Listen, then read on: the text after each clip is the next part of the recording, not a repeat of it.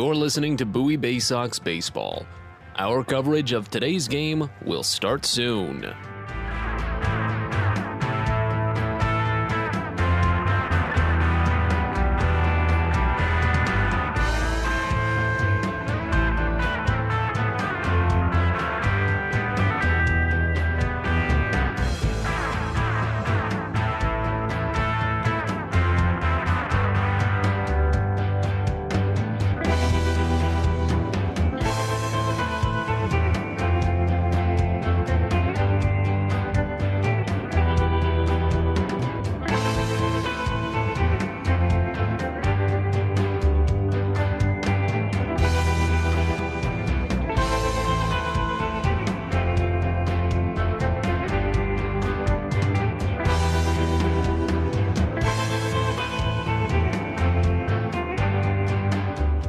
You're listening to Bowie Baysox Baseball. Our coverage of today's game will start soon.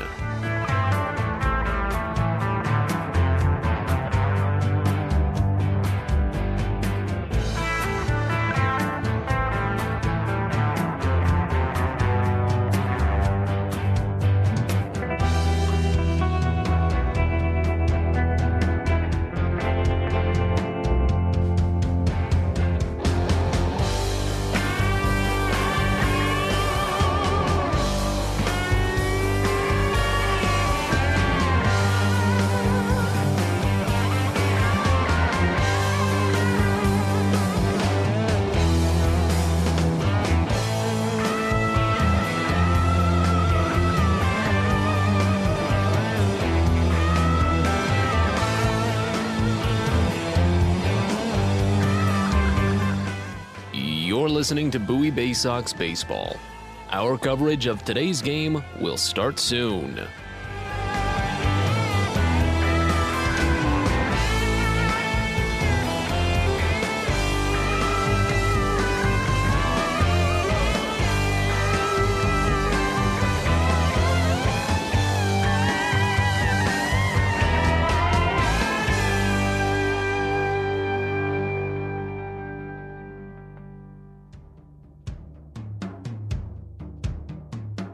You're listening to Bowie Baysox Baseball.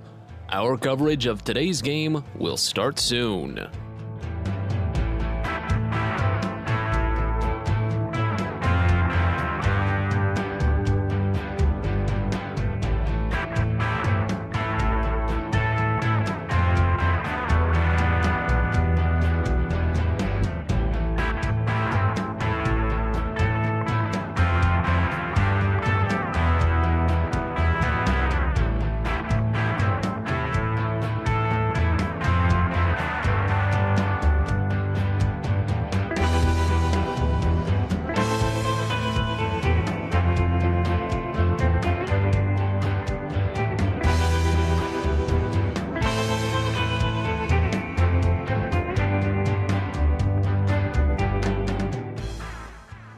You're listening to Bowie Baysox Baseball. Our coverage of today's game will start soon.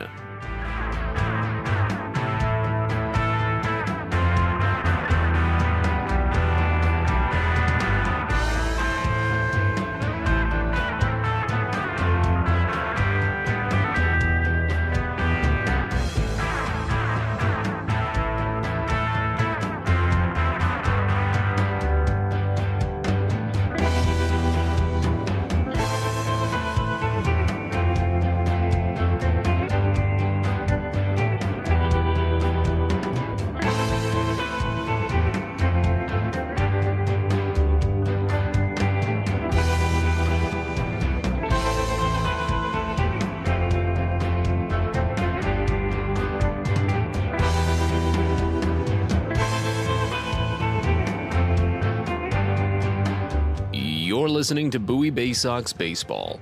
Our coverage of today's game will start soon.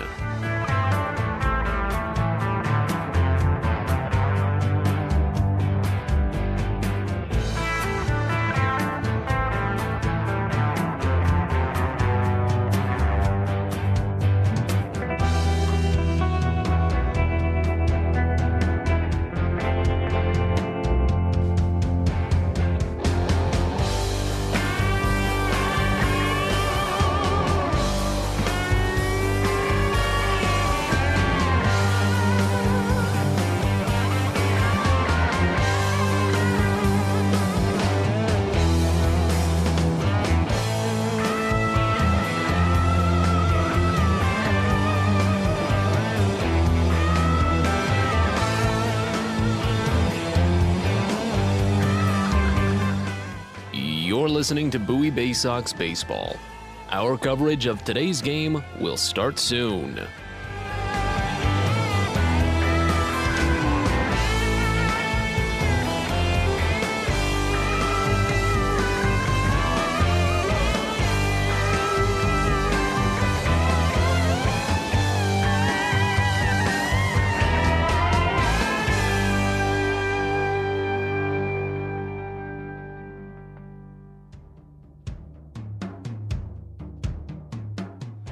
You're listening to Bowie Baysox Baseball. Our coverage of today's game will start soon.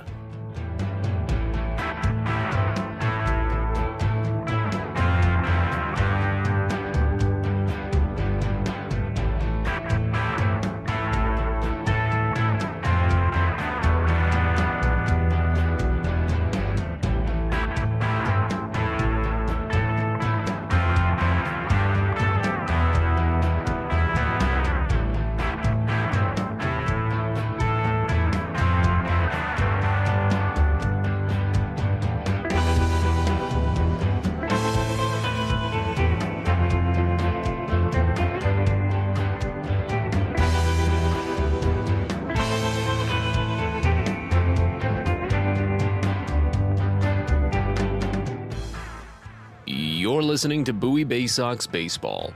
Our coverage of today's game will start soon.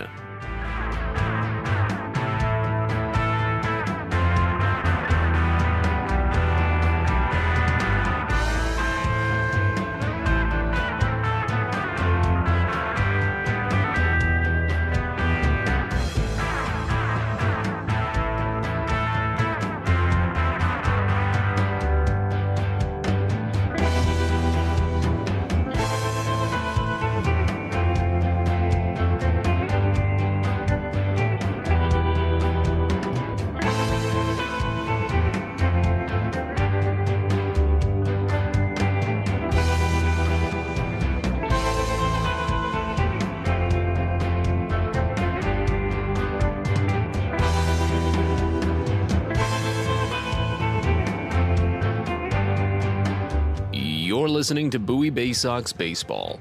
Our coverage of today's game will start soon.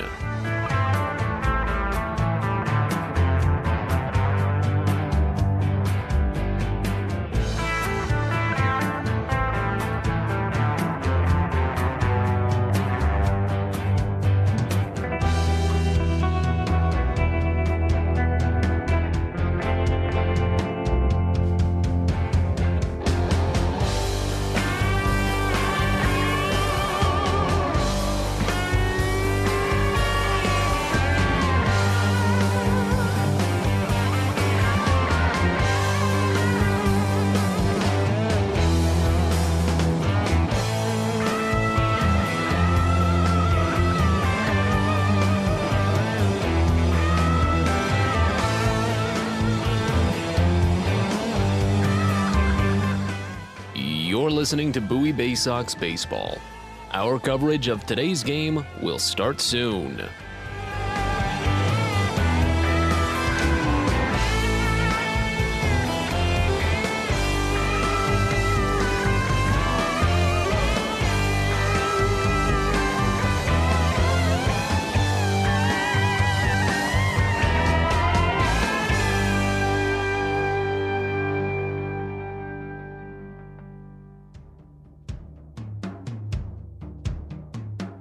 You're listening to Bowie Baysox Baseball.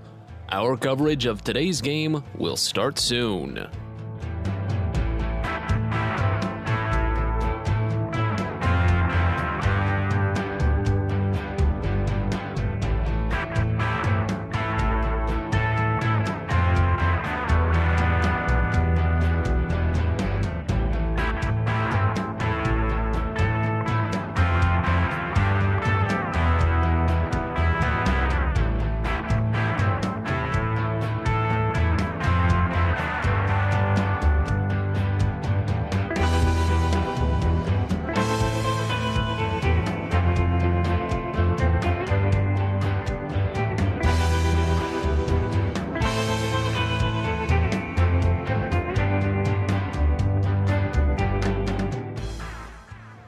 You're listening to Bowie Baysox Baseball. Our coverage of today's game will start soon.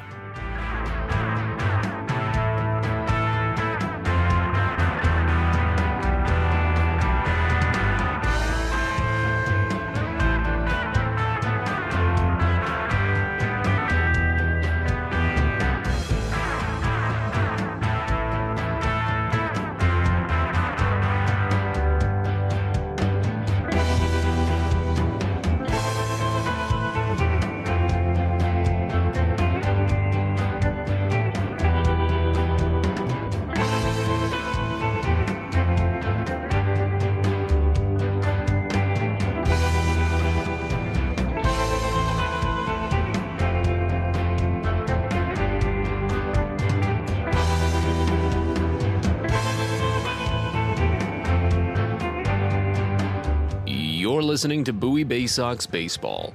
Our coverage of today's game will start soon.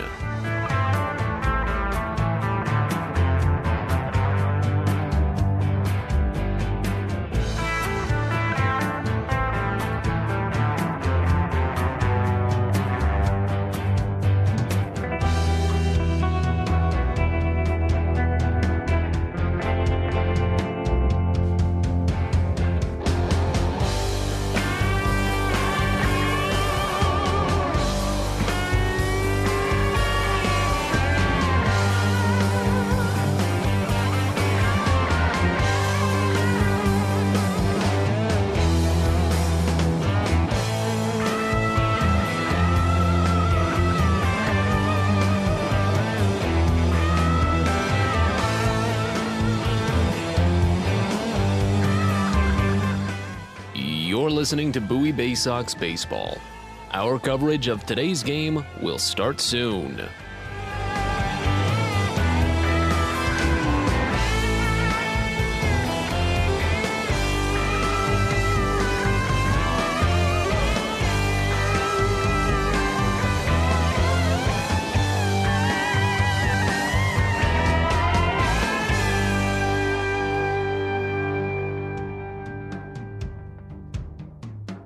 You're listening to Bowie Baysox Baseball.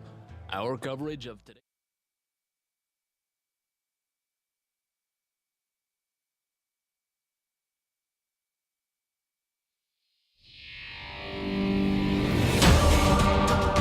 Welcome to Bowie Baysox Baseball. It's time now for the DCA Imaging Systems pregame show.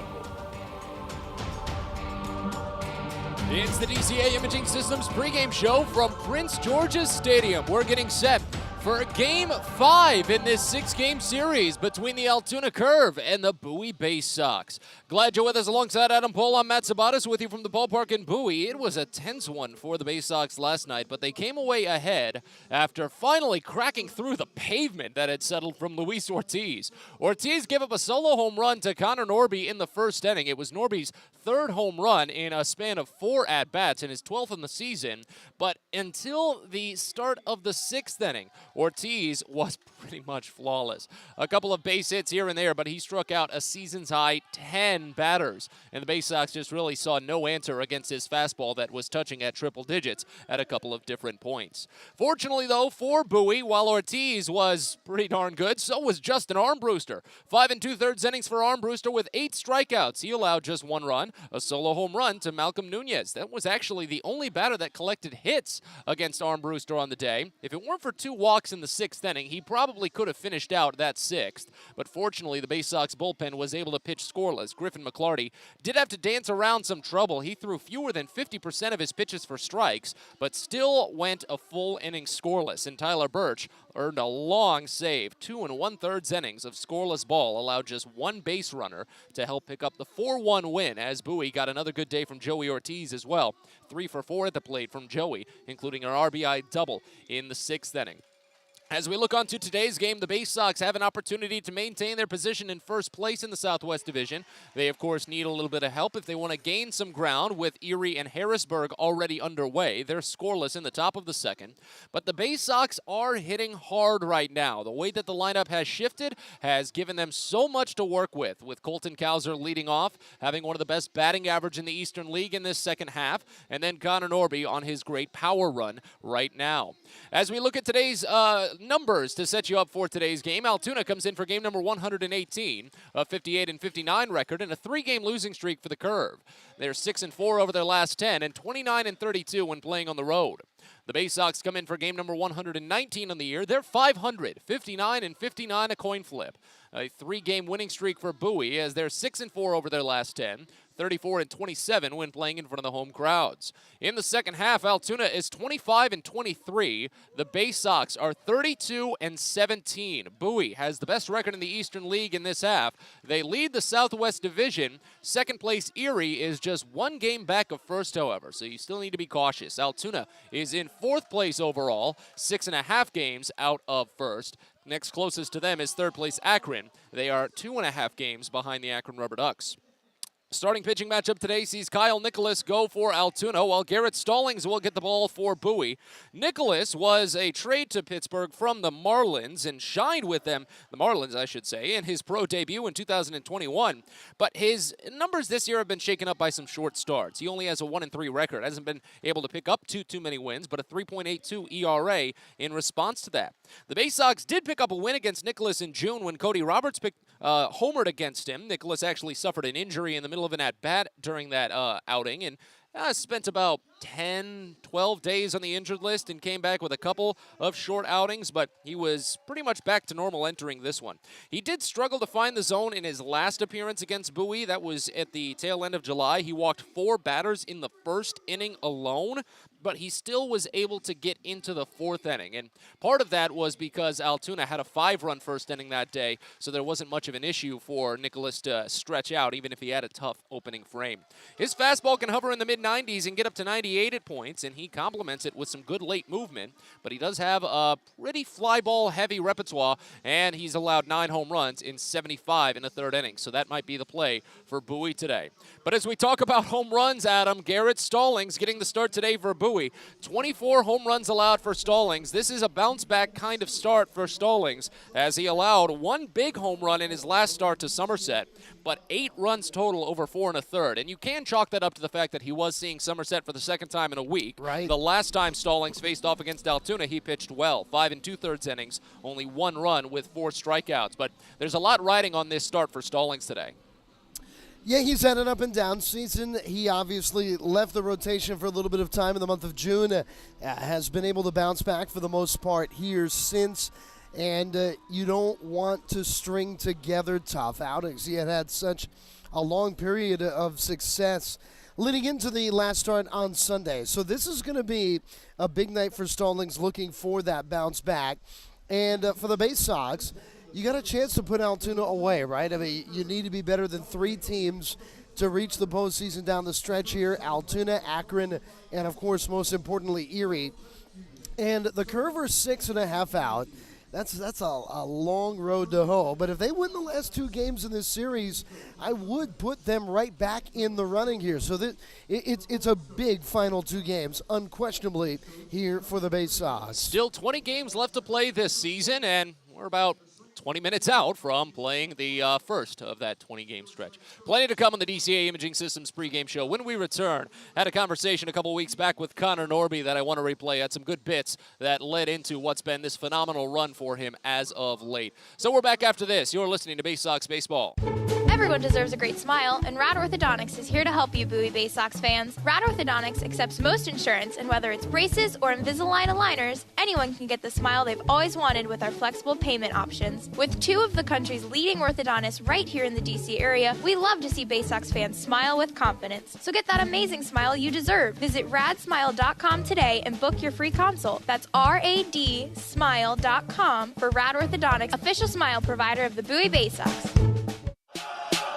Well, as the baseball season winds down, that means we've got to get ready for football. Friday, September 9th, it's the Baysox football kickoff night at Prince George's Stadium. Getting ready for the college season and the pro season, the Baysox will be giving away a special Adley Rutschman bobblehead. Remember, Adley played college football before he joined the Orioles.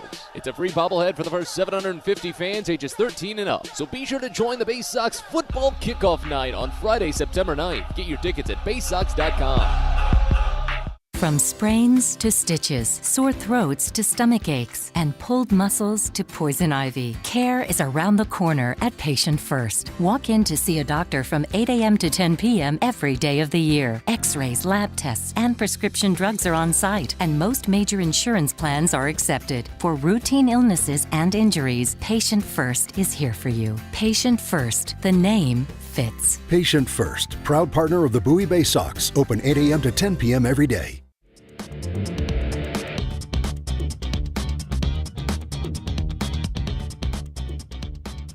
We're back in on the DCA Imaging Systems pregame show, getting set for Game 4 in this 6-game tilt between Bowie and Harrisburg. We're sitting down with Connor Norby.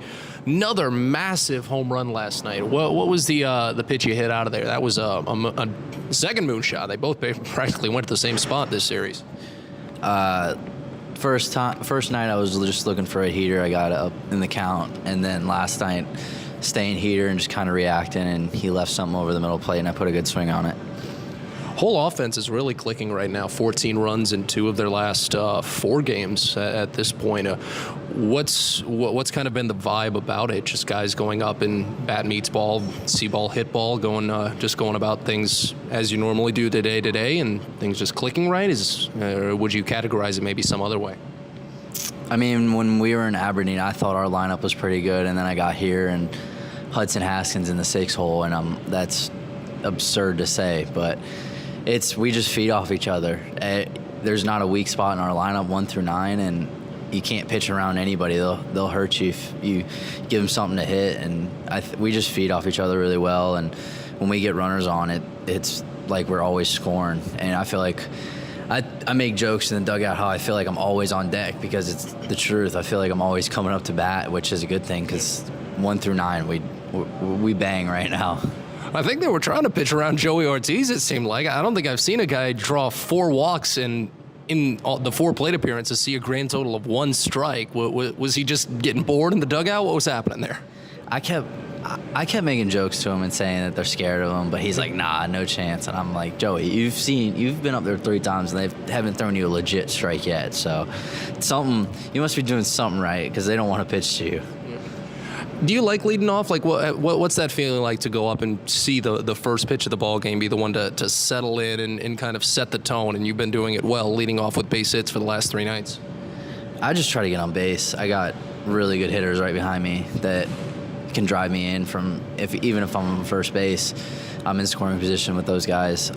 It's just table setter. As the guy who lead off innings and stuff, you just try to get on base and see what the pitcher's got, even if you get out, you try to relay what you've seen up there, what his fastball's looking like, or whatever he threw you. But it's just, you try to set the table for the rest of the night, and leading off games with hits and just getting on base, it starts the momentum in the dugout for sure, and gets the offense going a little bit, and when we get going, it's hard to stop.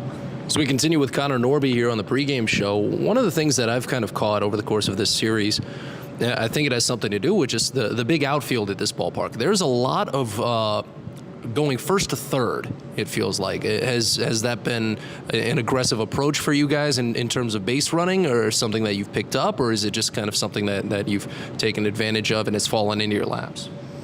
It's something that they preach to us, that we're going to be aggressive. There's a point between being too aggressive and aggressive for sure, just knowing that fine line, but we're always going to try to push the envelope, and that's what we preach every day. But yeah, the outfield it's a big outfield here, so we know we can take advantage of that, and we have been. What do you think might even be next for this offense? Is it just kind of see how long this trend can carry? Because you obviously can't ask for 14 runs every fourth day. Maybe you can. I'm not the professional athlete, but it definitely seems like something that you just want to carry. Would that be the next step? Just see how far you can carry this momentum, this offensive run, before you start to focus on what to build on next? I mean, ideally, you'd score 14 runs a night as an offense, but it's baseball, and it's sports in general. You're not going to get – it's just bound to happen. You're going to run into a few dry spells. Everyone does it. Mike Trout does it, and he makes the money he makes. It's bound to happen, but we've shown we can win in many different ways so far in these 30 games or whatever we've played since we've been here. And that's just all we have to continue to do is – just put our best foot forward. That's all it comes down to. If we play better, we're going to win. And you just got to come ready every single night, get your work in, and take each pitch for what it's worth.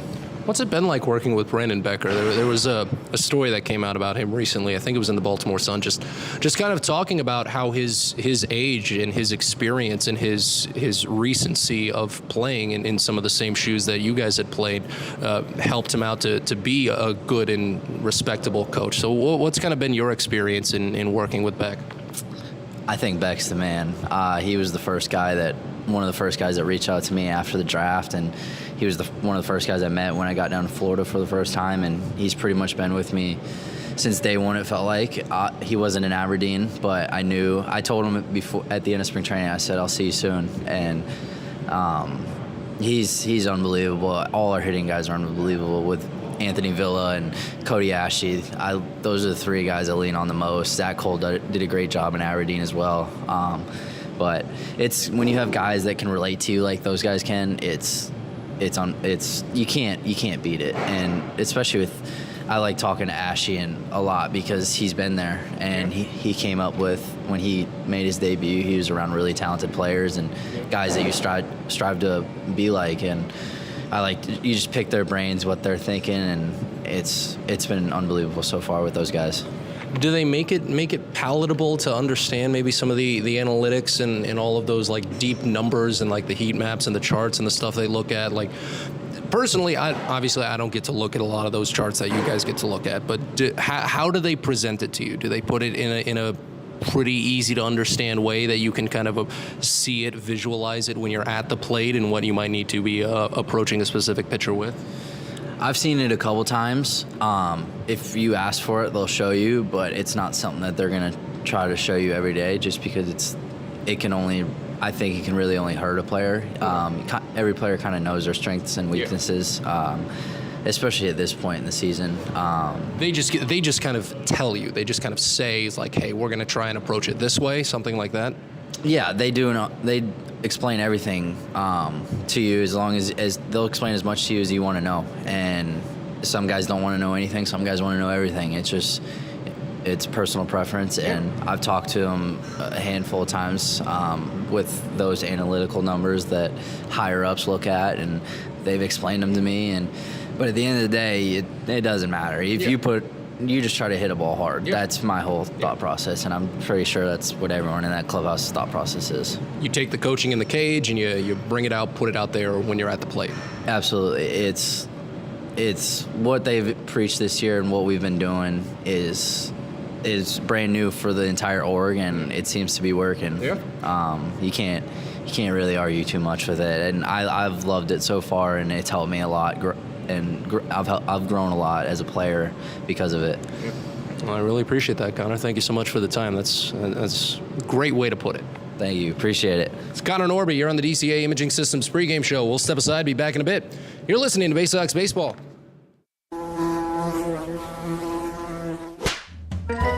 Now is proud to partner with the Bowie Baysox and provide their pest control services. For all your residential and commercial pest control needs, call Pest Now. For general pest control, termite control, mosquito control, and all other pest control services, call Pest Now. You can reach us at 301-231-8300 or visit us online at www.pestnow.com.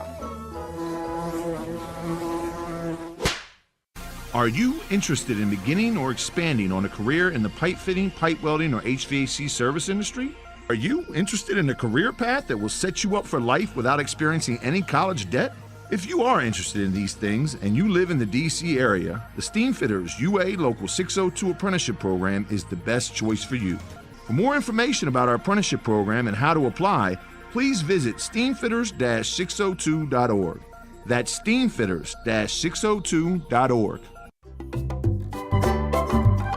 Hey kids, the Baysox Futures Club is the best way to be a fan of the Baysox, and it's completely free for kids ages 3 through 12. Futures Club members get access to special members-only events, discount ticket offers, and free gifts for just signing up. Parents, head over to Baysox.com to sign up your kids, so don't miss out on all the promotions and giveaways at Prince George's Stadium this season and next. The Baysox Futures Club. Sign up now at Baysox.com.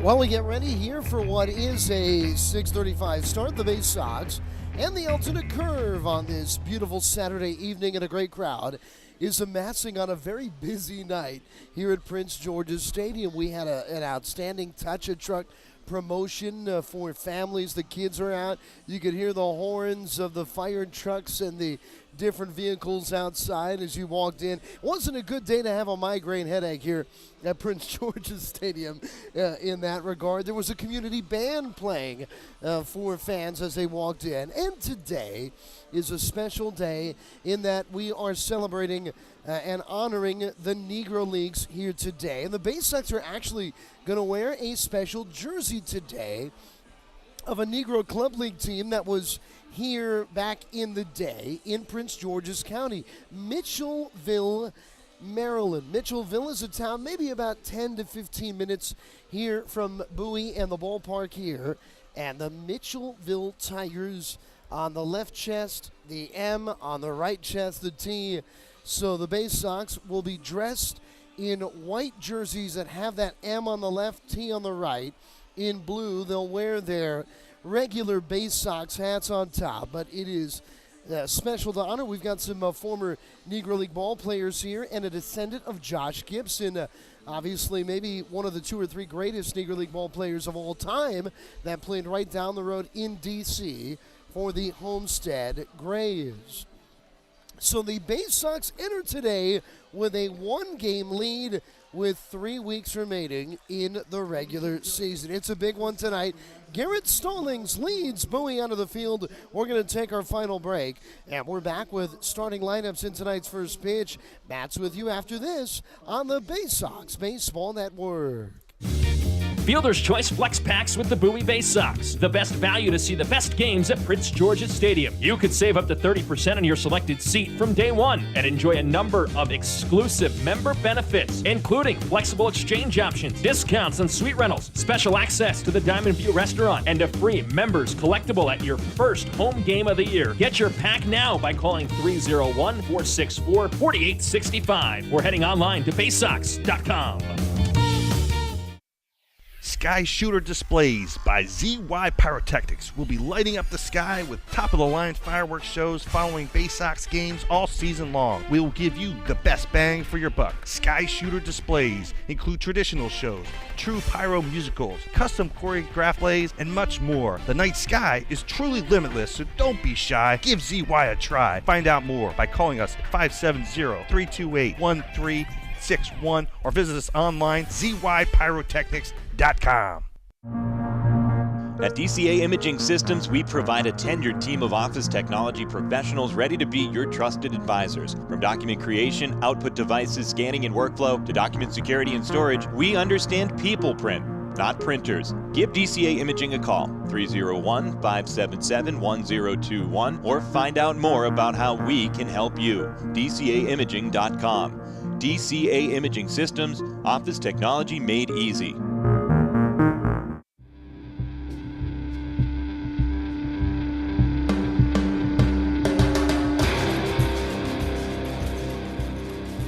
It's time for Bowie Baysox Baseball. The Baysox are the AA affiliate of the Baltimore Orioles. Coverage of the 2022 Bowie Baysox season is brought to you by Chesapeake Employers Insurance, DCA Imaging Systems, On the green, Patient First, Royal Farms, Smile Doctors, and ZY Pyrotechnics. And now, live from the ballpark, it's time for Bowie Baysox Baseball. We're ready to go from Prince George's Stadium. It's Game 5 of this 6-game series between the Altoona Curve and your Bowie Baysox. So glad you're with us. Matt Sabatis with you from the ballpark in Bowie. And as Garrett Stallings warms on the mound for the Baysox, the starting lineup for the Altoona Curve that he'll face looks like this. Leading off in center field, you've got Jared Triolo, followed by Nick Gonzalez at second base, batting second. Andy Rodriguez is the designated hitter, batting third. Blake Sable, the catcher, bats fourth. Malcolm Nunez is at third base, batting fifth. Aaron Shackelford at first base, sixth. Leover Peguero is the shortstop, batting seventh. Fabricio Macias in left field, eighth. And Connor Scott is in right field, batting ninth. Altoona is the AA affiliate of the Pittsburgh Pirates. They're managed by Kyron Madison. Their record is 58-59 on a 3-game losing streak and 25-23 in the second half. Again, the Altoona lineup features Triolo, Gonzalez, Rodriguez, Sable, Nunez, Shackelford, Peguero, Macias, Scott. All to face off against Garrett Stallings on the mound. Prince George's Stadium here in Bowie is 309 feet down the line to both left and right field, 405 feet to straightaway center field, with a bit of shadow just pushing across home plate. The rest of the infield taking in some nice sunny day. As Triolo digs in, the right-hander is .281 this season with a .789 OPS in 110 games. 19 doubles and 5 triples, 9 homers, 38 runs batted in. Stallings winds and fires the first pitch. It's poked foul. Curveball down and away, rolls over to the first base side, and we're underway at 6:37 p.m. on an 82-degree sunny day here at Prince George's Stadium. 0-1 to start on Triolo, as Stallings fires the next, and it's outside. Slider runs the count even at a ball and a strike. Bowie has won each of the last 3 games. They've been relatively close, the trio, all within 3 runs, as the 1-1 pitch is popped up behind home plate, gets out of play.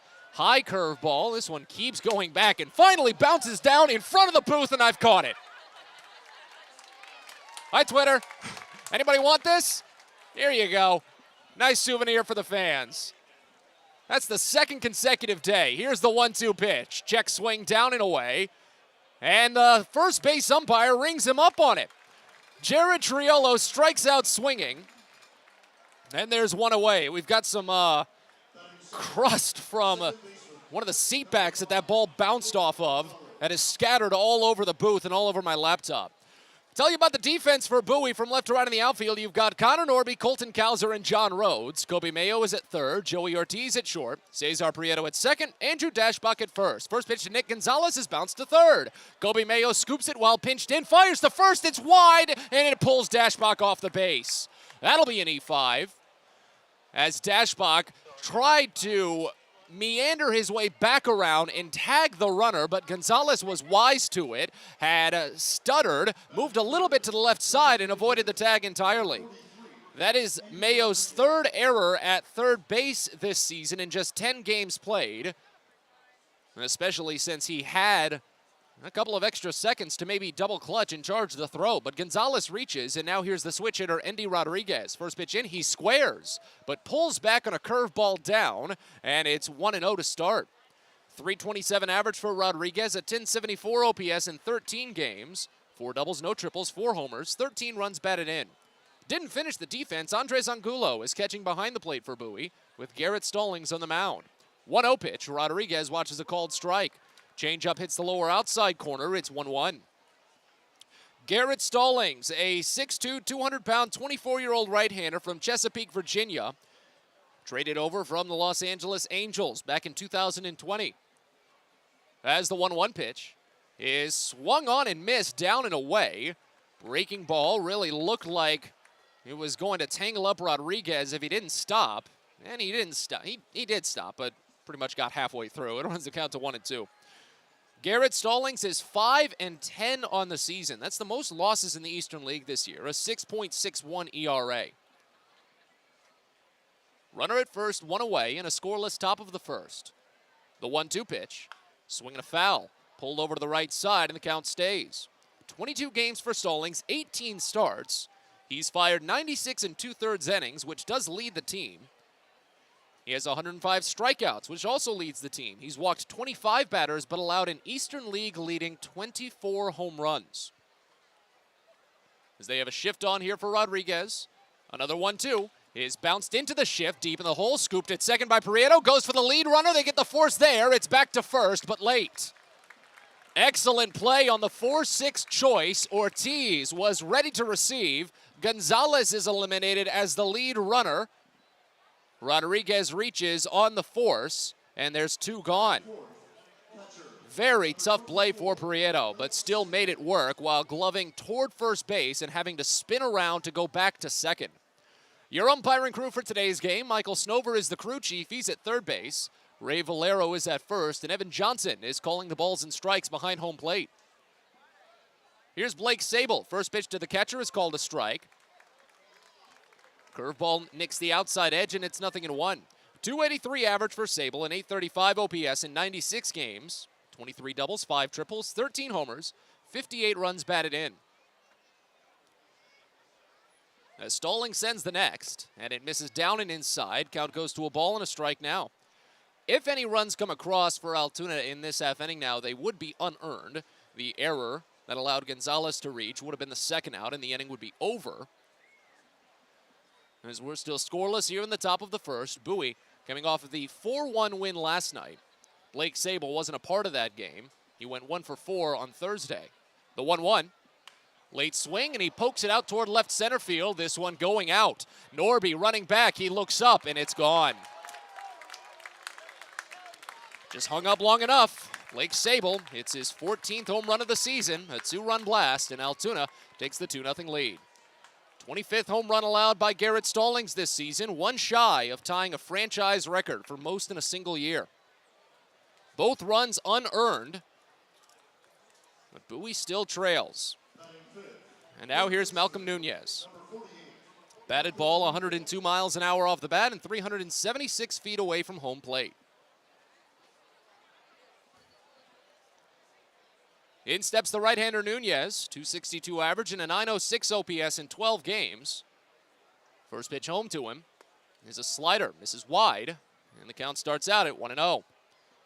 No doubles or triples for Nunez, but 4 home runs, including 2 in this series. He's only got 3 hits in this set. 12 runs batted in, the 1-0. Curveball called for strike on the inside edge, it's 1-1. Stallings is making his 3rd start in this homestand. His first start was strong. He was a tough luck loser despite a quality start. Bowie lost 2-1. The 1-1 is bounced to short. Charging Ortiz, scooping at the dirt. Charges a throw to first, and it's there. The inning is over, but Altoona capitalizes on an error that extended the frame. Sable hits a 2-run home run, the 25th allowed by Stallings this year. As we go to the bottom of the first, it's Altoona 2. Bowie coming on up. You're listening to Baysox Baseball. At Luminous Health, we want you to feel your best. This summer, take the time to catch up on your annual health screenings. Visit us at our Anne Arundel Medical Center, Doctors Community Medical Center, or one of our primary care offices in your neighborhood. At Luminous Health, you are the MVP. Learn more at luminoushealth.org. When your commercial plumbing project calls for a job done safely and on time, then your job calls for the plumbers of Local 5 Washington, D.C. Local 5 will always deliver the most skilled and well-trained plumbing craftsmen in the DMV. If you're a contractor who needs safe jobs done well, you need the plumbers of Local 5 Washington, D.C. Start your partnership with them today. Visit local5plumbers.org. That's local5plumbers.org.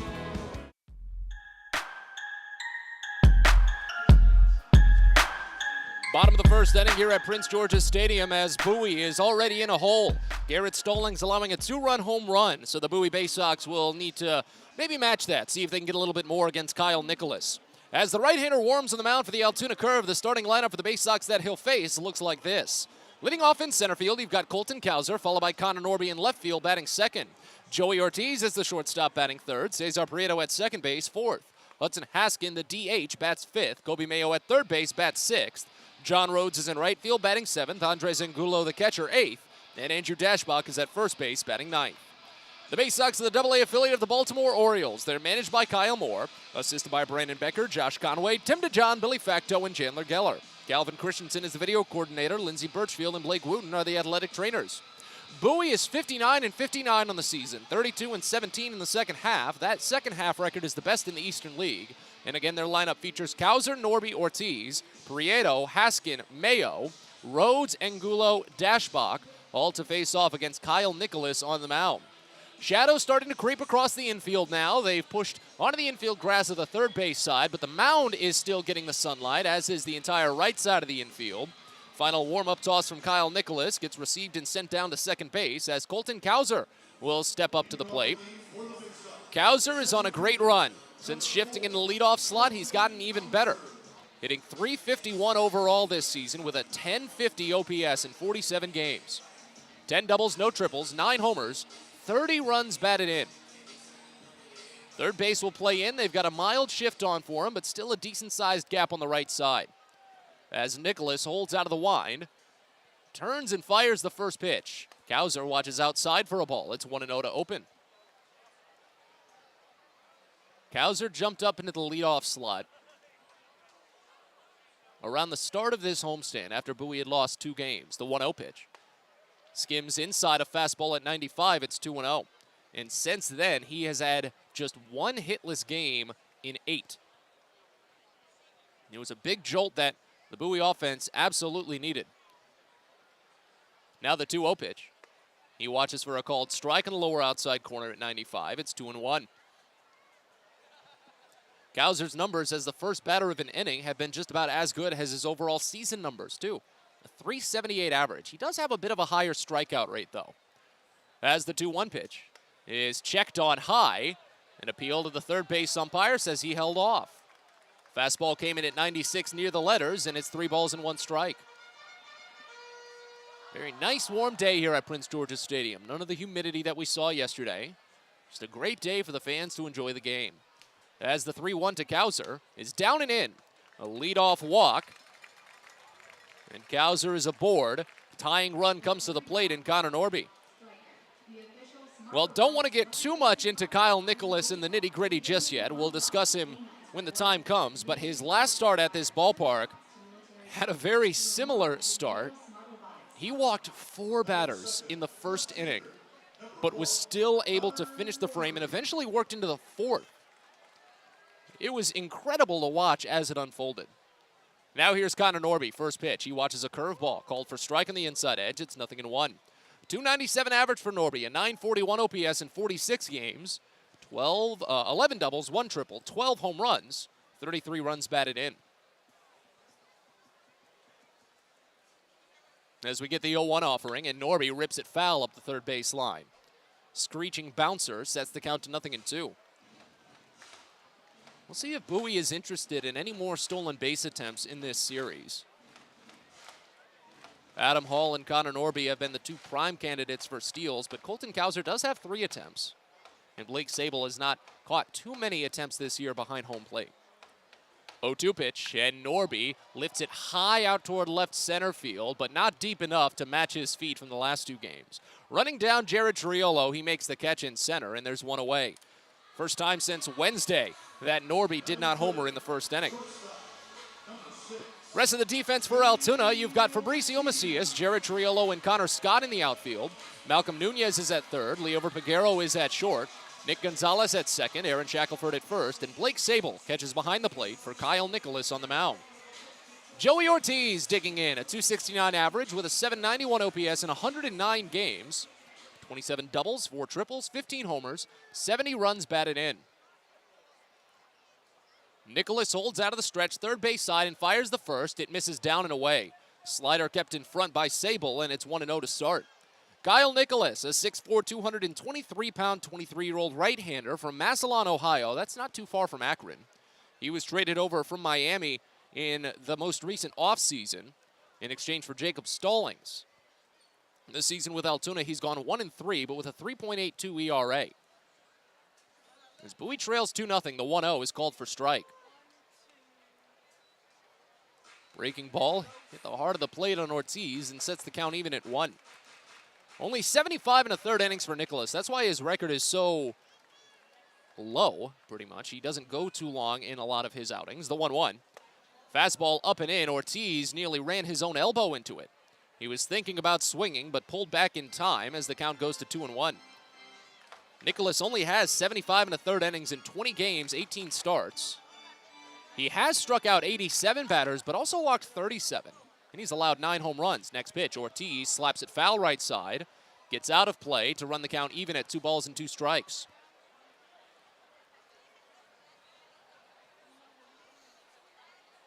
Bowie trails 2-0 here in the bottom of the first inning. Another home run against Garrett Stallings. Proving troublesome, as has been the case this season. Nicholas sets, fires the 2-2, and Ortiz watches just outside. Fastball at 97, barely missed. Runs the count full. Nicholas has opponents at a 206 average on full counts this year. But he's walked more than he's struck out. Runner at first, 1 away. The 3-2, and Ortiz lifts it up the line, deep out to right field, but it's slicing. It'll get out of play and hit off of the Baysox clubhouse. Count stays full. Nicholas is actually making his second appearance of this series.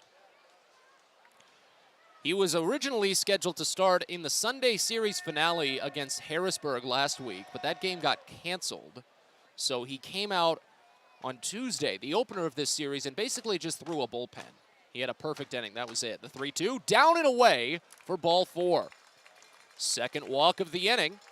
Bowie has first and second now with Cesar Prieto coming up. That's a tying run at first base. So let's go back to what I was mentioning previously when Nicholas faced off against Bowie here on the 29th of July. Brennan Hanafy had allowed 5 runs in the first inning, so Bowie was quickly out.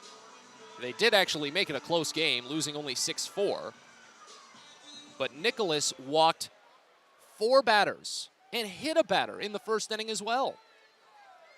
3 of the walks came with 2 outs. Here's Prieto, the left-hander. First pitch in, and it misses down and in for a ball. 1-0 to start. 272 average for Prieto, a 680 OPS in 74 games, 20 doubles and no triples, 3 homers and 31 runs batted in. As Nicholas is having his trouble with the strike zone, it leads to a quick battery visit. Sable out, walking it through. Because at this point, Nicholas has fewer than 50% of his pitches for strikes. 16 total offerings, only 7 of them have found the zone. But the Curve are still in command here. Bowie just needs really one good piece of contact to go their way, and they could really get back into it. Here's the 1-0, and Prieto swings through a changeup down. 1 ball and 1 strike now, as Prieto is 0 for his last 8.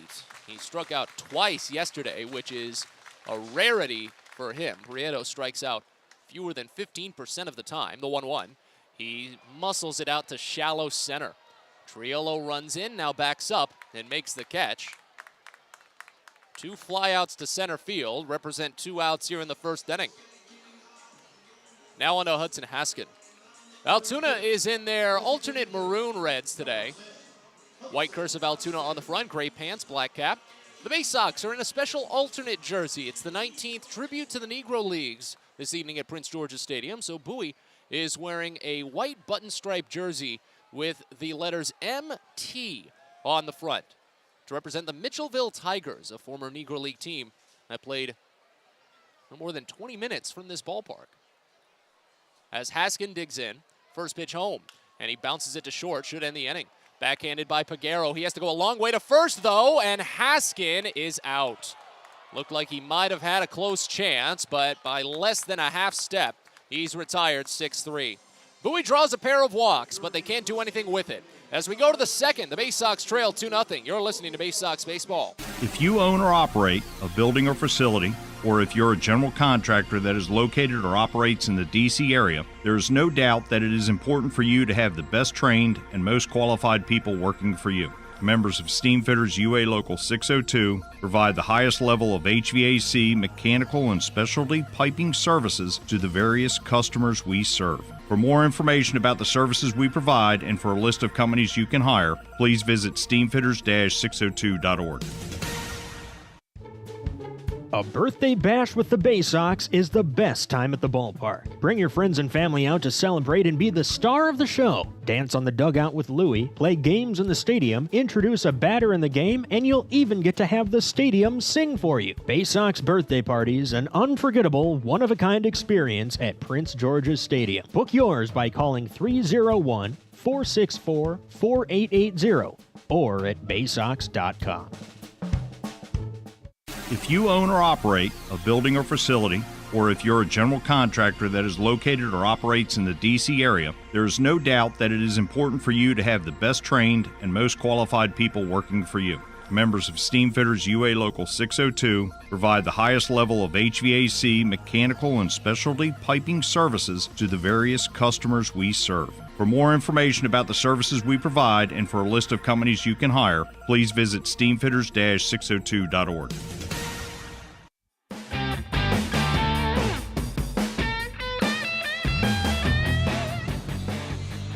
Well, Garrett Stallings is hoping for a cleaner inning, both from him and his defense. As we move to the second inning here at Prince George's Stadium, Bowie trailing 2-0, but both runs on Stallings were unearned. An error early in the first inning would have been the second out on what would have been a perfect first inning, but instead, Blake Sable would hit a 2-run home run as the fourth batter of the frame. Bowie went down quietly in the first, stranding 2 walks. And as we move to the second, the first pitch to Aaron Shackelford misses down a fastball. It's 1-0 to start. It'll be 6, 7, and 8 in the Altoona lineup, starting with Shackelford, then Leover Peguero and Fabricio Macias. The 1-0 pitch called for a strike in the lower outside corner. It's 1-1. 249 average and an 852 OPS for Shackelford in 94 games. 21 doubles and a triple, 24 home runs to pace the squad, 70 runs batted in. Next pitch, fastball under the knees. It's 2-1.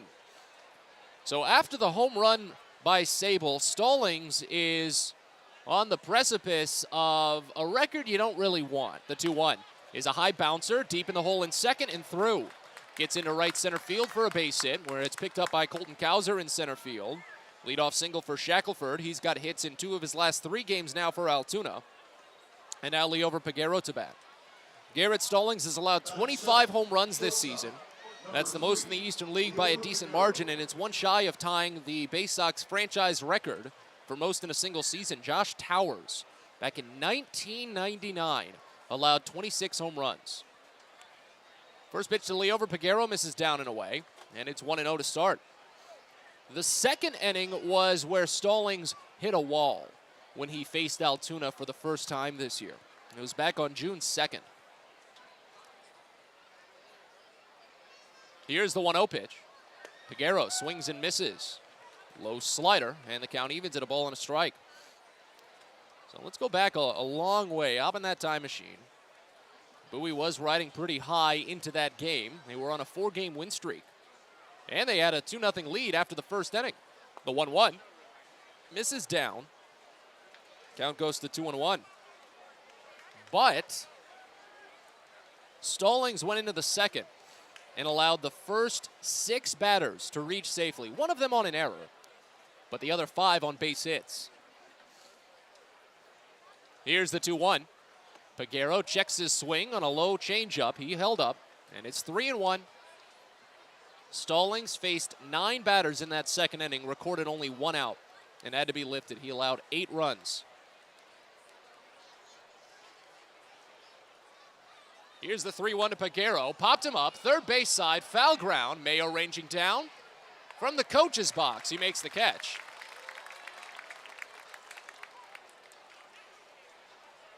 First out of the second inning.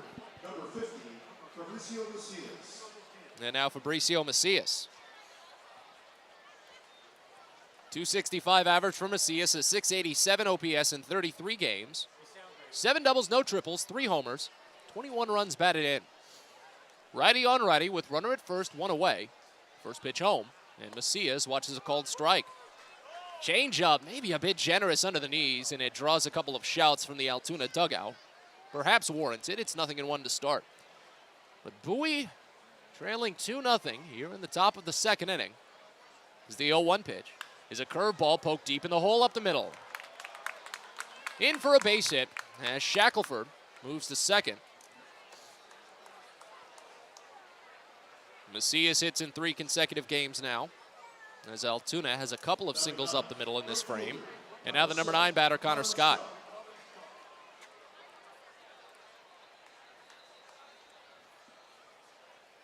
.245 average for Scott. The number 9 batter is posting a .692 OPS in 92 games.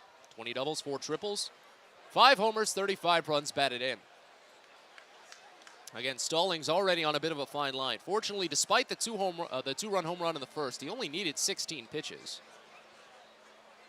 But an inning like this is extending some just based on the base hits deeper enough into counts.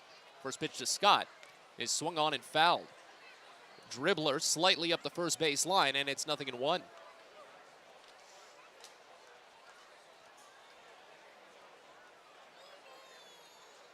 Scott, the lefty, has hit well against right-handers this season. Stallings against lefties has had them really just do whatever they want. The 0-1 pitch, and Scott fouls it off back to the screen, 0-2. Opposing left-handers against Stallings this year have a .348 batting average. And including Blake Sable's home run, 12 of the 25. So a near perfect split. Every left-hander has been on base for Altoona today. Switch hitter Andy Rodriguez reached on a force out. The other 2 picking up base hits. First and second, 1 away. The 0-2 pitch. Down and inside, gets away. Bounces to the right, and the runners advance. Wild pitch. Sets it to a ball and 2 strikes, and now 2 in scoring position with only 1 out. Double play out of the equation, and the infield will have to play in.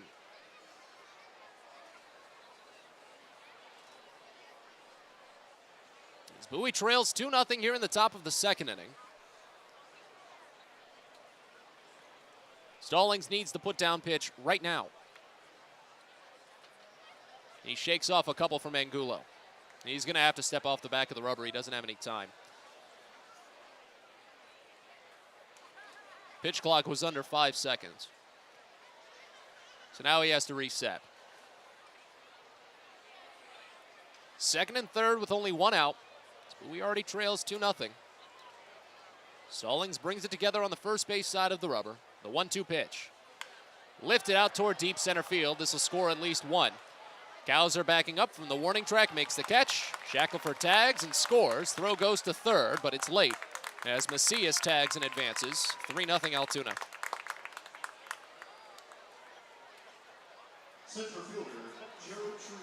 Sacrifice fly is the 36th RBI of the season for Scott.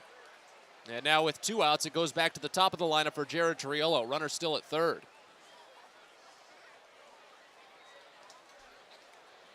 Triolo struck out swinging in the first inning. Stallings got him on 4 pitches.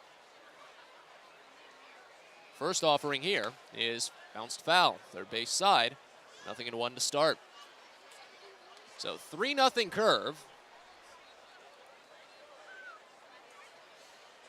Bowie's offense came up hitless in the first inning, but they did work Kyle Nicholas for 19 pitches.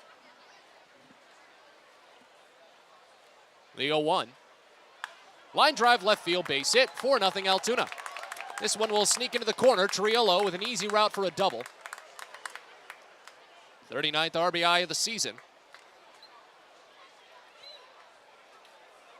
Runner still in scoring position. 20th double for Triolo as well.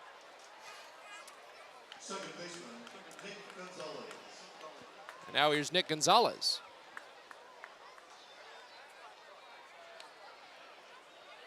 Fortunately for Bowie, if this game continues at the pace it is, their bullpen is very well rested after the last 2 days of starts that they had gotten, combined with a piggyback performance from Noah Denoyer. First pitch to Gonzalez is popped up. Foul ground right side. Playable for Dashbach? Perhaps. Onto the warning track. He makes the catch. The inning is over, but Altoona tacks on 2 more. Bottom of the second coming up. It's 4-0 Curve. You're listening to Baysox Baseball. Get the best deals at Prince George's Stadium with weekly promotions all season. Tuesdays are Military Appreciation Night. Purchase a box seat at the ticket office with a proof of service and you'll only pay half price. Bring along your furry friend on Woof Wednesday, and it's the best happy hour around every Thursday from 5 to 6:30. $2 Bud and Bud Light drafts with other beer specials throughout the year, and live music to get your night started. It's always a great time at the ballpark, so get your tickets now at Baysox.com. On the Green Incorporated is your lawn care team, providing professional organic-based lawn care programs for residential and commercial lawns. Our lawn care programs provide ballpark quality results. Each service is custom tailored with guaranteed results for even the toughest lawns. On the Green also offers outdoor pest control services. Mosquitoes, ants, ticks, and more. Safely and effectively control insects and enjoy the outdoors this summer with On the Green Incorporated. Go to onthegreeninc.com. Sky Shooter Displays by ZY Pyrotechnics will be lighting up the sky with top-of-the-line fireworks shows following Baysox games all season long. We will give you the best bang for your buck. Sky Shooter Displays include traditional shows, true pyro musicals, custom choreographed plays, and much more. The night sky is truly limitless, so don't be shy. Give ZY a try. Find out more by calling us at 570-328-1361 or visit us online, zypyrotechnics.com.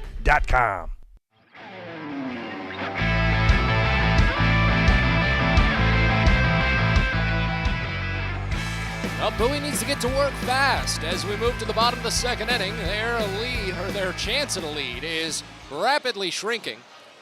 Altoona jumped ahead 2-0 in the first. They've added 2 more here in the second. Bowie drew 2 walks in the first and stranded both runners. As we move to the bottom of the frame, Kobe Mayo will lead off. John Rhodes and Andres Angulo will follow. If any reach, Andrew Dashbach after that. As Kyle Nicholas continues on the mound, he needed 19 pitches for his scoreless first inning, around the 2 walks.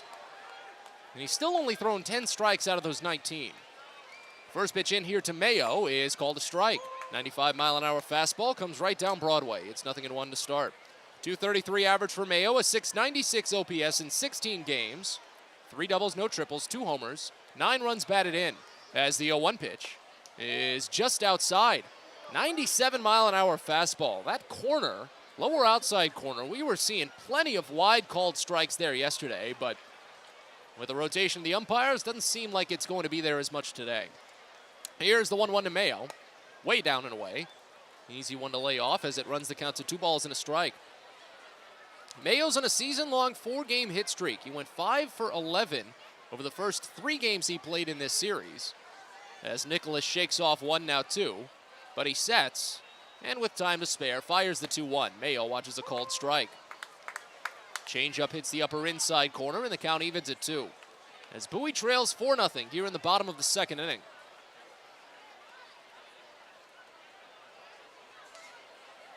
The 2-2 to Mayo, way high. Another breaking ball, runs it full. That's the 4th, make that the 3rd. Full count by Kyle Nicholas today. He walked the previous 2 batters. He's had trouble with that all season. The payoff to Mayo is fouled off. Sliced to the right side, and the count stays.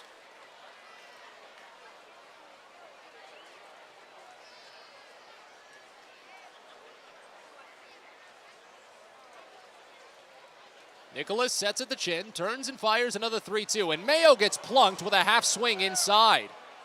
It got him on the bicep. The first base umpire says he did not swing through it. The ball hit him before his barrel could really get close to the plane, but that was right on his bicep. Athletic trainer Lindsey Birchfield is out.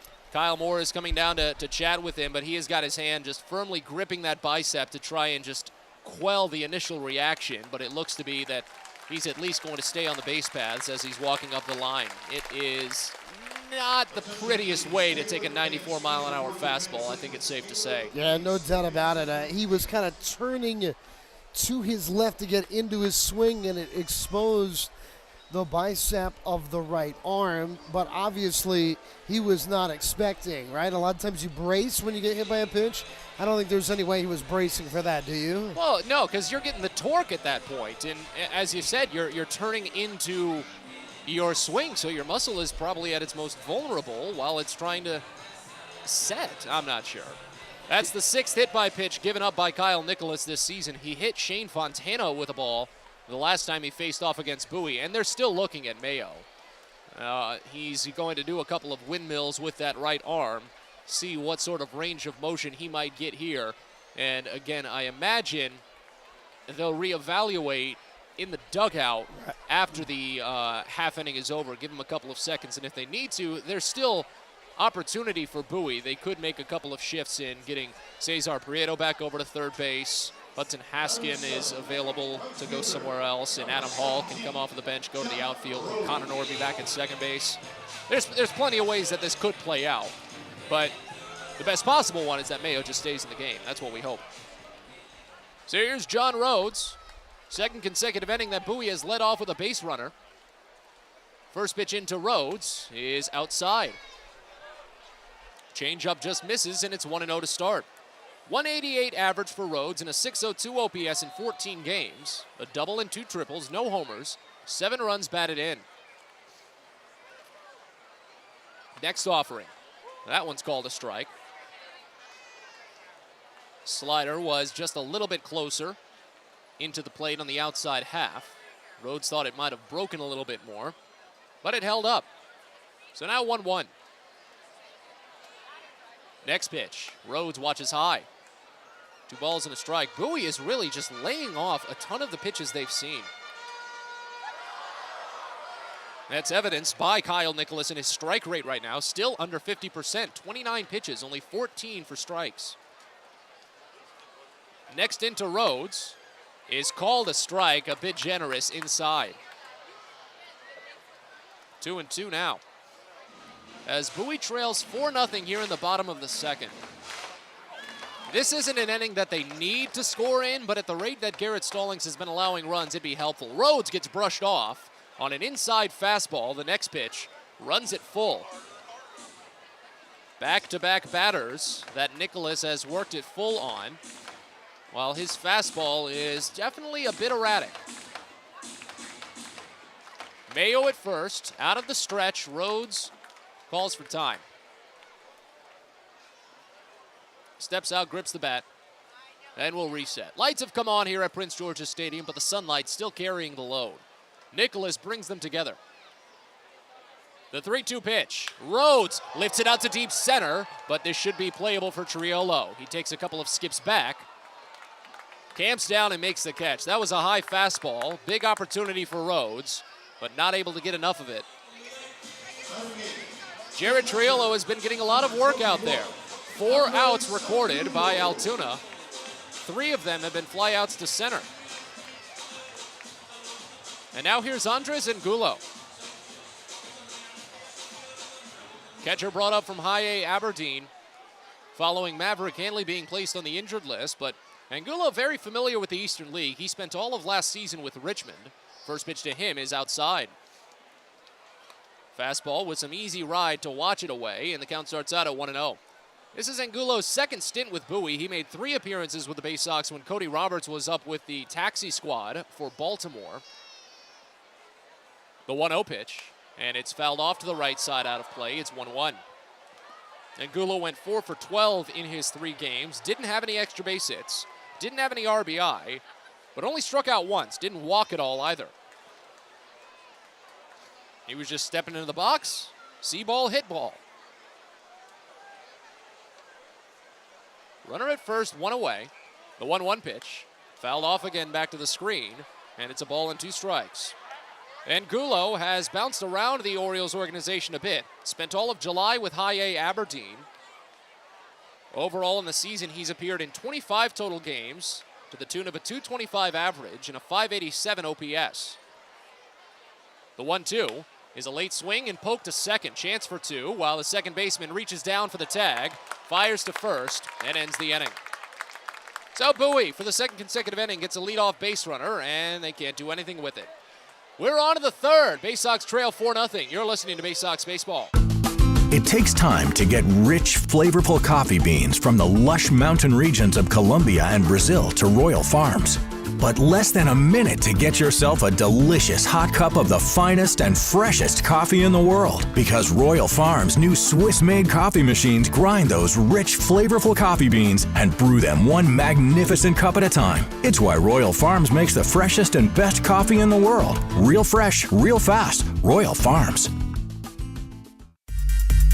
Get your gear and memorabilia from your favorite Baysox players and future stars of the Baltimore Orioles at the Tackle Box Team Store. Jerseys, hats, autographed bats and balls, all at great prices. Located right at the main gate at Prince George's Stadium and online at BaysoxShop.com, the Tackle Box is the only place to get the best Baysox gear for you and your favorite fan. It's the Tackle Box at Prince George's Stadium and at BaysoxShop.com. At DCA Imaging Systems, we provide a tenured team of office technology professionals ready to be your trusted advisors. From document creation, output devices, scanning and workflow, to document security and storage, we understand people print, not printers. Give DCA Imaging a call, 301-577-1021, or find out more about how we can help you. DCAimaging.com. DCA Imaging Systems, office technology made easy.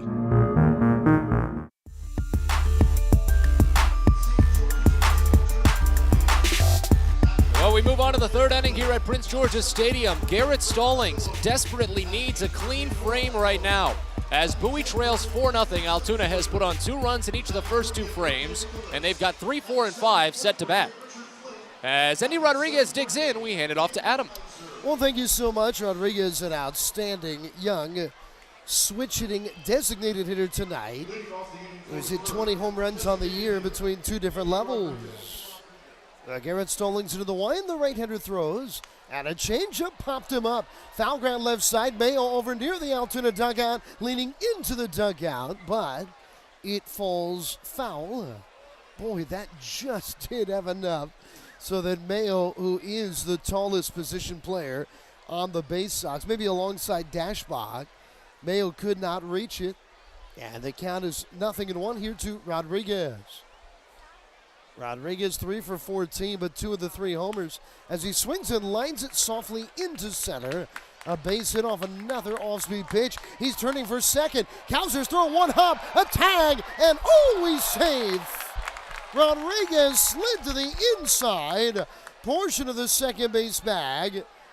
The throw from Kauser was there in time, but I believe it was Prieto. I'll have to check. They could not get the tag on Rodriguez. No argument, and it is a double as the call made by first base umpire Ray Valero. That's a big, big play. Bowie can ill afford to fall behind more so. As here's Blake Sable, who started the scoring with his 14th homer of the year in the first inning. A 2-run shot to left field. Stallings for the stretch. And he turns off second and dancing a bit once Rodriguez off of the bag. Stallings drafted by the Angels, so you can tend to, as an Oriole fan, think, oh, okay, he's from out west, but that's not the case at all. Here's the pitch. Fastball and a swing and a miss as he rides it up and in on Sable, and the count 0-1. Stallings is actually from Chesapeake, Virginia, which is down in the Norfolk area. And he grew up going to so many Norfolk Tides games. Here he is 1 step away from playing at Harbor Park, the home of the Tides. The pitch misses in, and the count is now 1-1. And Garrett's first ever attended Major League game. He's got pictures of it. There he is in an Orioles shirt at Camden Yards as a 7-year-old. Count 1-1. He throws. And a breaking ball bends down low. And the count is 2 balls and a strike. So when Garrett Stallings was traded to the Orioles for big league infielder Jose Iglesias, he was one of 2 minor league pitchers to come over from the Angels a year or so ago. Here it comes. Swing at a tapper foul right to the plate. In fact, That came up and hit Sable and then rolled fair, but a good call by the home plate umpire, Evan Johnson. It is a foul ball. Count 2-2. But for Stallings, this was really like coming home. He said he would, growing up and going to games at Harbor Park, he would sit there and say, my goodness, how can those guys throw the ball that hard? Pitch, and a fastball's up high, ball 3. And now Stallings is doing just that. That was a 92-mile-an-hour fastball. 4-0 Altoona leads. Our runner at second, nobody out, top of the third. The curve looking to add on more. Bowie has taken 3 of 4 in this series. Here's the pitch, and it's a cold strike 3. Oh, he got him with a fastball at the bottom of the zone over the heart of the plate. Sable looked frozen by it. Second strikeout for Stallings. And one retired, a big out, and here's Malcolm Nunez. Third baseman, Malcolm Nunez. Stallings, a star pitcher in high school, went on to pitch at an SEC Power at the University of Tennessee. So he looks good in orange as well. As a breaking ball gets the strike zone, it started up and in, and it cut right over the plate. And the count 0-1 here to Nunez. And if you really think about it, a lot of this Baysox starting rotation has come to the organization via trade. The 0-1 pitch. And there's a lifted fly, but foul. He went off speed. And Nunez is way out in front as he drives it out of play. And the count is 0-2.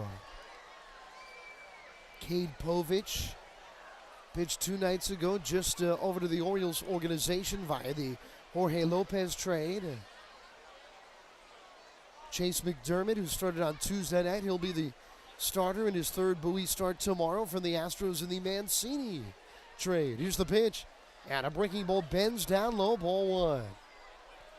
The Elias regime that came on in or prior to the 2019 season, they have drafted an abundance of hitters. Now, Justin Armbruster, who threw last night, was drafted by the Elias regime last year, but that's almost been a rarity. And when they've made trades, they've traded for pitching. As a turn towards second, but nobody was there defensively, is diving back to the bag safely, Rodriguez.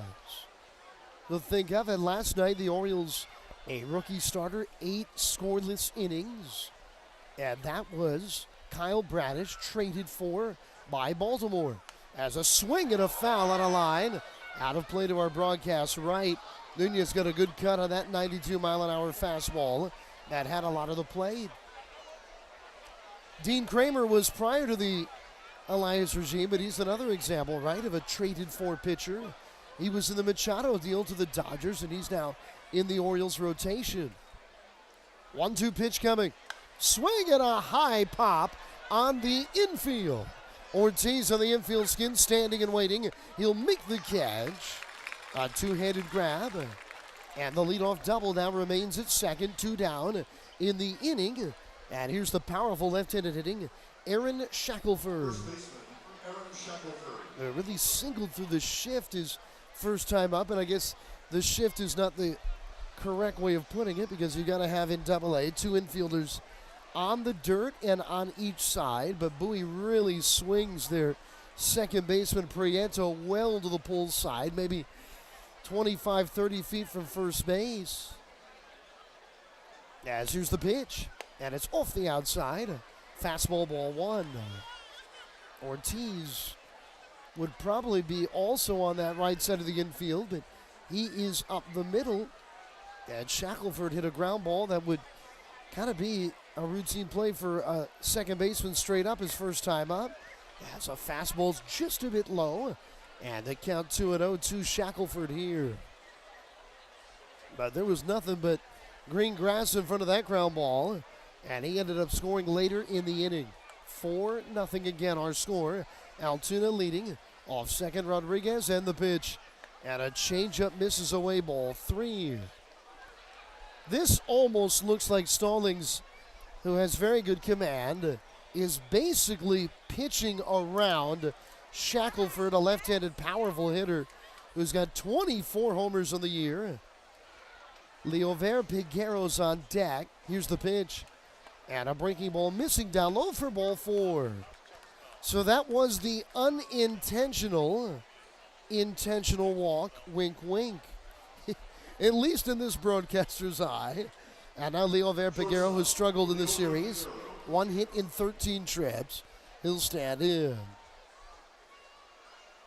Piguero, a joyous figure in the Altoona Curve clubhouse. In fact, they say that he carries a boombox around. Who does that in 2022? The pitch. And he takes a hard breaking ball down, ball 1. In spring training with the Pirates, they were calling him MC Peggy. How can you not love that? Piguero would smile maybe a little bit more often if he can get the bat going here. He's hitting .256. He's got 8 homers, 46 driven in. He's been with Altoona throughout this campaign. The OPS at the AA level at .676. The everyday starting shortstop of the Curve. 2 on, 2 down. Altoona's done damage in this game with 2 men out in an inning. Stallings trying to work through trouble here. He's missed with 5 in a row. He throws. And a swing and a miss and a breaking ball on the outer half. And the count 1-1. What a pitch. A beautiful delivery there. A sweeping bender that started in and cut over the plate away. The count is 1-1. Stallings is throwing that breaking ball in the zone. A lot of times you see pitchers throw it in the zone and then bending down and out of it. He's actually doing the opposite pitch. And a little cutting offering down low at 81 miles an hour. And the count is now 2-1 here to Piguero. Curve took the opening game of this series 7-5, but it's been all Bowie since. They won 3 in a row. Pitch. Changeup hit in the air towards left. Norby is over, back a bit to make the catch as he crosses onto the warning track, reaching up and away from his body, and with it the inning is over. Stallings works through the leadoff double. Altoona strands 2. We head to the last of the third. It's the Curve 4, the Baysox nothing on the Baysox Baseball Network. Get the best deals at Prince George's Stadium with weekly promotions all season. Tuesdays are Military Appreciation Night. Purchase a box seat at the ticket office with a proof of service and you'll only pay half price. Bring along your furry friend on Woof Wednesday, and it's the best happy hour around every Thursday from 5 to 6:30. $2 Bud and Bud Light drafts with other beer specials throughout the year, and live music to get your night started. It's always a great time at the ballpark, so get your tickets now at Baysox.com. Most people don't know what a steam fitter is. More importantly, what we do and how much it impacts you. Just take a moment to think about what your world would look like if you didn't have the ability to generate electricity, to have heating or air conditioning, microchip production, internet service, web-based storage, cellular service, and frozen or refrigerated produce. Could you imagine? And these are just some of the things that we impact. Please visit steamfitters-602.org and let's talk about how we can bring value to you. Well, as the baseball season winds down, that means we've got to get ready for football. Friday, September 9th, it's the Baysox football kickoff night at Prince George's Stadium. Getting ready for the college season and the pro season, the Baysox will be giving away a special Adley Rutschman bobblehead. Remember, Adley played college football before he joined the Orioles.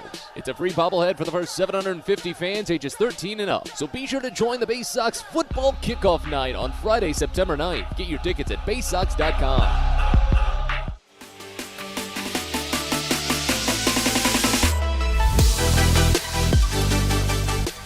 Alongside Matt Sabanis, my name is Adam Pohl. It'll be 9-1-2 here on the Baysox lineup against this hard-throwing right-hander Kyle Nicholas, who kind of bizarrely worked an inning in the game on Tuesday night in relief.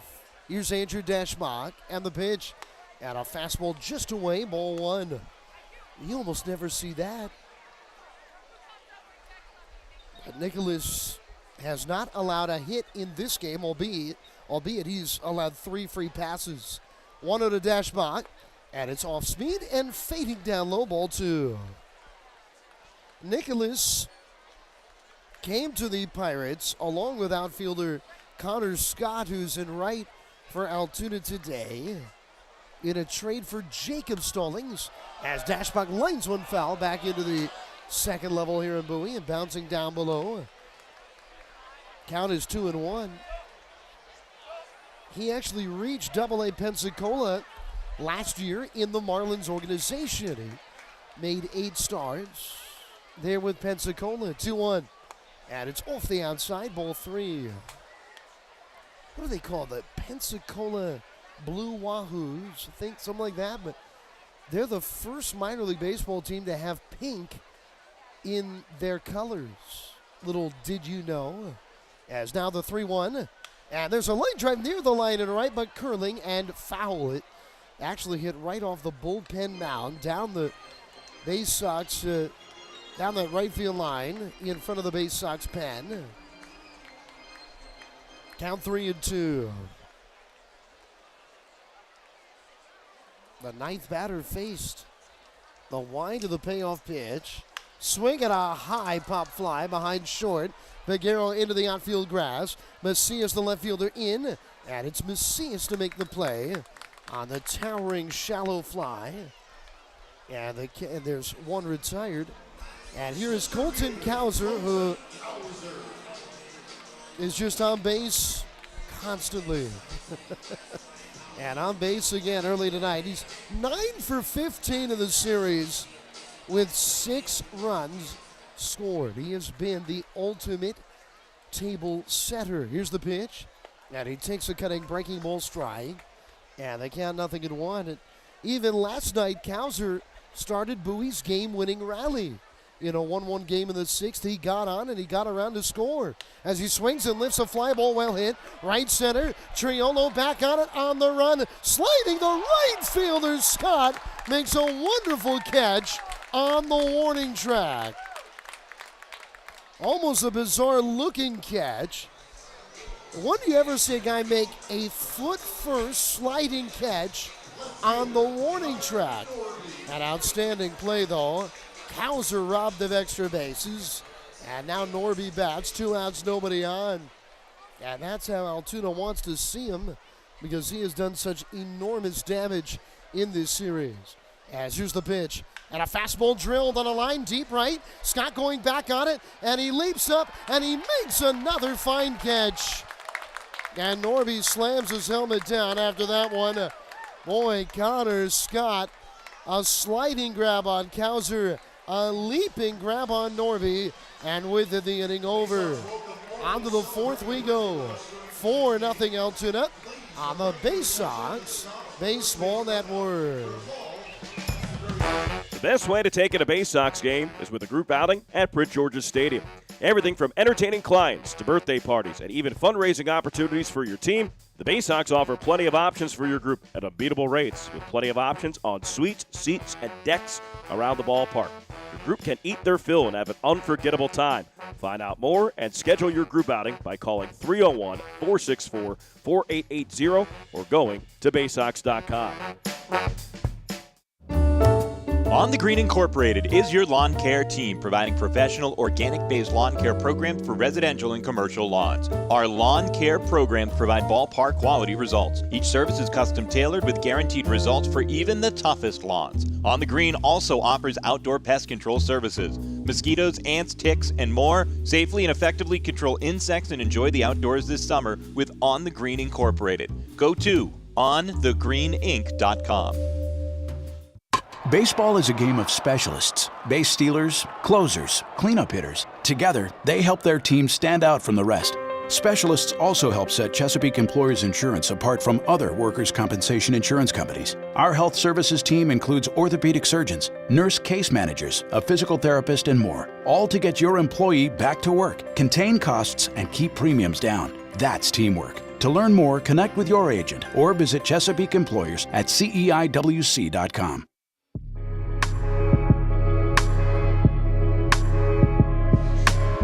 Welcome back here to Prince George's Stadium. We go to the top of the 4th inning. And it is a 4-0 Altoona lead. 2 runs in each the first and second frames.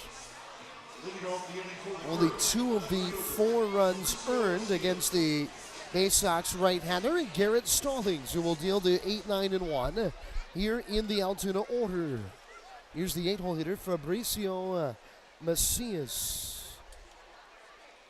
Macias, a homer in this series, but he has struggled a bit here in the month of August, entering today, hitting 195 in 13 August games as he takes a fastball strike on the inside corner, and the count is 0-1. You look at how this game has gone for Stallings. He throws, and a breaking ball getting a wave and a miss. Good hard slider right over the heart of the plate. It's 0-2. Kobe Mayo committed an error in the first, and I think Mayo's out of the game. Pitch, swinging a ground ball left side, diving Ortiz, spinning, throwing, and they got him! Oh my! What a play! An outstanding defensive play. And there's one retired. And now Connor Scott will stand in. So Mayo made a throwing error. Then Sable hit a 2-run home run with 2 down in the inning. That was a big mistake early, and then a wild pitch. Moved runners to second and third with 1 down, and a sac fly brought home a run. As there's a strike to Scott on the outside, and the count 0-1. So Mayo is out of the game. Prieto, the second baseman, is now at third. Norby, the left fielder, is at second. As there's a ball hit the other way, and Scott's got his first hit of the series.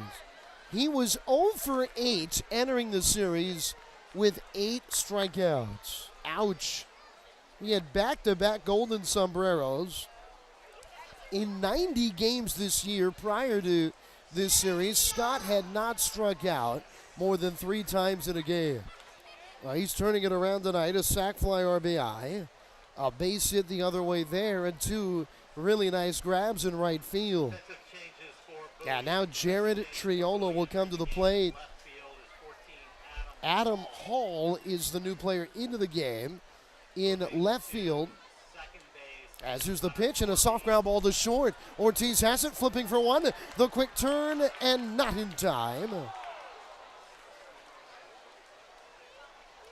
The Triolo beats the feed from Norby, and there's 2 down. So Hall is going to bat in Mayo's spot in the order, and he is in left field. And you've got Hall in left, or I should say Prieto moves from second to let's do it this way. Prieto moves from second to third with Mayo out. Norby moves from left to second, and Hall is in left. As there's a pitch at the knees, and the count is 0-1 to the former first-rounder Nick Gonzalez. When Gonzalez graduated high school, he had 2 Division I baseball offers. Pitch, breaking ball off the inside, and count 1-1. Austin Peay and New Mexico State, where he went and was a teammate with Joey Ortiz. So to go from that level of somewhat obscurity on the high-level baseball scene to being the 7th pick of the draft is really something. As a fastball misses low, and the count 2-1. Nick comes from an athletic family. His brother actually was a linebacker right around here in this area. He played collegiately at the Naval Academy from 2013 to 16. As there's a soft ground ball to short. Ortiz active, charging, gloving, throwing out his former collegiate teammate. Another fine play by Joey, who made all 3 plays in that inning. We go to the bottom of the 4th, 4-0 Altoona on the Baysox Baseball Network.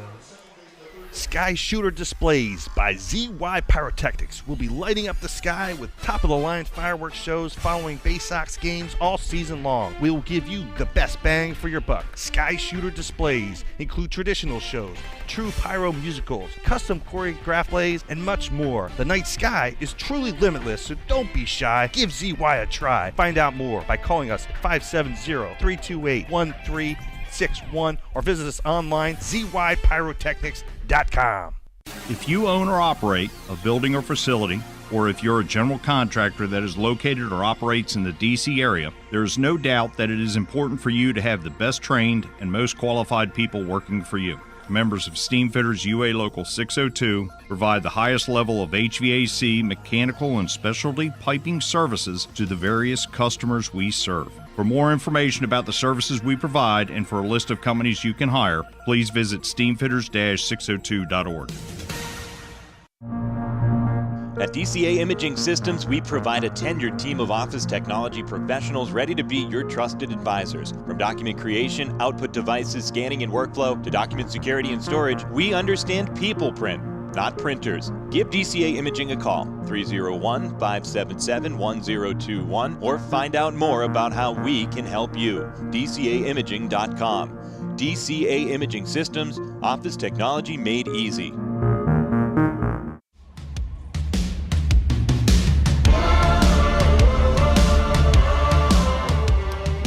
Great to be back with you on a beautiful night for baseball and a really good crowd here in Bowie. It's 4-0 Altoona, and the Baysox will have Ortiz, Prieto, and Haskin here to bat in this fourth. And obviously we hope Kobe Mayo's all right. He got hit squarely on the inside of the right arm with a mid-90s fastball back in the second inning pitch. And a line shot, it's a base hit into center. Over the leaping second baseman Gonzalez. Ortiz right on a 94-mile-an-hour fastball there. He had 3 hits last night. And now 1 for 1 with a walk. And here is Cesar Prieto. Hopefully just a little bit of bruising for Mayo and nothing worse. Fingers crossed. But Hall will now bat in that 6th spot in the order, due up 4th in this inning as Prieto looks to lay down a bunt on a breaking ball, diving down and in, and he bunted it foul up the third base line. Prieto is having a bit of a tough series. Hitless in his last 2 games, 4 for 19. He has a double twice early this week. Average at 272 in his time with Bowie, which is the majority of the year, all but the first 4 or 5 weeks. As a breaking ball darts down and inside into the dirt. And a nice job by Sable, the catcher, to glove that cleanly. A 1-1 to Cesar. He's really one of the only young players in the new look Orioles regime that doesn't walk a lot. Pitch. And it's way up and away.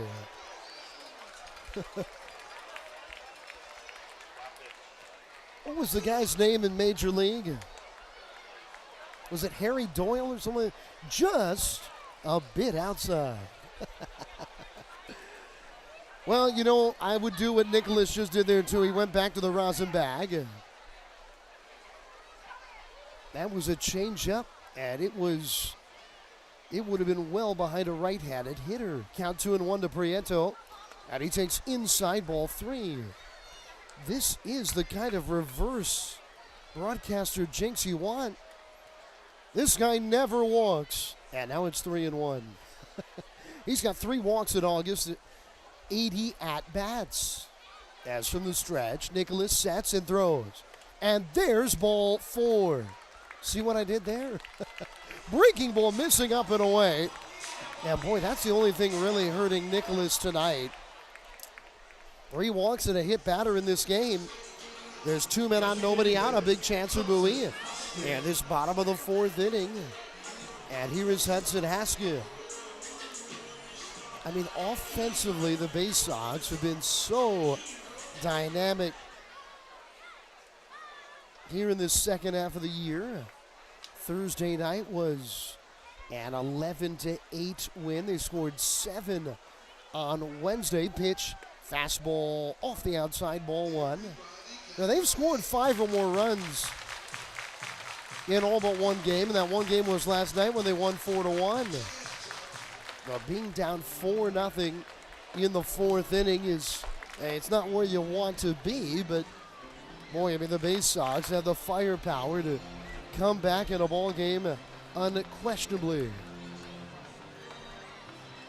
And now all of a sudden, the former big league pitcher Drew Bettis is out to talk things over here with Nicholas. 2 on, nobody out, a 1-ball, no strike count. Here to Haskin. Was born in New York City, went to high school in the state of Connecticut. Went to high school in a town called Avon, Connecticut. Went to Avon Old Farms High. And Avon Old Farms High was also where current Blue Jays outfielder George Springer went to school. As here's the 1-0 to Haskin, and he lays off a breaking ball strike.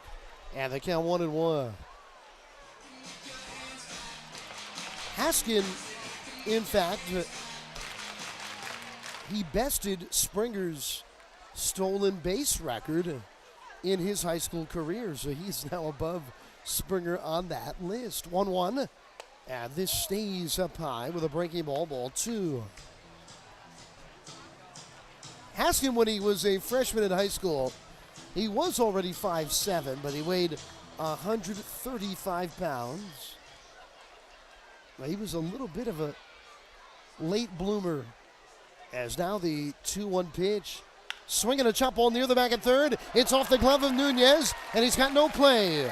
He kept it around the infield's premises, but everybody is safe, and the bases are loaded with nobody out, and Adam Hall will bat, who comes in as a defensive replacement with Mayo getting hit by a pitch earlier in the ball game. 4-0 Altoona. This is a big, big chance here. Ortiz lined a sharp single to center. Prieto walked, and Haskin is singled. Here is Hall hitting .264 on the year, in from the right side. And the pitch, and he takes a fastball up high. Ball 1. Hall last weekend was with AAA Norfolk, but has made his way back here to the Baysox. Pitch, and he swings and misses at a breaking ball fading down low. That was in the strike zone, but he could not get to it. And the count 1-1. This is the 48th game of the year for Hall. He's got a homer and 12 driven in. He's been more of a table setter. Pitch, and he chops it to the right side. Gonzalez gloving the second one. Quickly on the first, but not in time. And home to score Ortiz. And the Baysox are on the board. It's 4-1.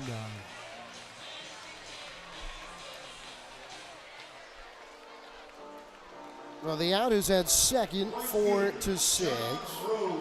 Runners are now at the corners here. A run is in. And here's the young right-handed hitting John Rhodes, who flied out to deep center his first time up. He's 3 for 10 with a triple in this series.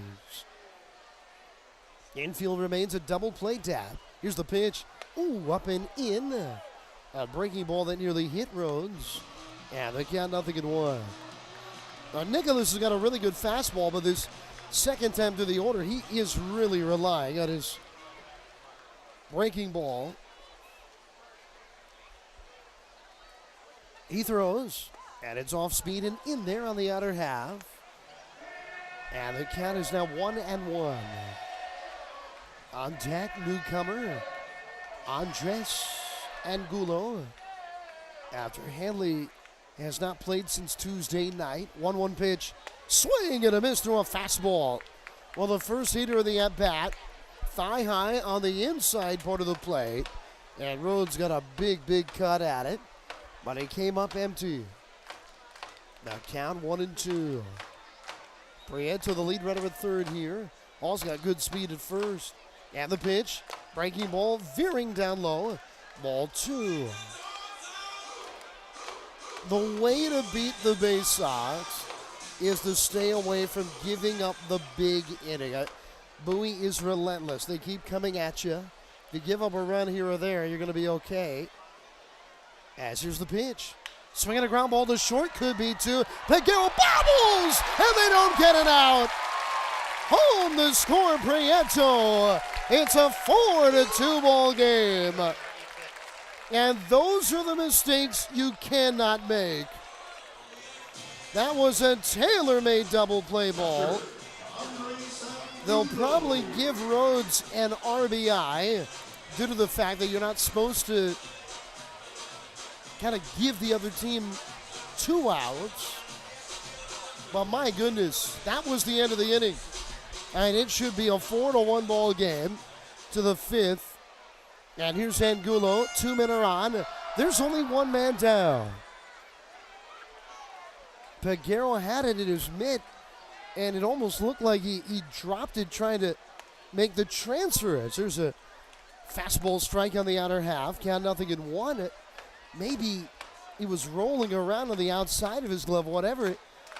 It fell to his feet. He reached down to pick it up, and he could not pick it up. It was between his feet. The 0-1. And Angulo takes down low. It's by the catcher, Sable.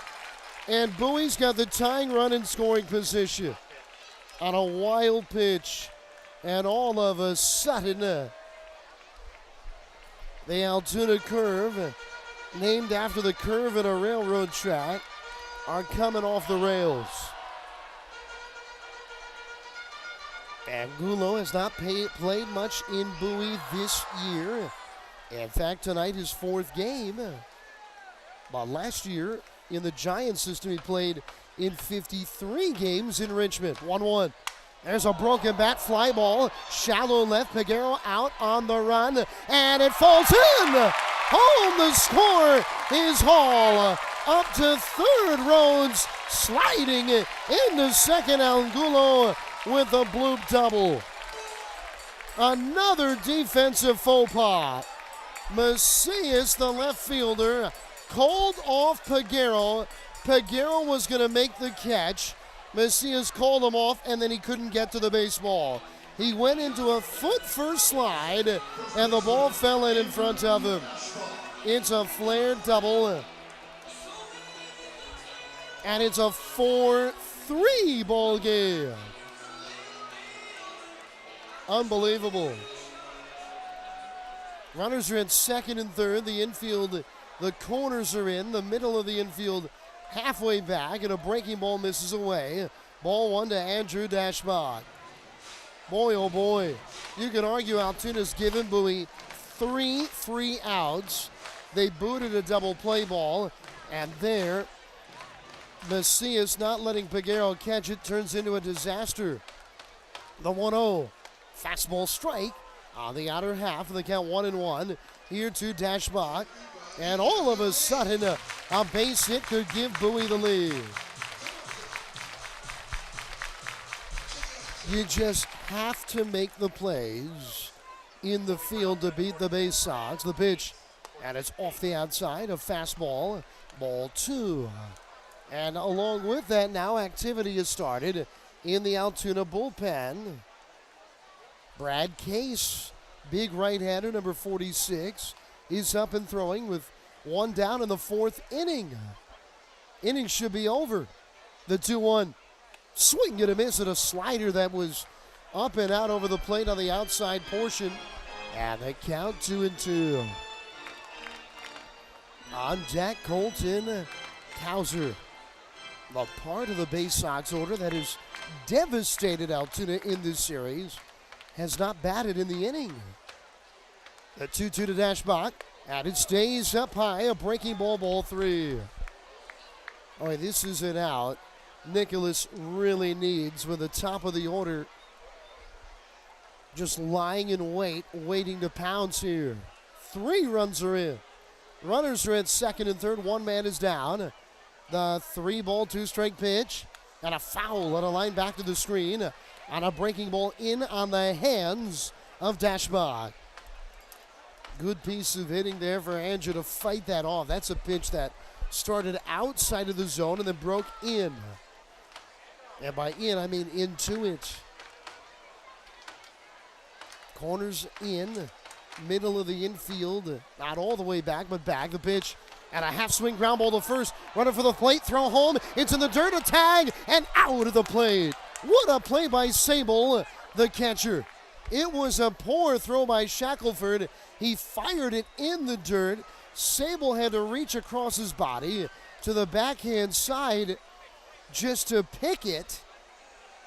And then he was able to put the tag on John Rhodes coming home. And the Baysox are arguing either that Rhodes was safe or that Sable may have blocked the plate there. Kyle Moore, the Bowie manager, talking to Evan Johnson, the home plate umpire. Well, that's a big second out. Runners are at the corners. The 8th batter of the inning, Colton Kauser. He drove one deep to right center. A great sliding catch was made by the right fielder, Scott. And Kauser will stand in here. 4-3 Altoona. As Kauser bats. And once again, the Curve have really gotten about 5 outs here. Now Evan Johnson looks and gives a signal into the Baysox dugout. And he wants some new baseballs. And the bat boy comes out and obliges. Very well done, if I may say so myself. Now all of a sudden the tying run is Angulo at third, Dashbach at first, as Kauser bats here for Bowie. And what do we have? And we have a ball that has gotten loose. We got a lot of things happening, but not one of them is baseball. Are they doing this to me on purpose? Are they just testing me? A ball got loose from Brad Case's warm-ups onto the field of play. Macias, the left fielder, had to do it. You got to stay on your toes in this broadcast booth. As here's Kauser, big moment of the game, the pitch, and he swings and lines one foul right over the Altoona dugout into the extended protective netting. And the count 0-1. That was a 94-mile-an-hour fastball on the outer half of the plate, and Kauser was behind it as Nicholas from the stretch sets. And here's the pitch. Fastball in there, a strike in the inside corner. And the count 0-2. For a guy that walks as much as Kauser does, he also swings at the first pitch often.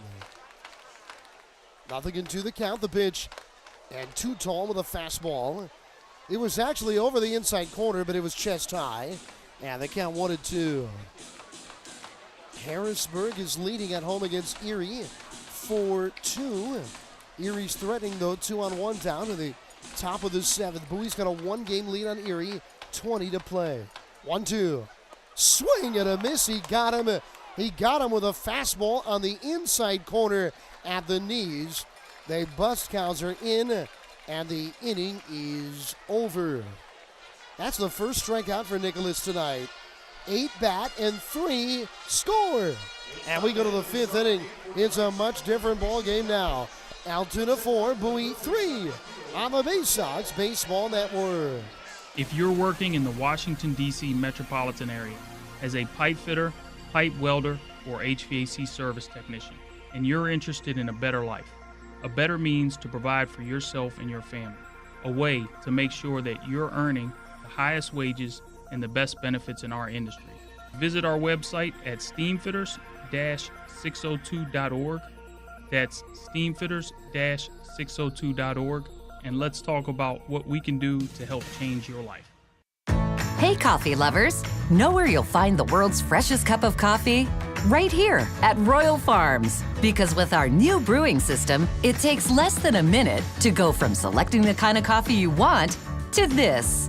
Ah, The freshest, most flavorful cup of coffee you can buy is at Royal Farms. So try one. It'll be love at first sip because it's the freshest coffee in the world. Real fresh, real fast. Royal Farms.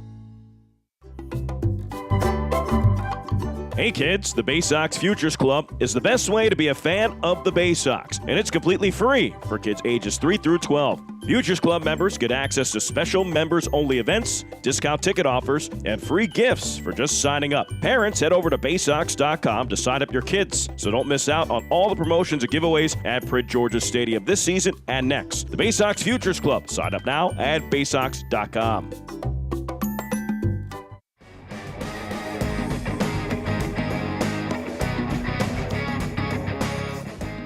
Great to be back with you as we head to the 5th inning. Matt Sabatis is back, and he's with a guest. 4-3 Altoona leads, as here's Matt. So Garrett Stallings will take it over. His 2 scoreless innings is helping Bowie right now as the Baysox put on 3 runs in the 4th. First pitch into Endy Rodriguez is called a strike in the lower outside corner, 0-1. Rodriguez, Blake Sable, and Malcolm Nunez set to bat here as we're welcoming in a special guest from the Josh Gibson Foundation. The 0-1 pitch misses outside. It's 1-1. Sean Gibson is joining us here from the foundation. Just first off, thank you so much for taking the time. It's obviously been a bit of a hectic day for you, running around setting up the exhibits and all of the organizational work, and now getting over here to join us on the broadcast. So just thank you so much for joining. No, thank you for having me. It's a great pleasure to be back in Bowie. Here with the fans, teaching everybody about not just Josh Gibson, but the Negro League. It's a great tradition here in the Baltimore area. Of course, Leon Day's from here, Hall of Famer. So glad to be back. Some other Negro League baseball players are here with your exhibits, and just want to educate the city of Bowie about Josh Gibson and Negro Leagues. Oh, and you've practically filled about at least half of the concourse with just different exhibits and artifacts and a little bit of interactive pieces, it seems, from the foundation. Just walk us through what some of those are. I think I saw a stamp collection out there as well. Yeah. So we have different. Everything is a replica, and we have 4 different exhibits, which we have the Homestead Grays. Yes. Which we have his jersey and his some photos of him playing with the Grays. The Pittsburgh Crawford, same thing, jerseys and things like that. Here's a line drive to left center field that'll fall in for a base hit. Gives Endy Rodriguez an easy route for 2. So a leadoff double. That's the second of the day for Rodriguez. He did that in the 3rd inning, but got left stranded. So hopefully Stallings can do the same thing. Sorry, Sean. Continue. No. I know how to take a break in between. No, you're fine. I appreciate it. And then we have what we call the East-West All-Stars exhibit, and it kind of shows a lot of things, just like different baseball players that played. Then we have our Latin ball. A lot of people don't know that Josh and Negro League players play in Latin countries. Yes. So Josh is also in the Hall of Fame in Mexico.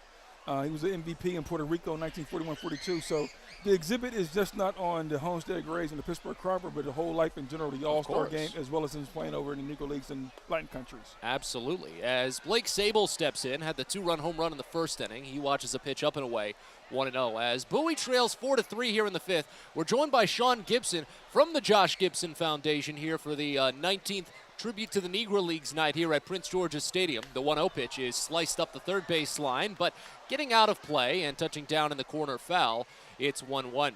Now, one thing that was kind of notable this past offseason, Major League Baseball made a pretty significant announcement. They were announcing the Negro Leagues as an officially recognized major league in terms of the history of the sport. Now, were you guys involved in that process at all, or what was that like from your perspective?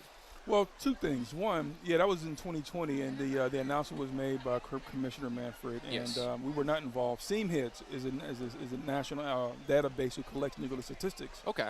And that's who they work with. But I will say this, is that, I don't really like to touch them on it because they made an announcement in 2020, and nothing has happened since then. That's fair. Right. Yeah. And until it officially are in the Elias record books of the Major League Baseball stats, it's just hearsay right now. They're trying to compile it, I would hope, at least, to get it done, because it's something that needs to be done. Well, the stats, from what I'm understanding, the stats have already been compiled. They've been over 17 years of research through these guys, through Gary Ashwell, who's actually from North Carolina, who put the stats together with his team. From my experience, from what I've been talking to John Thorne, who's the MLB historian, yes, I like John. Yeah, it's more of a financial thing they're working out right now. Makes sense. Yeah, that makes sense. Which, though, the families feel like that should have been taken care of before they made the announcement. Yeah. Right. But You know, it's a business sometimes. Exactly. We've got a grounder to second base here. It'll advance the runner as Connor Norby scoops it and fires to first base. Blake Sable is retired. 4-3 put out as Rodriguez moves to third. One away here in the fifth inning. Again, joined by Sean Gibson on the 19th annual Tribute to the Negro Leagues night. You were talking about how a lot of these exhibits and just or artifacts, I should say, are replicas. So where are the originals housed? Well, we have a few original of Josh. We don't, because you can tell there's a lot of people here, so you want the originals. Oh, gosh, yes. You don't want the originals out in public like that. As we've got a long fly ball out toward deep right center field. Cowser running back, looking up, and there it goes. A 2-run home run for Malcolm Nunez. It's his 5th of the season, and Altoona adds on a couple more.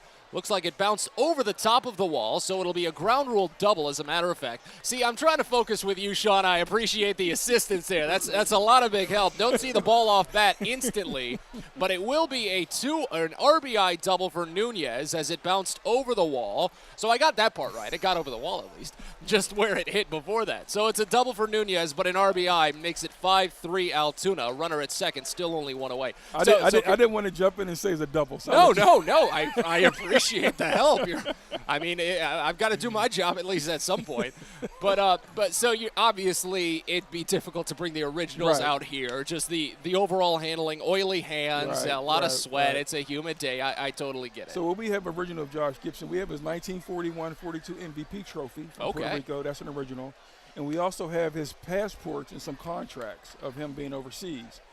People always ask, do we have any original uniforms or bats or any of his catcher's equipment? We do not have any of that. Yeah. But from what I was told, there are some family members in my family who have some of his bats. So I don't have that in my possession, but that's some of the original stuff that we had. You got to realize, back in those days, these guys never thought that this stuff would be valuable. It wasn't something that they thought that needed to be preserved in a lot of serious nature because, a baseball bat, it's just wood, and wood would deteriorate. Well, and I think, too, also, by them playing in the Negro Leagues, not playing in majors, they probably never thought people would understand or want these things back then. True. You know what I mean? So I think that definitely does it.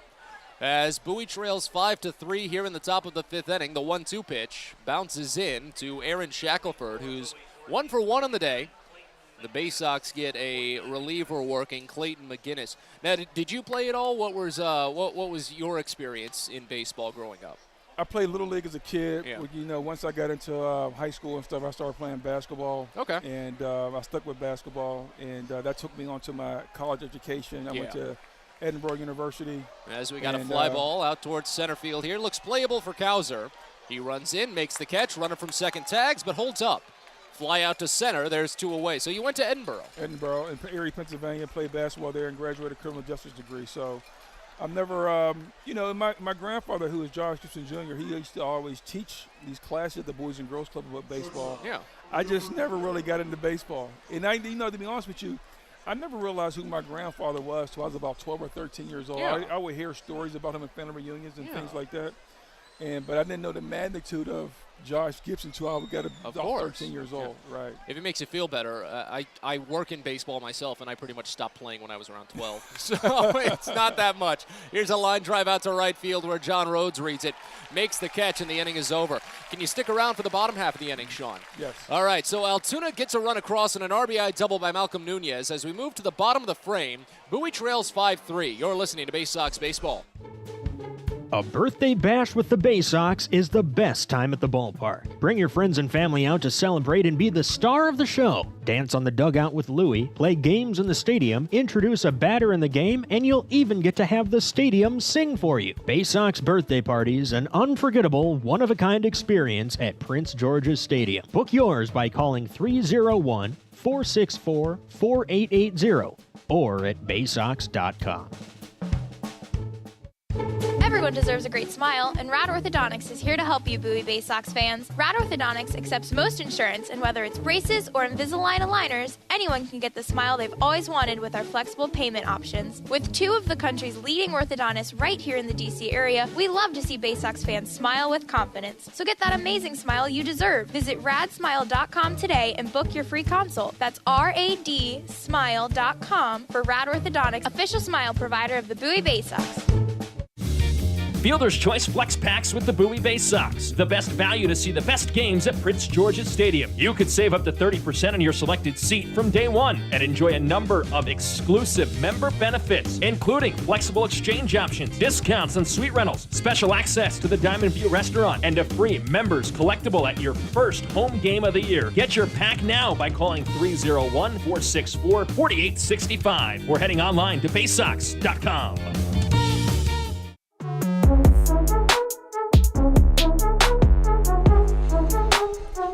Back to work here at Prince George's Stadium as Bowie and Altoona are separated by just 2 runs still, 5-3. Altoona making a pitching change, bringing in Brad Case following 4 innings from Kyle Nicholas that really saw him tumble a bit in the 4th when he allowed all 3 runs. Maybe Bowie can get something against Case, but we're focused a little bit more on a great conversation right now with Sean Gibson from the Josh Gibson Foundation, talking a little bit about his background, what the foundation has brought out to the ballpark. So if you're in the ballpark listening and you haven't gotten a chance to actually stop back there yet and see, please do so, because there's a lot of great just exhibits and artifacts to see. But we were talking a little bit in the break, Sean, as Connor Norby digs into the box, about a couple of the initiatives and celebrations that you guys are taking on with the foundation, because this year, 2022, it's basically just past now the exact 50th anniversary of Josh being inducted into the Major League, or to the Baseball Hall of Fame up in Cooperstown. So tell us a little bit about that and what you guys are doing to celebrate. Yeah, this was a great year for us. August 7th, 1972, Josh was the second Negro League baseball player behind Satchel Paige in 71 to be inducted into the Major League Baseball Hall of Fame in Cooperstown. And so this year we celebrated with several events through the month of August, between our fundraisers or luncheon,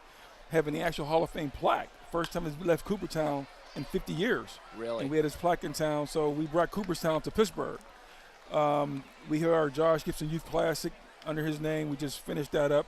And so we had a great year, but it's really just to let people know the history of Josh and being a second Major League Baseball player inducted to the Major League Baseball Hall of Fame. I mean, that's an extreme honor, and for pretty much what could become, once they finally get the legwork under and get those stats settled in, the home run king for baseball. Well, and it's funny you mentioned that, because people, when he first announced this, they thought he was going to be the home run king. Yeah. Based off his plaque, it says Josh hit over 800 home runs. Yeah. But the key part is that he will not be the home run king, because they're only taking stats from his Negro League games. Oh, okay. His 800 home runs just consist of barnstorming, Latin ball, his whole career. Makes sense. And so, but if people say but I will say this: he batted .441 in 1934. So and that would probably be a single season. Exactly, exactly. So he will be in several of the MLB categories. Top 5 for sure. As Joey Ortiz punches one over to the shortstop, quick 6-3 putout, back-to-back groundouts to the shortstop to open the inning. Connor Norby and Joey Ortiz going down quickly. So as we've already got 2 fast outs here in the 5th, let's focus on the other topic that you wanted to discuss, that they're making a couple of changes in how they're honoring the most valuable player in Major League Baseball. And you guys in your foundation are trying to make sure that Josh Gibson might be a part of that. Yeah, so in 2020, Major League Baseball made the announcement to, like you said, include Niggers of Stats. Also in 2020, Mike Smith, Terry Pendleton, and it was another one, Barry Larkin, made a big push to remove Kennesaw Mountain Landis' name off the MVP award. Yeah. They did that in 2020. The names they're thinking about renaming the award after is Branch Rickey. Of course, you guys hear Frank Robinson, who's the only player to win the MVP in both American and National League, and our Josh Gibson. Yes. But the reason behind Josh Gibson, it would not just be about Josh. Kennesaw Mountain Landis denied over 3,400 African-American men opportunity to play baseball. So Josh should be carrying those 3,400 men on his shoulder if the MVP is named after him. Also, we look at it as poetic justice, kind of redemption. Yeah. How ironic would it be for someone like Josh Gibson to replace the same person who denied an opportunity? I mean, that's a pretty symbolic way to think about it. I really – is there any way that, regular fans can maybe help out in just the progressing the cause? Yeah, so the vote comes down to not MLB. It comes down to BBWA, the Base Writers Association, make this vote. But we have a website called JG20MVP.com, JG20MVP.com. You can go on there and learn more about it. Sign the petition if you think Josh deserves the MVP award. So JG20MVP.com. As Cesar Prieto bounces one to first baseman Aaron Shackelford, but it hits off of his wrist. Holds up for an E3 to get Prieto aboard for the second time today, and it extends the inning for Hudson Haskin as Bowie tries to get something going right now. They trail 5-3 in the bottom of the fifth. They put on a 3 spot in the fourth, but Altoona got 1 run back in the fifth. And again, we're joined by Sean Gibson from the Josh Gibson Foundation. So trying to catch it up on it. He was your great-great-grandfather. One Yep. Great-grandfather. Yep. Okay, so your grandfather was Josh Gibson Jr. Exactly. Okay. Who also played in the Negro Leagues in 1949 and 50 with the Homestead Grays. Oh, fantastic. Okay. Yeah. And he's the one who actually founded the Josh Gibson Foundation. And he, I'm guessing he passed it on to your father and then on to you, or did no, you take actually, my mother's a Gibson. So people always think my father. My mother's actually a Gibson. My mother and father was not married, and my grandfather did not believe in having the last name unless you were married. And so my mother's actually a Gibson. So it was actually passed down to me from my grandfather. Incredible. And I took over the foundation in 1990. So you've been running it for a little Long over time. 30 years now Yeah, at this point. Yep. How often do you go around to other minor league parks like this and set up some of these exhibits? You know, it's been great. I've started off and been to Hartford, the Yard Goats. I've been to Charleston, South Carolina. I've been to Jacksonville Jumbo Shrimps. I've been to Rochester Red Wings. Okay. I'm going to Worcester on Tuesday, and then I'm going to Staten Island on September 13th. So it's been a great run. And I will say this: it's good that we're getting more out there because, like I said, it's not just about Josh Gibson. It's more about education. All of the history of Negro League baseball. And when we go in and talk about all the histories, even though we have the Josh Gibson exhibit, we just don't focus on Josh. As here's a high, deep drive out toward the left field corner by Hudson Haskin, potentially playable for Macias. He reaches up in foul ground and makes the catch to end the inning. Sean, thank you so much for the time this evening. It's been such a pleasure to chat. And fans, don't forget to join in on that cause, JG20MVP.com, to potentially help out in getting the MVP award renamed for Josh Gibson. Sean, thank you so much. And also, before I go, if you want to learn more about the Josh Gibson Foundation, go to joshgibson.org. That's our website for the Josh Gibson Foundation. joshgibson.org. Sean Gibson, thank you so much for stopping by. We'll break right now. We return with the sixth as Bowie trails 5-3. You're listening to Baysox Baseball. Sky Shooter Displays by ZY Pyrotechnics will be lighting up the sky with top-of-the-line fireworks shows following Baysox games all season long. We will give you the best bang for your buck. Sky Shooter Displays include traditional shows, true pyro musicals, custom choreographed plays, and much more. The night sky is truly limitless, so don't be shy. Give ZY a try. Find out more by calling us at 570-328-1361 or visit us online, zypyrotechnics.com. It's not baseball season without fireworks, and you can always count on the biggest and best at Prince George's Stadium. There's no better way to cap off a fun evening at the ballpark than a spectacular fireworks show. And the Baysox have got you covered this season with 16 different shows to choose from. So get your tickets now at Baysox.com. You've got 4 fireworks shows in August to watch out for: Friday the 19th, Saturday the 20th, Friday the 26th, and Saturday the 27th. Hope to see you there.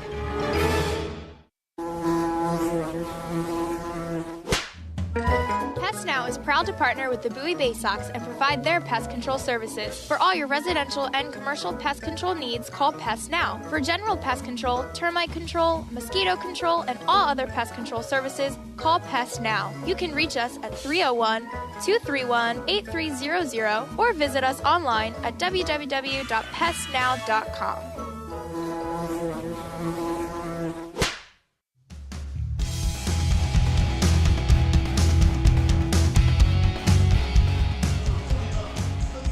Well, it was a great interview on a special night here at Prince George's Stadium as we celebrate Negro League Night 2022. Yeah, we get a new pitcher to the game here for the Baysox. And it's none other than the right-hander Clayton McInnes. Top of the 6th inning, 5-3. Altoona leads it. 8-9-1 in the curve order. Here's Fabricio Macias. As McInnes, a deep breath, and he throws. And a breaking ball, cut out and miss, strike 1. Tonight, Garrett Stallings allowing 8 hits and 5 runs. 3 of them earned. He walked 1, struck out 2 in his 5 innings of work. The next one. And a breaking ball down, I believe, and the count evens here at a ball and a strike to Macias. McInnes has been with Bowie the majority of the year. This is 17th outing. As a fastball into the hands of Macias at 94 miles an hour, and it's fouled back to the screen. He's 1-2 with a 6.53 ERA. was working in a closer role for a time. Here's the pitch. And a breaking ball darts down and away. And they count 2-2. He does have 3 saves for the Baysox this year. Last time out, 6 days ago, he threw a scoreless inning. Faced 4 batters against Somerset as he gets strike 3 swinging on a pitch off the inside at 89 miles an hour. Now 1 retired. Good start for the hard-throwing right-hander. And here is Connor Scott. So Scott will come to the plate. He singled inside the bag at third his last time up. Prieto is playing well off of the line again, as they are shading to the pull side. Not drastically, but they're shading the pitch. And a fastball strike in the outside corner. It's 0-1 from McGinnis. Prieto is playing in. You got to worry about the bunt. Scott can really run, but now he's backed up at third. As now the 0-1 coming. And a backdoor breaking ball stays away. And they count even 0-1 and a strike.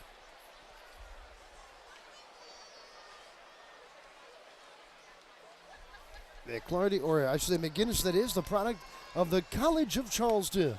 As a swing and a foul and a line back to the screen. So 1-2 the count. He went after Scott with that good fastball there. The heater has been at 93 or 94 miles an hour from this young right-hander as he peers in for the side. Bowie back in the hunt on this Saturday night. Although we do have bad news on the out-of-town scoreboard. Erie scored 3 runs in the 7th inning. They lead in Harrisburg 5-4. They're a game behind Bowie. Pitch and a breaking ball darts down low, and the count is now 2-2. So the Baysox are a game up on Erie. They are 4 games ahead of Akron, who they still play. In fact, they finished the season in Akron. And then they're 6.5 games up on these Curve. Swing and a slow chopper right side. Gloving Norby on to first. It's close, but they did get him. Boy, Norby had to get rid of that in a hurry as he didn't charge it. He kind of played back on that baseball. And there's now 2 down. And here is back to the top of the order, Jared Triolo. Well, once again, after this series, you've got 18 games remaining. For the Curves, from their perspective, if they're going to jump over Akron, over Erie, over Bowie, you got to think they got to win these next 2 and get within 4.5 of the Baysox. As a breaking ball dives down low, ball 1 to Triolo. It's not an elimination game tonight by any means, but Altoona could ill afford to have a bad week this week, and they're 1-3. As a pitch just does miss in. A fastball, ball 2. These 2 will play tomorrow afternoon at 1:05 in the series finale. Same starters we saw on Tuesday, a game Altoona won 7-5. Pitch and a good fastball strike, this time right there on the inside corner. And the count is now 2-1. Good pitching matchup. Bowie will have Chase McDermott, right-hander Quinn Priester, former first-rounder for Altoona. As a breaking ball dives down low, and the count is 3-1 here to Triolo. He's 0 for 2 with, or check that, 1 for 3 with an RBI as he doubled home a run in the second. 3-1 pitch. Fastball, a cold strike at the knees. And the count 3-2.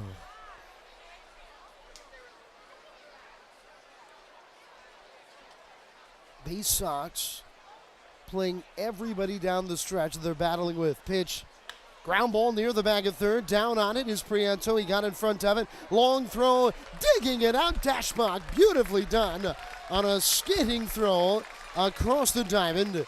And with it, the inning is over as Bowie's 2 road series remaining. Next week in Erie, and then the final week of the year, they are in Akron. On to the bottom of the 6th inning we go. It's 5-3 Altoona. on the Baysox Baseball Network. Are you interested in beginning or expanding on a career in the pipe fitting, pipe welding, or HVAC service industry? Are you interested in a career path that will set you up for life without experiencing any college debt? If you are interested in these things and you live in the DC area, the Steamfitters UA Local 602 Apprenticeship Program is the best choice for you. For more information about our apprenticeship program and how to apply, please visit steamfitters-602.org. That's steamfitters-602.org. A birthday bash with the Baysox is the best time at the ballpark. Bring your friends and family out to celebrate and be the star of the show. Dance on the dugout with Louie, play games in the stadium, introduce a batter in the game, and you'll even get to have the stadium sing for you. Baysox birthday parties, an unforgettable, one-of-a-kind experience at Prince George's Stadium. Book yours by calling 301-464-4880 or at baysox.com. It takes time to get rich, flavorful coffee beans from the lush mountain regions of Colombia and Brazil to Royal Farms. But less than a minute to get yourself a delicious hot cup of the finest and freshest coffee in the world. Because Royal Farms' new Swiss-made coffee machines grind those rich, flavorful coffee beans and brew them one magnificent cup at a time. It's why Royal Farms makes the freshest and best coffee in the world. Real fresh, real fast. Royal Farms.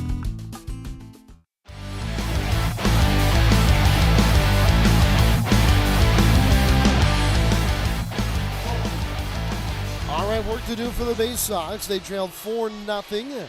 They got within one at 4-3 after a 3-run fourth inning rally, but it's now a 5-3 ball game. Here's Adam Hall, the pitch, and he takes down and away, ball one. Now, Kobe Mayo, from our vantage point, it looked like he got hit on the inside of his bicep with a fastball in the second inning on a 3-2 pitch. Stayed in the game until the top of the fourth and came out then. As Hall takes off the outside, off-speed pitch, ball two. Well, Hall batted in the bottom of the fourth and had an RBI on a fielder's choice ground ball out. As now the 2-0, and it misses away, a fastball, ball three. Case is the pitcher. This is second inning of work. He's been a good one for Altoona. 24th appearance. He's 1-2 with a 3.54 ERA. He throws, and it's just a little bit up high. Ball four. So Adam Hall works the walk to lead off this sixth inning. And now John Rhodes will come to the plate. And you look at a guy like Gay, so he is a tall drink of water. He stands at 6'6". Here with the Baysox, we call that Adam Stofferian kind of height, but he doesn't throw over the top, which is unusual for such a tall pitcher. He deals, and it's in there in the knees. Strike one to John Rhodes. He has a low 3/4 arm angle. He kind of slings it up there. When you're so tall standing on a mound, you'd think you could throw over the top and kind of drive the ball down at the hitter. As now the 0-1 pitch to Rhodes will wait. As a look to first and back safely is Hall. Case has the lower arm angle almost coming across his body a bit. Count 0-1. Here to Rhodes, who reached on an error his last time up.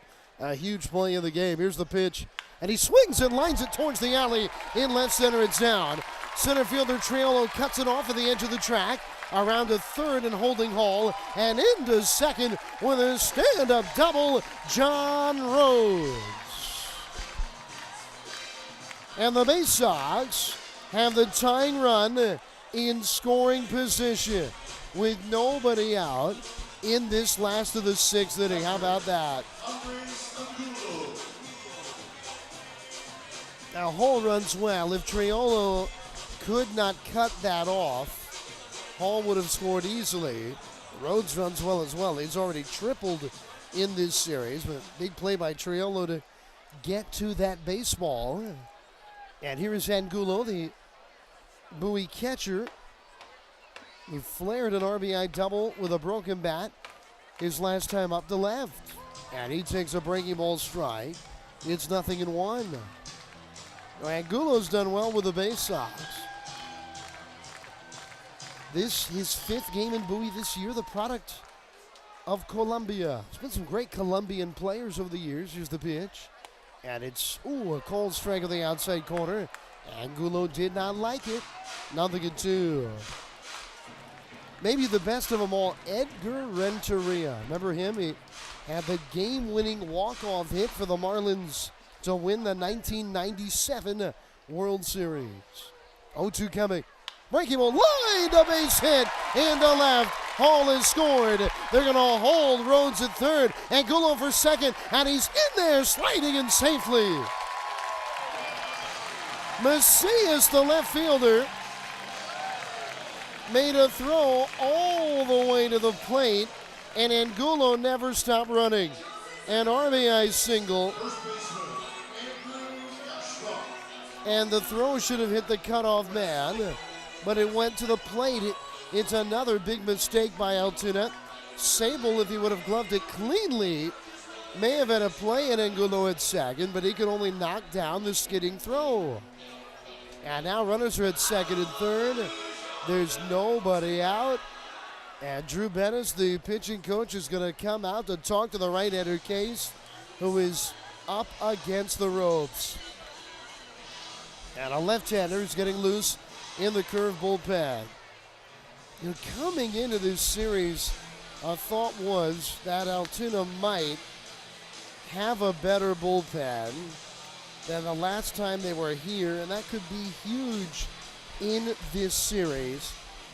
And it really hadn't played out that way. I mean, the Curve had a 1-1 game in the 6th, get away from them last night. Bowie got to the pen and won it 4-1. They, on Thursday night, scored 11 times.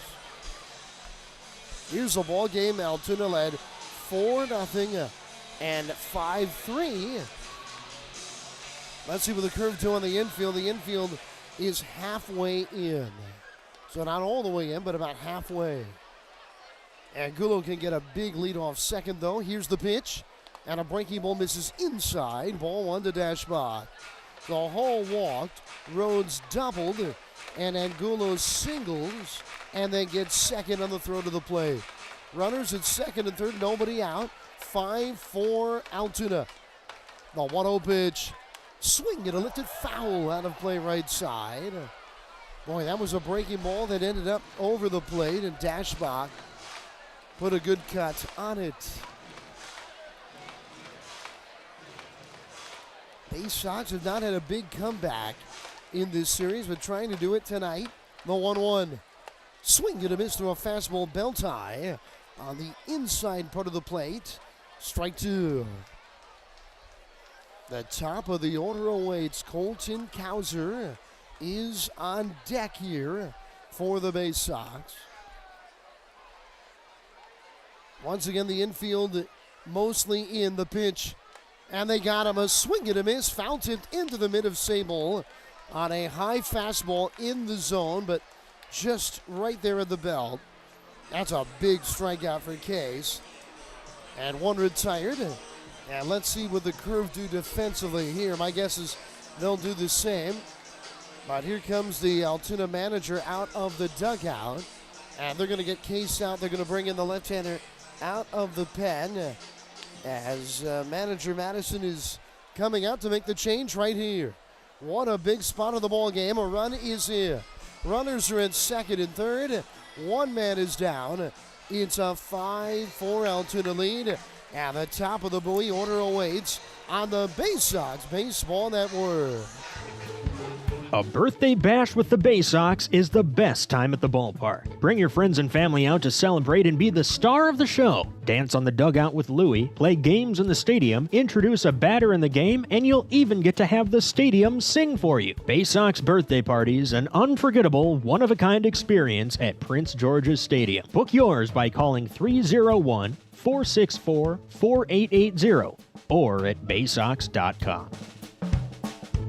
From sprains to stitches, sore throats to stomach aches, and pulled muscles to poison ivy, care is around the corner at Patient First. Walk in to see a doctor from 8 a.m. to 10 p.m. every day of the year. X-rays, lab tests, and prescription drugs are on site, and most major insurance plans are accepted. For routine illnesses and injuries, Patient First is here for you. Patient First, the name fits. Patient First, proud partner of the Bowie Baysox, open 8 a.m. to 10 p.m. every day.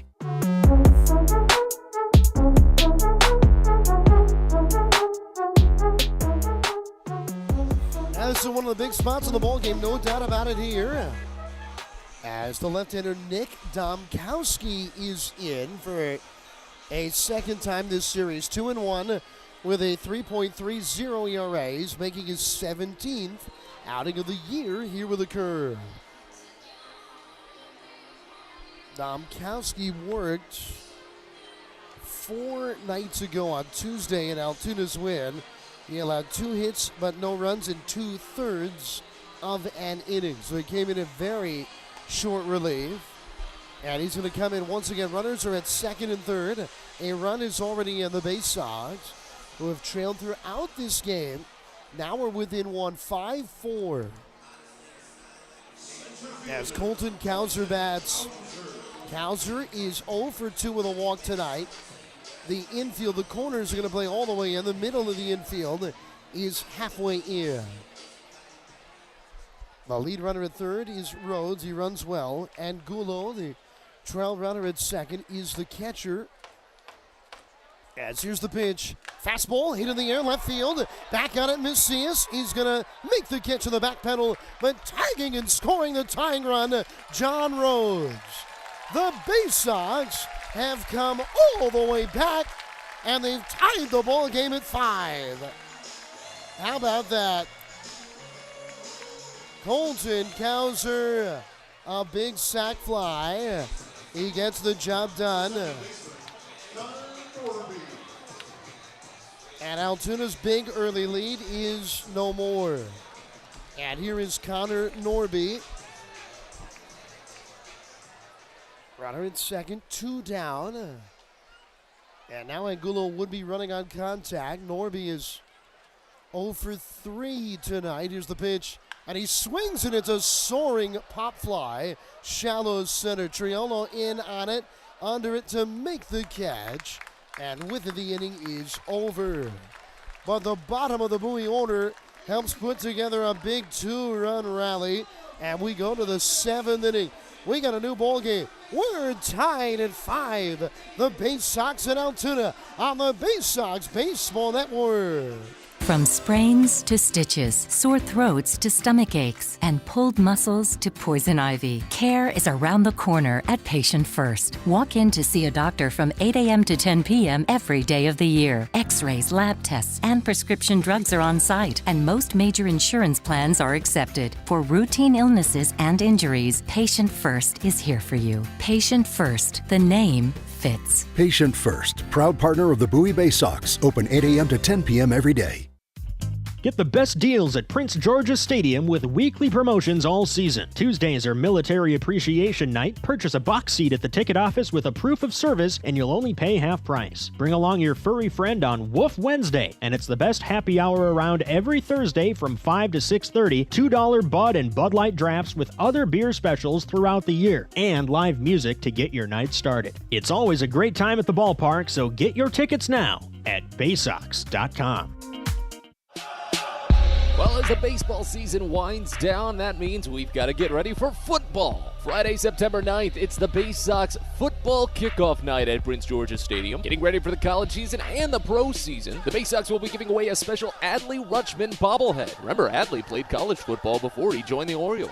It's a free bobblehead for the first 750 fans ages 13 and up. So be sure to join the Baysox football kickoff night on Friday, September 9th. Get your tickets at Baysox.com.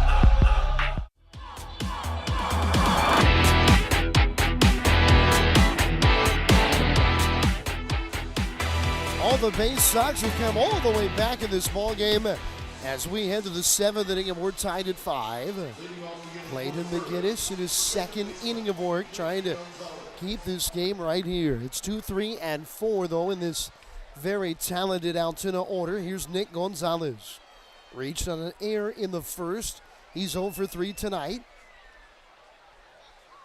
As working for the stretch, McGinnis is ready, and he throws. Fastball, chop foul near the Altoona on deck circle, third base side. Count 0-1. Gonzalez is 1 for 15 in this series, but he has walked 6 times. Even though he's not swinging it with great success, he's got a great eye at the plate as he lifts a high fly, medium depth left center. Cowser and Hall converging. It's Adam Hall to make the catch, and he puts it away, 1 retired. And now Andy Rodriguez, 2 doubles on the night, stands in. Andy finally had a hitless Double-A game last night. Tonight is his 13th game at the Double-A level. Yesterday was his first without a hit. Rodriguez is one of these ball players, a late bloomer from Latin America. As he swings and lifts a high fly to center. Cowser going back on it. It's deep at the track near the wall, leaping of the wall, but it gets out of here. Just to the left of the pitch clock, Rodriguez has done it again. He's hit another home run, his 3rd of the series, and he's put the curve right back on top. They lead it 6-5. What a big swing of the bat. 3 extra base hits for Rodriguez. And here's Blake Sable. Usually when you look at the top Latin American players of the game, they were signed at the age of 16. Here's the pitch. And a fastball down, low ball 1. And many of them were signed for very elevated monetary figures. So it's rare to see a ball player that was signed at the age of 18. Here's the pitch. And it's a breaking ball missing away. Very close ball. Actually, this down low ball 2. Rodriguez signed with the Mets as an 18-year-old for $10,000. That's it. As here's the pitch. And a fastball strike on the outer half of the count, 2-1. In baseball terms, that's not much at all. So in a way, he has really been a bit of an out-of-nowhere great prospect in the game. As a swing and a miss, as McGinnis took a little bit off there, and the count 2-2.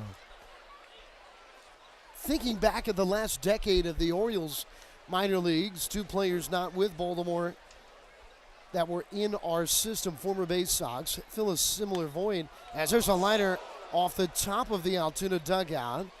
Looks like everybody's okay. Wow, that got there in a hurry. Count 2-2 to Sable, but Eduardo Rodriguez, now a starter. Actually, both these guys are Detroit Tigers. And Jonathan Scope, they were both Latin American ball players that really kind of came out of nowhere to become big-time prospects. 2-2. And it's a cold strike 3. Beautiful 94-mile-an-hour fastball on the inside portion of the plate. McGinnis getting his 2nd strikeout. And there's 2 down, and here's Malcolm Nunez. Third baseman, Malcolm Nunez. Nunez, a ball player that did get a little bit more coin. He got on the prospect radar when he played in an under-15 World Cup tournament for Team Cuba. As he takes a fastball off the outside, ball 1. A year later, he signed with the Cardinals, actually in 2018 for $300,000. Count 1-0 to Nunez. Here's the pitch. Breaking ball hit sharply left side and through. They were shifting him that way, but it didn't matter. It was 107 miles an hour off the bat. Nunez with a solid single, and now Aaron Shackelford, the power hitter to the plate.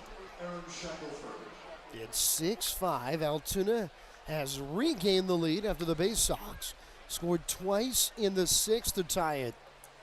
The curve led 4-0 after 2. Bowie got 3 in the 4th. Altoona got a big run in the 5th. But again, Bowie tied it with 2 in the 6th, and now Altoona on the Endy Rodriguez homer. Rodriguez now his 5th home run in only 14 games.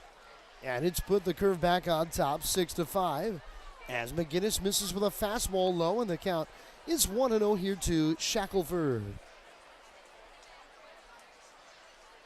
The Baysox have another comeback in them tonight.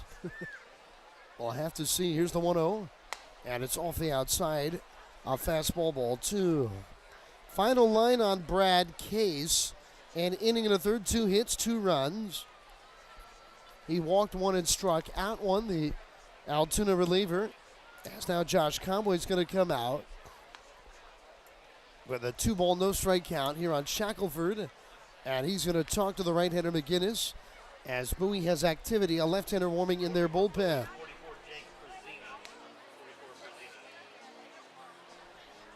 And it is the left-hander, Jake Prezina, who is warming for Bowie right now.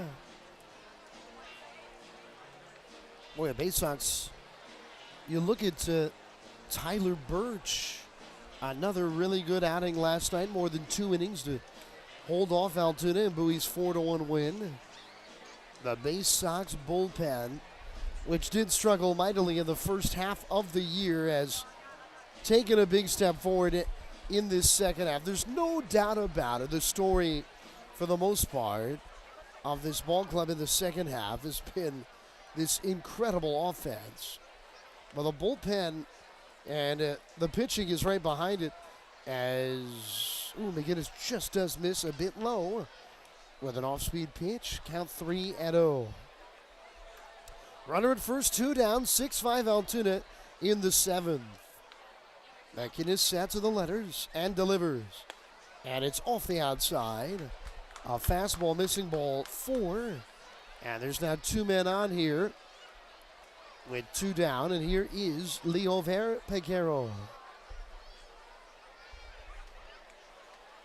Now, Peguero's a right-handed hitter.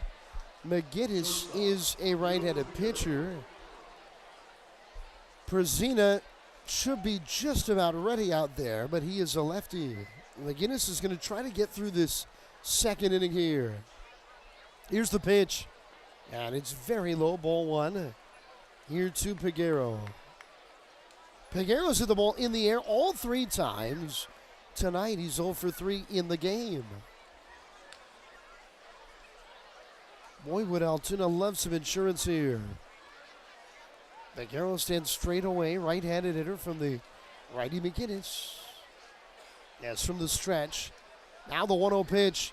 Fastball hit on the ground, a base hit to right. Rhodes will charge it. They're going to send the runner Nunez. Here comes a throw towards the plate. It's not in time. Sliding home safely, Nunez. Peguero on the throw gets second, and Altoona leads it 7-5.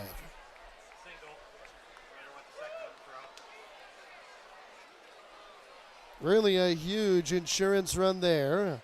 Shackelford goes first to third. Peguero's into second.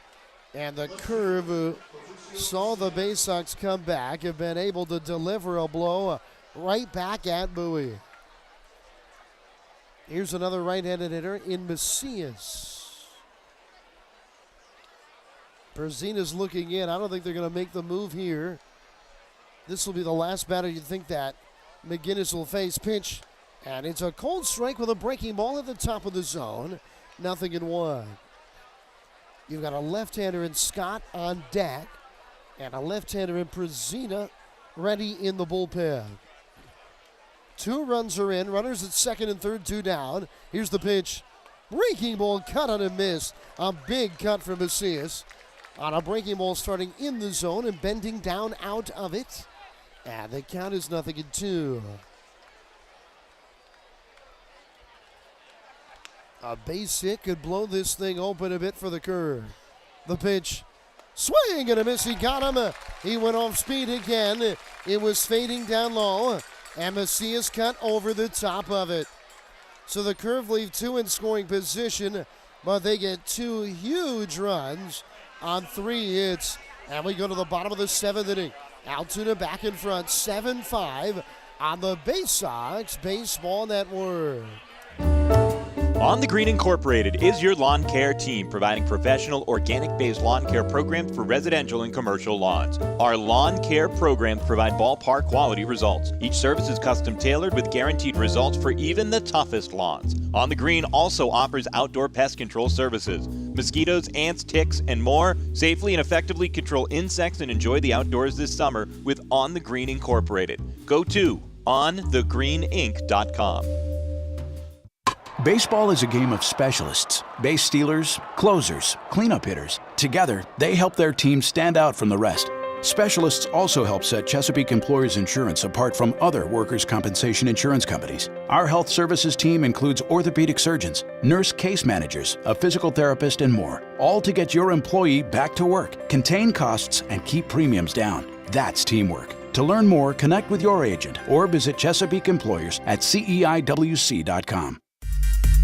Get your gear and memorabilia from your favorite Baysox players and future stars of the Baltimore Orioles at the Tackle Box Team Store. Jerseys, hats, autographed bats and balls, all at great prices. Located right at the main gate at Prince George's Stadium and online at BaysoxShop.com, the Tackle Box is the only place to get the best Baysox gear for you and your favorite fan. It's the Tackle Box at Prince George's Stadium and at BaysoxShop.com.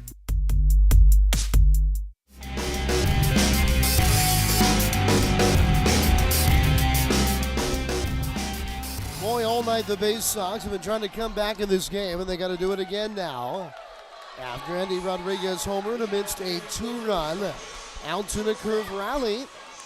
And we go to the bottom of the 7th inning. 7-5, the Curve lead it. Here's Joey Ortiz. The pitch, and it's off the outside, ball 1. You know, one of the big things tonight for Altoona is that Kauser and Norby combined do not have a hit. They've been dominant in this series as Ortiz takes off the outside, ball 2. But here's Joey who can spark this Bowie offense. He's 1 for 2 with a walk and a run scored. The 2-0 from Domkowski, and it's on the outside corner. A fastball at 91, and the count 2-1. Ortiz was hitting .204 on June the 15th, halfway through the year, as a changeup's up on away, ball 3. I mean, talk about changing the narrative of a season. He's now a player that's having a somewhat dominant season. The 3-1 coming. 2 tall, ball 4. Just what the Baysox needed. The leadoff man is on to open the 7th inning. And here comes Cesar Prieto. Now, how about that? 204 halfway through the year.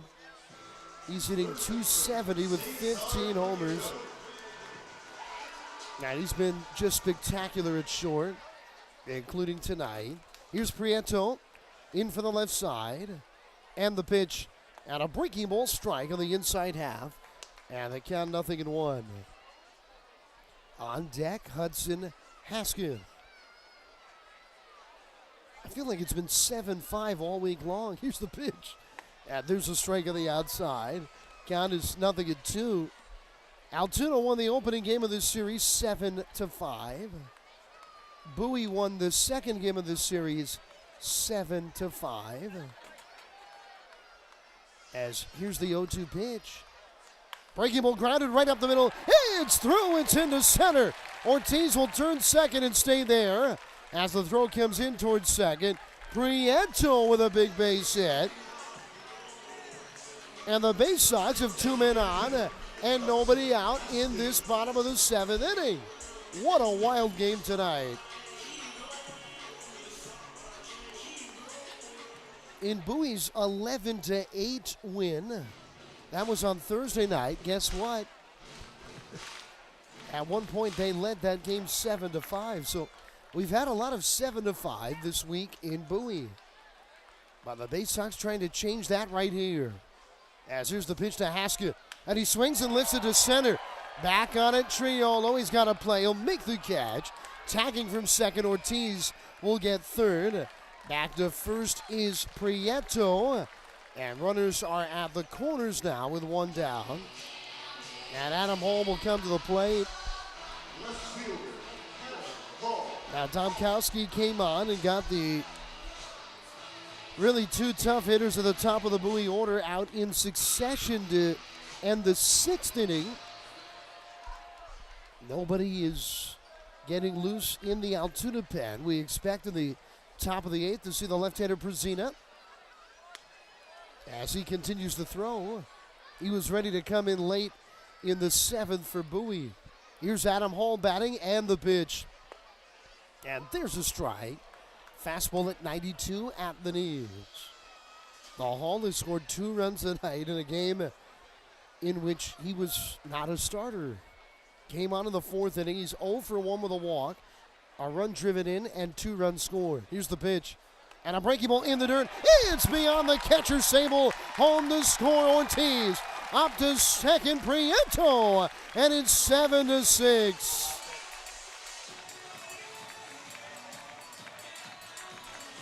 A wild pitch. And that's enormous. You think about the run scoring, right? But just as important is Prieto, if not more important, getting into scoring position. And a base hit could bring Bowie back even once again. Count 1-1, only 1 down in the inning. As Domkowski's ready, the left-hander throws.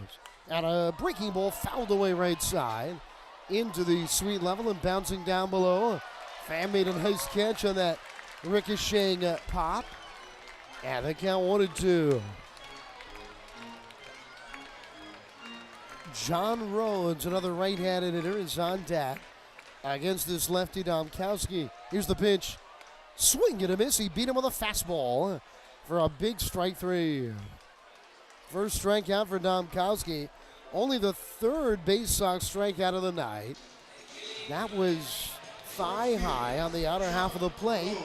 And Hall cut through it. And there's 2 down in the inning, and here is Rhodes, who doubled his last time up into the alley in left center.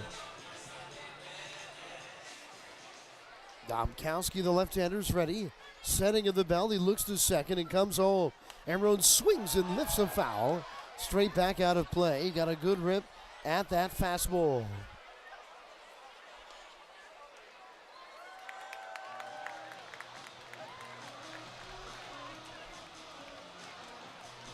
Our run is in. Our runner is at second. 2 men are down.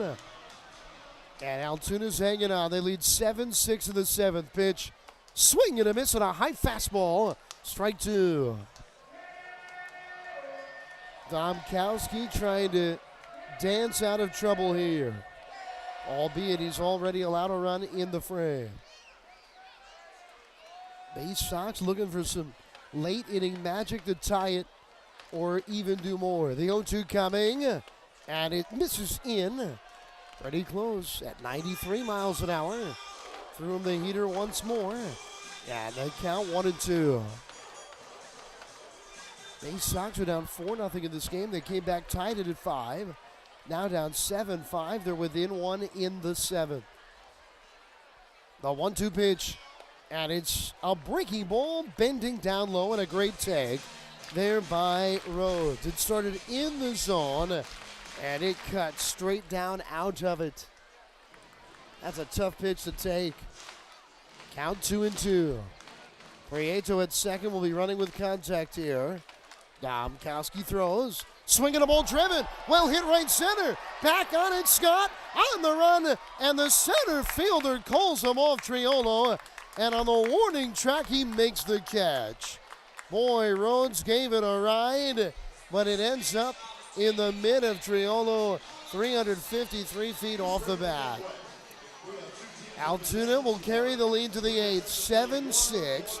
The curve in front on the Baysox Baseball Network. If you own or operate a building or facility, or if you're a general contractor that is located or operates in the D.C. area, there is no doubt that it is important for you to have the best trained and most qualified people working for you. Members of Steamfitters UA Local 602 provide the highest level of HVAC, mechanical, and specialty piping services to the various customers we serve. For more information about the services we provide and for a list of companies you can hire, please visit steamfitters-602.org. Get the best deals at Prince George's Stadium with weekly promotions all season. Tuesdays are Military Appreciation Night. Purchase a box seat at the ticket office with a proof of service and you'll only pay half price. Bring along your furry friend on Woof Wednesday, and it's the best happy hour around every Thursday from 5 to 6:30. $2 Bud and Bud Light drafts with other beer specials throughout the year, and live music to get your night started. It's always a great time at the ballpark, so get your tickets now at Baysox.com. At DCA Imaging Systems, we provide a tenured team of office technology professionals ready to be your trusted advisors. From document creation, output devices, scanning and workflow, to document security and storage, we understand people print, not printers. Give DCA Imaging a call, 301-577-1021, or find out more about how we can help you. DCAimaging.com. DCA Imaging Systems, office technology made easy.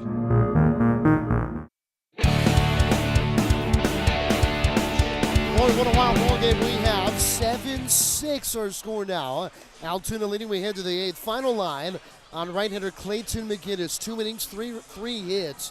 He allowed 2 runs, both earned. He walked 1, and he struck out 3. The new pitcher, left-hander Jake Prezina. And with the call, here's Matt Sabates. Well, McGinnis is in line for the loss unless Bowie can pull off some more magic. They trailed 4-0 at one point in this game. Brought it all the way up to a 5-5 tie before McGinnis immediately allowed 2 runs in the next half inning. Bowie stranded a tying run at second in the bottom half of the last inning, and now it's Prezina to face off against 9-1-2 in the Altoona lineup. First pitch to Connor Scott misses high, and it's 1-0 to start. Scott is 1 for 2 on the day. He singled in the 4th inning and was forced out at second. A sacrifice fly brought in a run from him in the 2nd. He grounded out to second in the 6th. The 1-0. Line drive right field. Calling down on it Rhodes. He slides. Don't think he needed to, but a little extra flair to make the catch. Good receipt there by Rhodes, and there's one gone as it goes back to the top of the lineup for Triolo. Jake Prezina, a 6-foot, 190-pound left-hander, 31st round draft selection out of Seattle University back in 2019. On the season for Bowie, Prezina has made 12 appearances, gone 3-0 with a 2.45 ERA. First pitch into Triolo. This is down and inside, and the count starts out at 1-0. Triolo is 1 for 4. He doubled with 2 outs in the 2nd inning and was left at second base. As the next pitch, misses down and inside, it's 2-0. 18 1/3 innings for Prezina this season. 19 strikeouts with just 6 walks. He has allowed 1 home run. Here's the 2-0 pitch. Fastball fouled off right side out of play. 2 balls and a strike. Altoona is getting their closer in the bullpen going, Tyler Samaniego. Looks like they're going to ask him to pick up 6 outs in a save situation. The 2-1. Curveball lifted out to deep center field. Kowser's going back to the wall. He curls around to the warning track and makes the catch. Quickly 2 gone as Gonzalez steps in. It'll be tough for Bowie against Samaniego. They have not had a good season against that particular left-hander. We can get you some of his numbers later, but spoiler alert, there's a lot of zeros. As Gonzalez digs in an 0 for 4 day. He flew out to left field his last time up. First pitch in, and a check swing. Misses under the knees on a fastball. It's 1-0 to start. Prezina is making his 2nd appearance in this series. He came in on Tuesday. That was the 7-5 loss for Bowie. They trail 7-6 now. The 1-0 pitch. Breaking ball misses high. 2 balls and no strikes. Prezina came in immediately following Chase McDermott. He allowed an inherited runner to score. He came in with a runner at 3rd and only 1 out. It was a sac fly, but retired all 5 batters that he faced. The 2-0. Called a strike. Fastball nicks the lower inside corner. It's 2-1. These 1-run games have been so dastardly for Bowie this season. They've played in the most in the Eastern League. 42 of their 119 games this year have been decided by 1 run. 17 wins, 25 losses. As the 2-1 pitch to Gonzalez misses way outside. 3 balls and 1 strike here.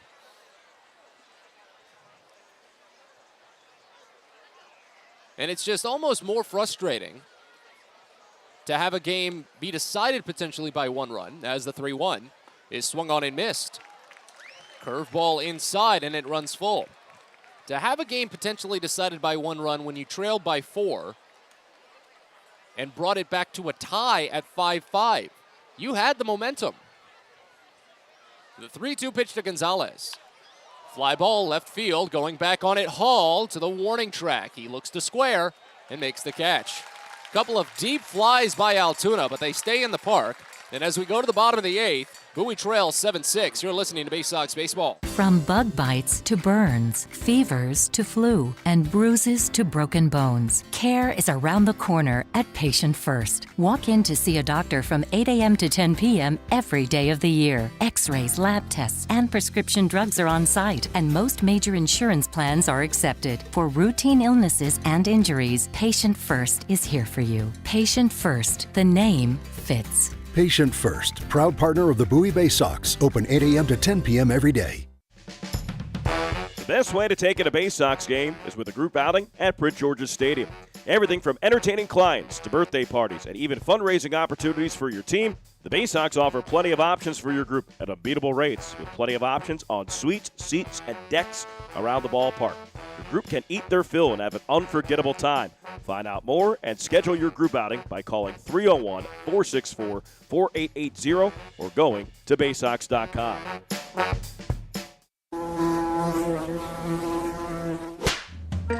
Pest Now is proud to partner with the Bowie Baysox and provide their pest control services. For all your residential and commercial pest control needs, call Pest Now. For general pest control, termite control, mosquito control, and all other pest control services, call Pest Now. You can reach us at 301-231-8300 or visit us online at www.pestnow.com.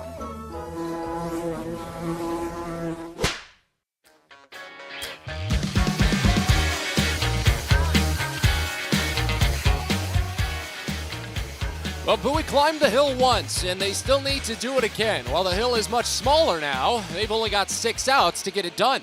As we move to the bottom of the 8th here at Prince George's Stadium, the Baysox trail 7-6, a game they trailed 4-0 at one point.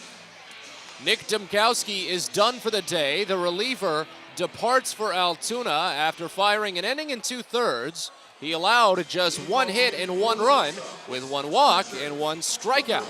One's across the board for him. As Tyler Samanego takes over for Altoona, the curve closer will face off against 8-9-1.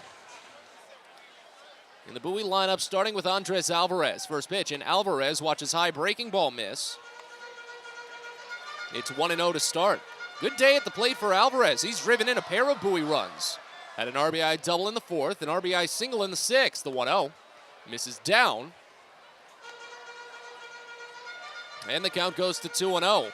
Angulo's single made it a 1-run game. Colton Cowser had a sac fly that tied it, but Bowie stranded a runner at second, the 2-0. Angulo was watching it the whole way. He didn't even get into a full set. Fastball for a called strike on the outside edge. He just wanted to see what would happen. Sets it to 2-1 though, and Samanego quickly delivers the next. Angulo lines it out toward right center field to Connor Scott. Shuffles his feet and makes the catch. There's 1 away. Tyler Samanego, a 6'4", 205-pound, 23-year-old lefty from Huntsville, Alabama. 15th round draft selection in 2021 from South Alabama.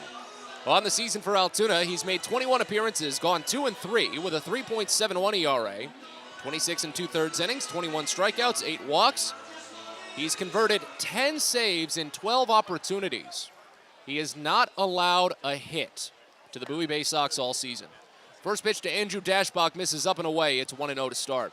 Samanego has made 5 appearances against Bowie, 2 here at Prince George's Stadium, including 1 on Tuesday. The 1-0 pitch.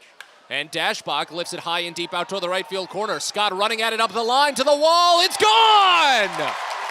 Andrew Dashbach says goodbye. A game-tying solo home run here in the 8th. And it's 7-7. His 12th of the season.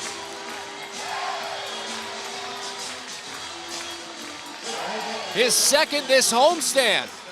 And the first hit that Bowie has collected all year against Samaniego is as big as it could be. Boy, this game's a mess, isn't it? Now here's Colton Cowser. The first pitch is called a strike high. It's 0-1 to start. 12th home run for Dashbach, 39th run batted in this year. As the next pitch to Cowser is a curveball called for strike at the letters, 0-2. 0 for 2 day for Cowser, a walk in the first, a sacrifice fly for an RBI in the sixth. Samaniego works quickly. He fires the 0-2 pitch, and Cowser bounces it slowly to second. A tough play, scooped in the baseline by the second baseman Gonzalez, and the throw to first just beats out Cowser. Nearly pulled Shackelford off the bag. But it's retired for 3, and now on to Connor Norby. That's only the second home run that Tyler Samaniego has given up this season, and the first since June, when he took a loss in a mid-game role against Reading. He gave up 5 runs in just 2/3 of an inning. So now with a tie game potentially headed to the 9th, Bowie is getting one of their most experienced relievers up and moving, Hector Perez. First pitch here to Connor Norby, misses inside and nearly hit his ankle. Slider with way too much run on it. Norby was able to kick the ankle back, and it's 1-0 to start. That was the only other home run that Samaniego had allowed, as the next pitch misses down, and it's 2-0. He imploded against the Harrisburg Senators prior to this road trip for Altoona. Went in for the extra inning against the Harrisburg Senators and allowed 5 runs. Of course, one of them was unearned in that extra inning, but still 4 were earned. He took the loss, of course. The 2-0. Norby watches up and away. 3 balls and no strikes. This has been, I'm not a fan of using this term too often, but a sloppy kind of game as the 3-0. Way outside. Norby draws the 4-pitch walk. A go-ahead run on base for the Baysox as Joey Ortiz digs in. That's the first time that Norby has been aboard today. Well, Bowie hasn't walked a ton of batters. They've only surrendered 2 free passes. They've also only struck out 4 batters while surrendering 11 hits and 2 home runs. That's the kicker. Altoona has walked now 6 batters. That was the first home run they've allowed, of course, and 7 total hits, not to mention the combined 3 errors. Here's Ortiz, a 1 for 2 day. First pitch, and Ortiz watches it under the knees. 1-0 to start. That's 5 in a row out of the zone by Tyler Samaniego. A 7-7 game here in the bottom of the 8th inning. Bowie trailed 4-0. Trailed 5-3, then tied it at 5. Fell behind 7-5, and now it's 7-7, 1-0. Fastball outside, 6 consecutive missing from Samaniego. It's already his 3rd blown save, that much is for certain. Bowie just wants to see if they can maybe serve him up the loss as well. Norby at first with 2 away here in the 8th. The 2-0 to Ortiz is called a strike. Hitter's count, but he laid off of it. Fastball with a little good extra movement away at the lower outside corner. It's 2-1. Ortiz has 2 runs, a single in the 4th, and then a walk in the 7th. He's got 2 walks total. The 2-1 pitch here is outside. Another fastball misses. Now a 3-1 count on Ortiz. He'll step out and set his gloves as Samaniego foots the rubber, holds ball behind waist. Glove rested on that front right thigh, brings them together at the forehead, down to the waist. The 3-1 pitch, and Ortiz swings through it. Fastball down and away. Hit the zone. Ortiz was just expecting a little bit higher. So now it's full.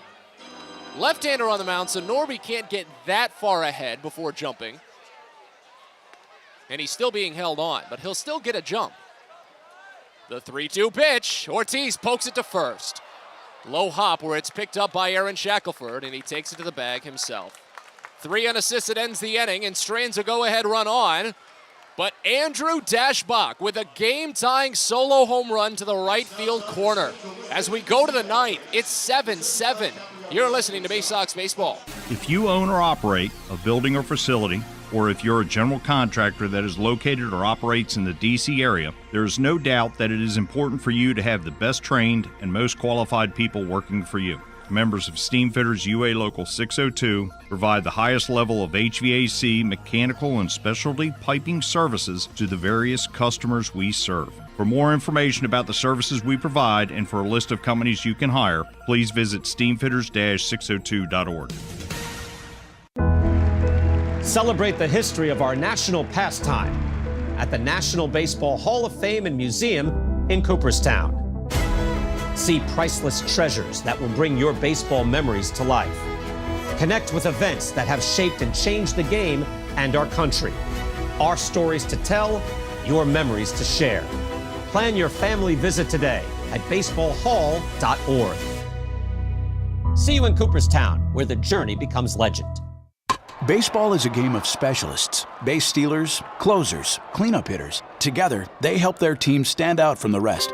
Specialists also help set Chesapeake Employers Insurance apart from other workers' compensation insurance companies. Our health services team includes orthopedic surgeons, nurse case managers, a physical therapist, and more, all to get your employee back to work, contain costs, and keep premiums down. That's teamwork. To learn more, connect with your agent or visit Chesapeake Employers at CEIWC.com.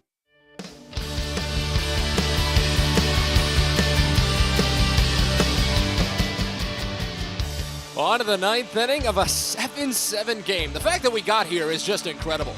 Bowie trailed by 4 runs, then by 2, then tied the game, trailed by 2 again, and have a chance to potentially secure a walk-off.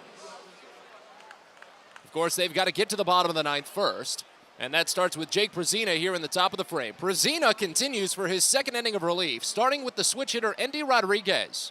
First time he bats as a righty today on a 3-for-4 day. First pitch. And he swings through a changeup, set right down the middle of the plate. That's a dangerous pitch to open with. 0-1 to start. Rodriguez has scored 3 times. He has 2 doubles in the solo home run in the 7th that took it from a 5-5 game to a 6-5 game. The 0-1. Breaking ball up and away. And it's a ball and a strike. Hector Perez was warming in the bottom half of the 8th inning. I think that was more for a potential save situation. When Bowie didn't take the lead, they sat Perez down. The 1-1. Breaking ball lofted out toward left center field. This one looks playable for Cowser. He calls off Hall and makes the catch. Rodriguez finally kept off the base paths tonight. And there's one away. Przina has retired all 4 batters he's faced, but everything has been to the outfield. That's not something you can ride for too long at this ballpark. Hopefully Przina can keep it going just for these next 2 batters and give Bowie a chance to walk off. Here's Blake Sabol, 2-run home run in the first inning, 1-for-4 overall. First pitch. He watches a curveball for a called strike. Hit on the outside edge of the zone, it's 0-1. Sabol is struck out looking twice, once in the 3rd, once in the 7th. As Przina sighs heavily, steps back, kicks high, fires the 0-1. Another curveball, misses down and away, and it's a ball and a strike. If Bowie can get it done, it'd be their 6th walk-off win of the season. As the 1-1 pitch is lined out toward left field, hesitating on it for a second. Hall, but he really doesn't have to go anywhere. Shuffles back and then steps down, a grand total of about 3 steps in both directions. Makes the catch, and 2 away. All 5 balls put in play have been to the outfield. 2 to left, 2 to center, 1 to right. And now here's Malcolm Nunez. They put a hard shift on for the right-hander, who's 2-for-4 on the day. First pitch in. Nunez lifts it out to right field. Staying on it, Rhodes, jogging to the line, backs up a last bit, and makes the catch. 5 straight flyouts from Jake Przina. But hey, it works. We're on to the bottom of the 9th here at Prince George's Stadium. The Baysox try to pick up their 6th walk-off win of the season. It's 7-7. You're listening to Baysox Baseball. Get the best deals at Prince George's Stadium with weekly promotions all season. Tuesdays are Military Appreciation Night. Purchase a box seat at the ticket office with a proof of service and you'll only pay half price. Bring along your furry friend on Woof Wednesday, and it's the best happy hour around every Thursday from 5 to 6:30. $2 Bud and Bud Light drafts with other beer specials throughout the year, and live music to get your night started. It's always a great time at the ballpark, so get your tickets now at Baysox.com. Sky Shooter Displays by ZY Pyrotechnics will be lighting up the sky with top-of-the-line fireworks shows following Baysox games all season long. We will give you the best bang for your buck. Sky Shooter Displays include traditional shows, true pyro musicals, custom choreographed plays, and much more. The night sky is truly limitless, so don't be shy. Give ZY a try. Find out more by calling us at 570-328-1361 or visit us online, zypyrotechnics.com. Most people don't know what a steam fitter is. More importantly, what we do and how much it impacts you. Just take a moment to think about what your world would look like if you didn't have the ability to generate electricity, to have heating or air conditioning, microchip production, internet service, web-based storage, cellular service, and frozen or refrigerated produce. Could you imagine? And these are just some of the things that we impact. Please visit steamfitters-602.org and let's talk about how we can bring value to you.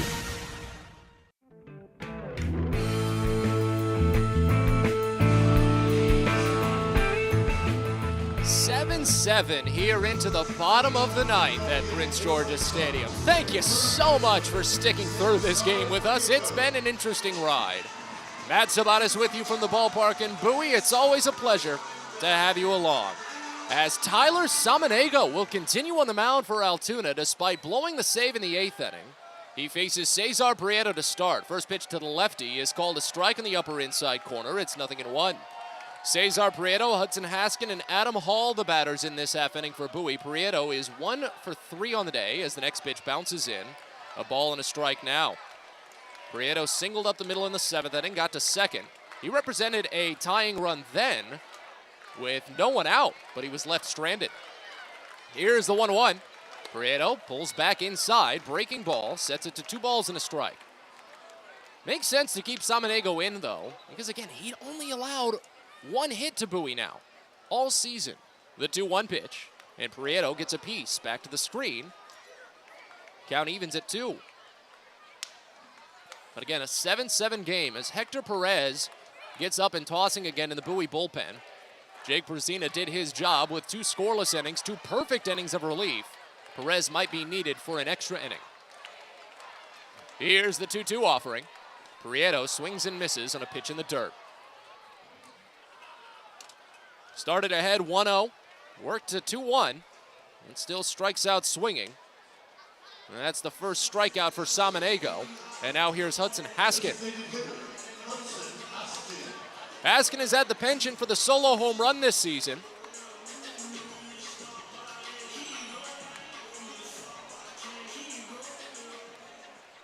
Of his 13 long balls, 8 of them have been solo blasts, 4 have been 2-run homers, and then he has 1 grand slam. That came back in April.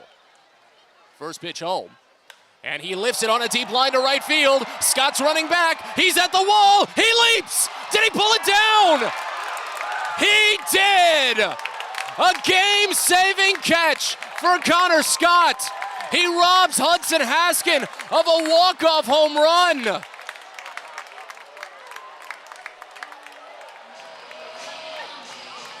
A heart dropper here at Prince George's Stadium.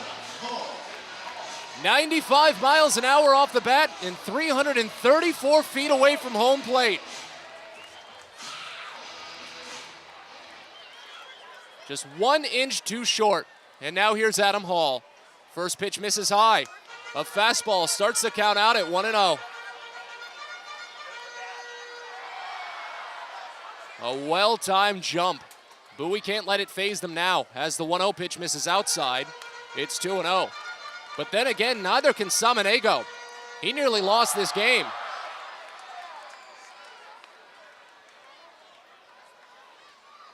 Here's the 2-0 to Hall, and it's lined to second, taken on a hop by Nick Gonzalez deep in the hole. He sidearms to first, and we're headed to extra innings. Bowie was an inch away from their first walk-off home run of the season. On to the 10th. You're listening to Baysox Baseball. From sprains to stitches, sore throats to stomach aches, and pulled muscles to poison ivy, care is around the corner at Patient First. Walk in to see a doctor from 8 a.m. to 10 p.m. every day of the year. X-rays, lab tests, and prescription drugs are on site, and most major insurance plans are accepted. For routine illnesses and injuries, Patient First is here for you. Patient First, the name fits. Patient First, proud partner of the Bowie Baysox, open 8 a.m. to 10 p.m. every day. Get your gear and memorabilia from your favorite Baysox players and future stars of the Baltimore Orioles at the Tackle Box Team Store. Jerseys, hats, autographed bats and balls, all at great prices. Located right at the main gate at Prince George's Stadium and online at BaysoxShop.com, the Tackle Box is the only place to get the best Baysox gear for you and your favorite fan. It's the Tackle Box at Prince George's Stadium and at BaysoxShop.com. At DCA Imaging Systems, we provide a tenured team of office technology professionals ready to be your trusted advisors. From document creation, output devices, scanning and workflow, to document security and storage, we understand people print, not printers. Give DCA Imaging a call, 301-577-1021, or find out more about how we can help you. DCAimaging.com. DCA Imaging Systems, office technology made easy.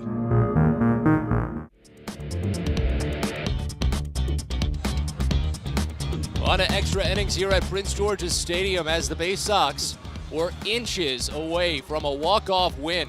Hudson Haskin robbed of a solo home run in the bottom of the 9th inning by Connor Scott. And it brings us to a 10th at a 7-7 clip.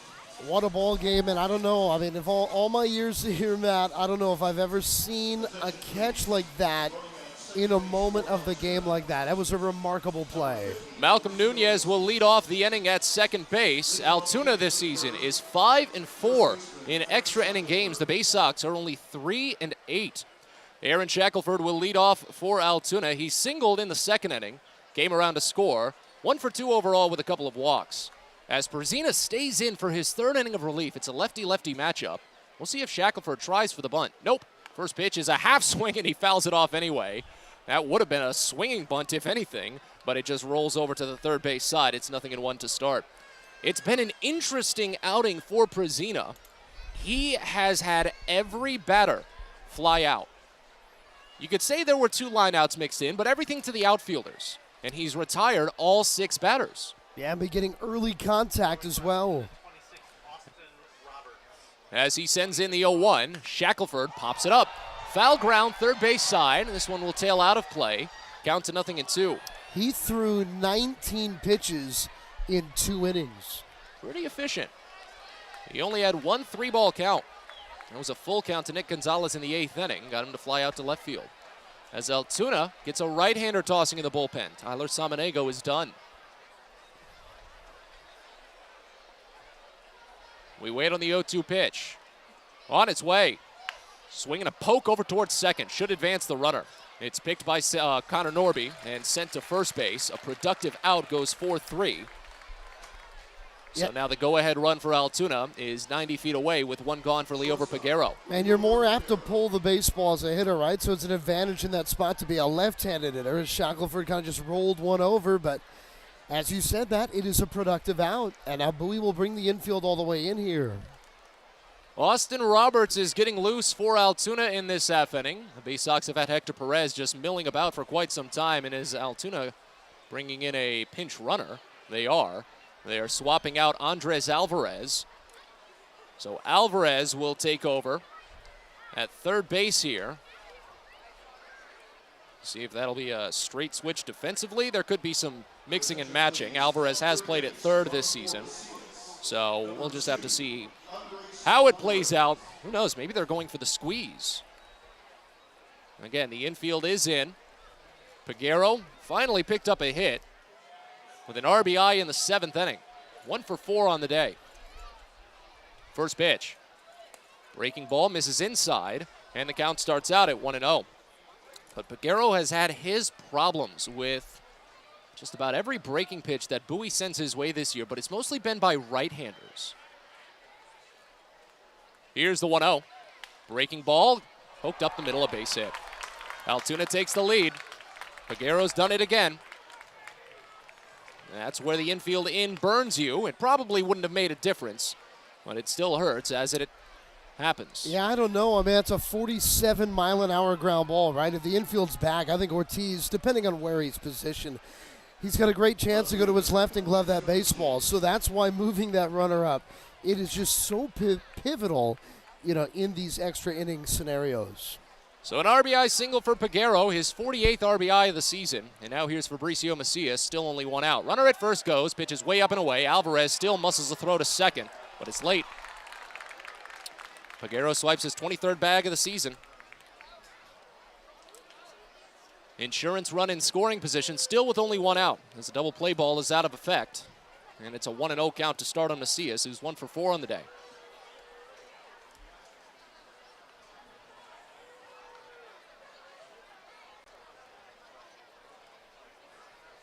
Perzina foots the rubber, third base side.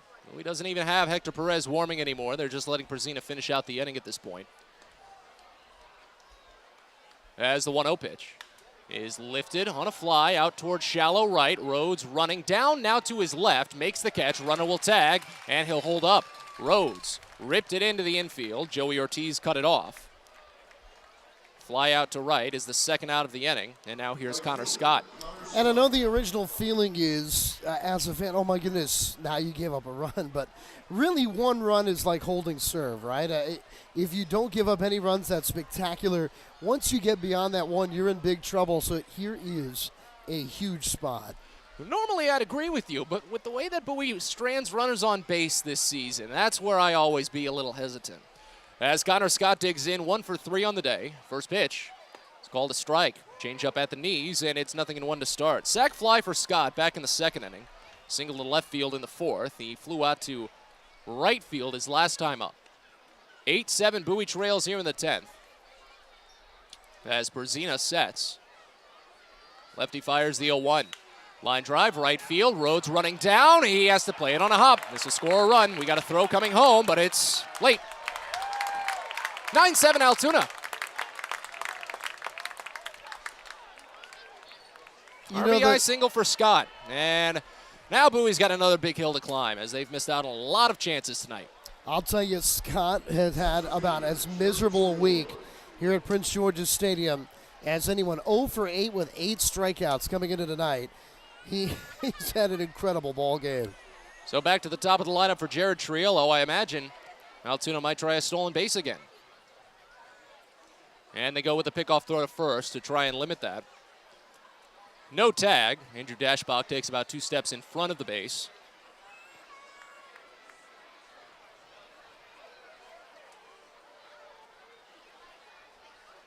First pitch into Triolo.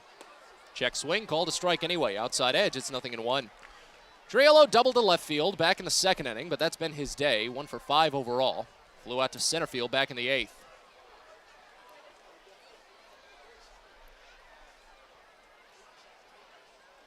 Here's the 0-1. Breaking ball up and away. Alvarez thought about a snap throw, but holds on to the ball. 1-1. Bowie trails 9-7 here in the 10th. Trailed 4-0 early, then by 5-3. Tied the game at 5. Multiple times they stranded a go-ahead run on base. As the 1-1 pitch. This is high. 2 balls and a strike. As soon as they tied the game at 5 as well, Clayton McGinnis instantly let Altoona take the lead again. Gave up a home run. Just the second batter into the 7th inning, then an extra run in the 7th. But we had to work hard to tie the game up again in the 8th. Couldn't get anything, and now here in the 10th, Altoona has scored twice. The 2-1 pitch is swung on and missed down. It's 2-2. But we have stranded another 8 runners on base today. They had a runner thrown out at home plate in the 4th inning, something that's happened to them a handful of times this season. They've stranded 3 different runners in scoring position as the 2-2 is fouled off of the catcher. Count stays. Make that 4 different runners in scoring position out of the 8 total.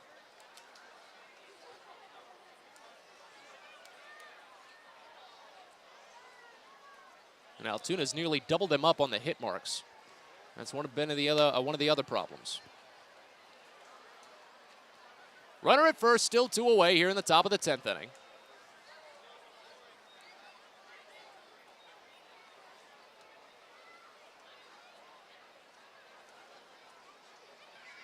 As Brzezina sets, the 2-2. Runner goes, and it's fouled off. Over to the right side as the count stays.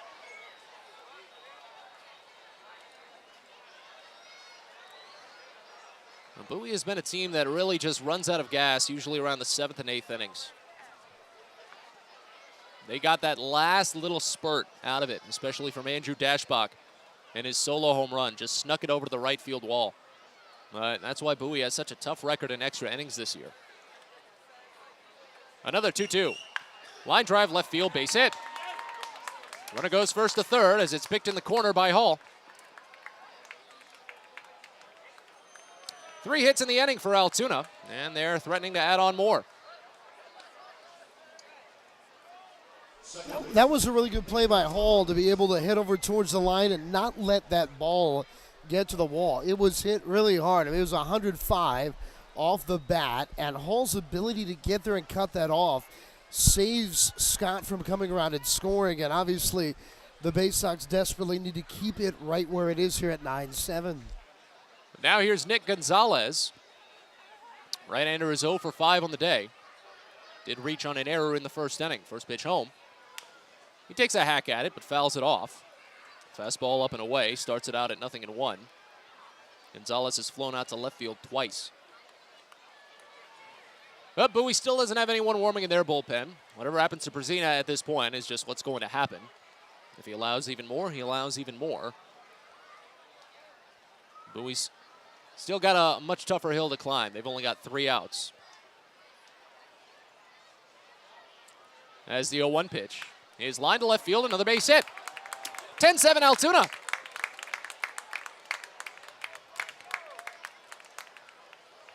Fourth hit of the inning, all singles. First and second now, still with 2 outs.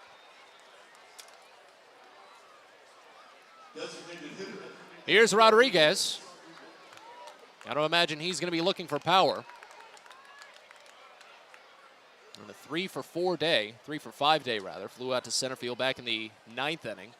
It's the only time he'd actually been put out today. First pitch in, and Rodriguez lines it to third where it's snagged by Cesar Prieto. Flashy end to a disastrous inning as Altoona plates 3. We go to the bottom of the 10th. Bowie's got 3 outs away from a loss. You're listening to Baysox Baseball. Baseball is a game of specialists. Base stealers, closers, cleanup hitters. Together, they help their team stand out from the rest. Specialists also help set Chesapeake Employers Insurance apart from other workers' compensation insurance companies. Our health services team includes orthopedic surgeons, nurse case managers, a physical therapist, and more, all to get your employee back to work, contain costs, and keep premiums down. That's teamwork. To learn more, connect with your agent or visit Chesapeake Employers at CEIWC.com. Fielder's Choice Flex Packs with the Bowie Baysox. The best value to see the best games at Prince George's Stadium. You could save up to 30% on your selected seat from day one and enjoy a number of exclusive member benefits, including flexible exchange options, discounts on suite rentals, special access to the Diamond View restaurant, and a free members collectible at your first home game of the year. Get your pack now by calling 301-464-4865 or heading online to Baysox.com. Hey Baysox fans, On the Green Inc. is a proud sponsor of the Baysox and is celebrating 25 years of providing custom lawn care and pest control programs with guaranteed results for residential and commercial lawns. Mention this ad and receive a discount on your first lawn care or pest control service. Enjoy the outdoors this summer with On the Green Inc. Visit our website at onthegreeninc.com or call 410-695-0444. Let's go Baysox and On the Green Inc., your lawn care team.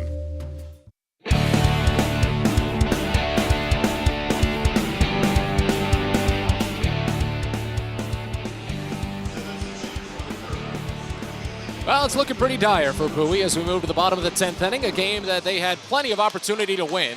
Now sees them trailing 10-7 on their final 3 outs. As the Curve will make one final pitching change, a save opportunity presents itself for Austin Roberts. And he's got the largest amount of cushion to try and get it done. 3 runs for Roberts to work with, as Tyler Samaniego is now in line for a win. Altoona's closer finishes with 2 innings. He gave up only 1 hit and 1 run. It was his only other home run allowed this season. Only other time he'd allowed one was mid-June. He struck out 1 and walked 1. But again, Samaniego in line for his 3rd win of the year. As Austin Roberts takes over for Altoona. Roberts, a 6', 205-pound, 24-year-old right-hander from West Sacramento, California. I want to get that right. 8th round draft selection in 2019 from Sacramento State. On the season for Altoona, Roberts has made 30 appearances, gone 3-1 with a 5.17 ERA, 38 1/3 innings, 44 strikeouts against just 17 walks. He has allowed 8 home runs, and he has blown 3 saves in 4 opportunities. As Bowie starts the inning with Adam Hall at second base, the first pitch to John Rhodes is lined to left field for a base hit. This will score a run as it sneaks into the corner. Rhodes will replace Hall at second base, an RBI double to open it up. All of a sudden, we're talking about a tying run scenario at the plate. John Rhodes wasting no time to make sure Bowie is not without a pulse. And how much better does he look at the plate this week? It feels like it's starting to click for Rhodes, does it not? That's his 2nd double today, his 2nd RBI as well. He's up to 3 doubles on the season, 9 RBI. So now here's Andres Angulo, who's been a pretty critical part of Bowie's offense today. It's 10-8 after the double. Runner still at second, no one out. First pitch, and Angulo hacks at it. Fastball right down Broadway, but he was too far in front. 0-1 to start. Angulo was 2 for 4. RBI double in the 4th, RBI single in the 6th. But again, he's the tying run. That's what Bowie needs to be mindful of. He's not scored a run yet today. Here's the 0-1, and Angulo swings and misses. Fastball up and away at 96. Roberts looks like he might be able to just play with the fastballs. Angulo looking antsy. Roberts is coming off of 2 scoreless innings earlier this week as he fires the 0-2, and it's fouled off. Just a piece on a low changeup. Count stays. He came in on the 24th. That was the 7-5 win for Bowie. He did allow 1 runner into scoring position after he hit a batter in the 7th inning, but only 1 base hit. He struck out 4.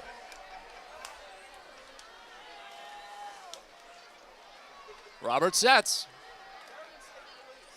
The 0-2 pitch, and Angulo swings and misses. Fastball up and in. He had no sense of that fastball. That's the first strikeout for Roberts, and believe it or not, just the 5th for Altoona pitching. But Bowie's down to their final 2 outs. Yeah, every fastball in that at-bat was belt high or above. Here's Andrew Dashbach. He had the game-tying home run in the 8th inning.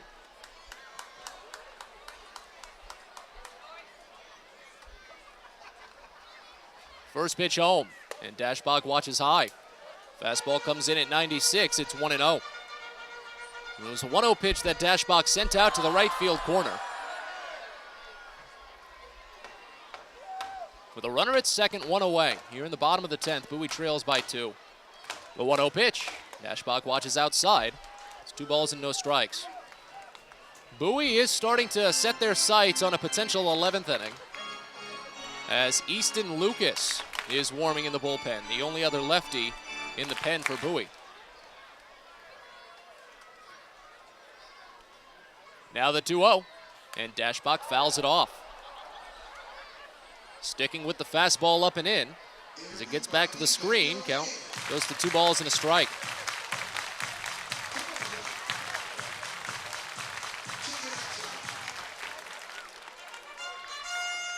Mild shift on for Dashbach. Decent sized gap on the right side of the infield with the second baseman holding on the runner.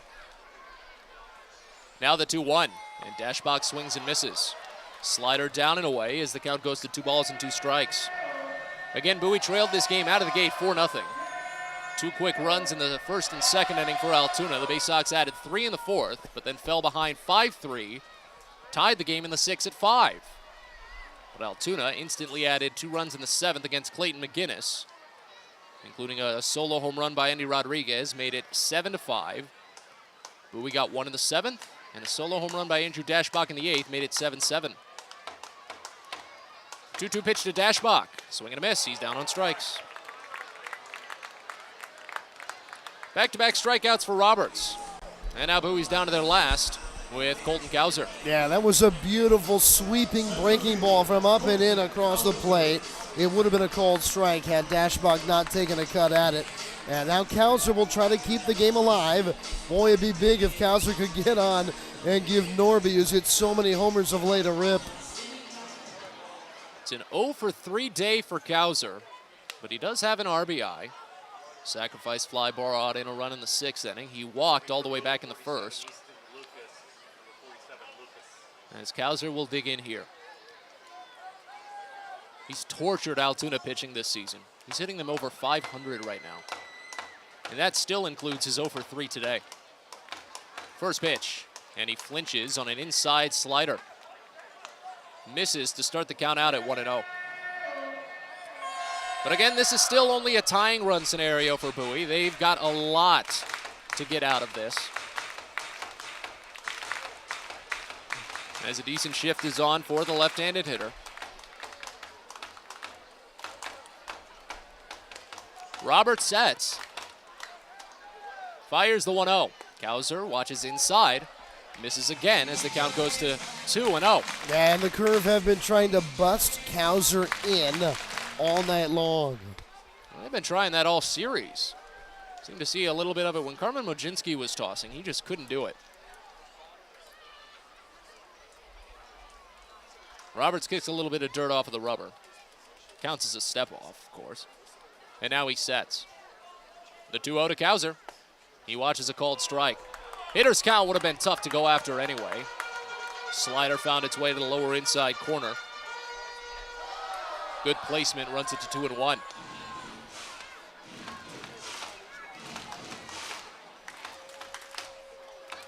Bowie down to their final out still. The 2-1 pitch is up and in.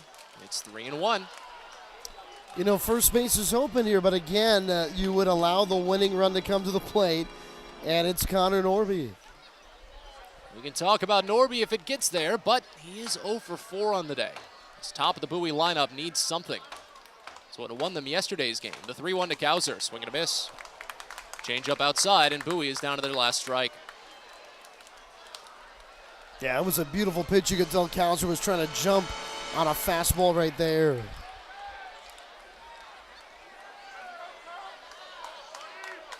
Runner at second, 2 away. The 3-2. Cowser swings and misses. Bowie loses 10-8, a game that they had many opportunities to break ahead in.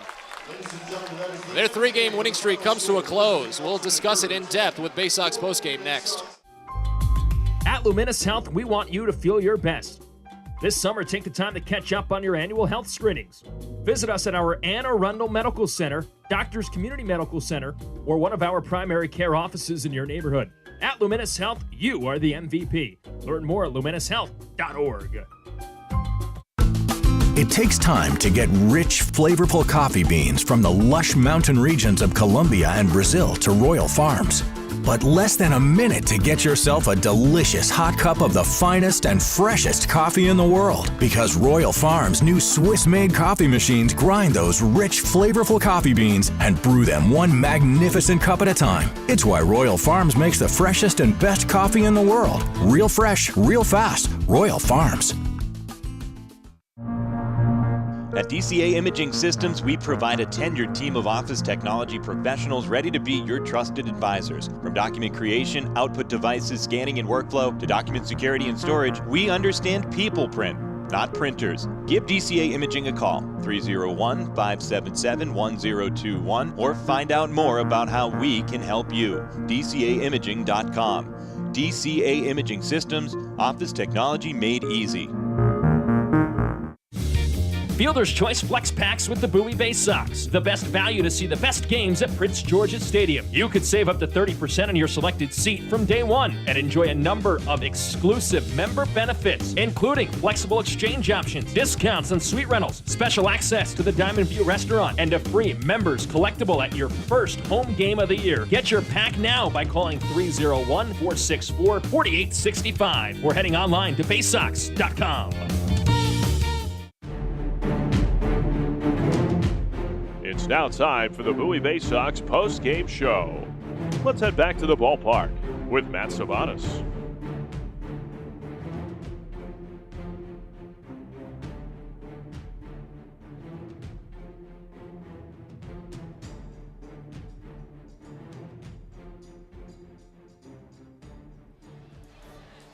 We're back to Prince George's Stadium here in Bowie, Maryland, as the Baysox fall tonight to Altoona.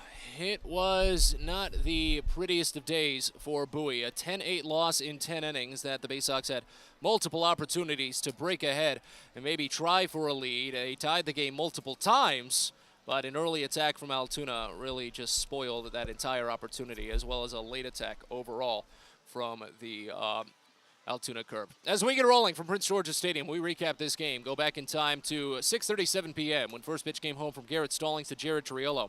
Triolo struck out swinging, but then Nick Gonzalez reached on an error by Kobe Mayo. Should have been an easy play when Mayo pitched it in on the baseline already, but still threw it wild and allowed Gonzalez to reach. When Endy Rodriguez grounded out, that extended the inning on what should have been the end of the frame. Blake Sable instantly made Stallings pay. The 1-1. Late swing, and he pokes it out toward left center field. This one going out. Norby running back. He looks up, and it's gone. Just hung up long enough. Blake Sable, it's his 14th home run of the season. A 2-run blast, and Altoona takes the 2-0 lead. Both runs were unearned against Stallings because of the error. That made it sting just a little bit more, because as we went into the bottom of the second, Bowie got 2 quick walks, but stranded both runners. And in the top of the second, Altoona instantly got 2 more runs as they got going quickly with a sacrifice fly. The 1-2 pitch. Lifted out toward deep center field. This will score at least 1.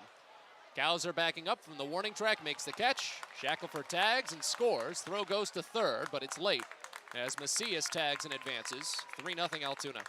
Jared Triolo, the leadoff batter, would make it 4-0. The 0-1. Line drive left field, base hit. 4-0 Altoona. This one will sneak into the corner. Triolo with an easy route for a double. That was Triolo's 39th RBI of the season and his 20th double as the Baysox were suddenly down 4-0. Seemed like it'd be a tough hill for them to climb, but fortunately at least Garrett Stallings was able to recover slightly. He fired 2 scoreless innings after that, and the Baysox did finally attack Kyle Nicholas in the bottom of the 4th inning.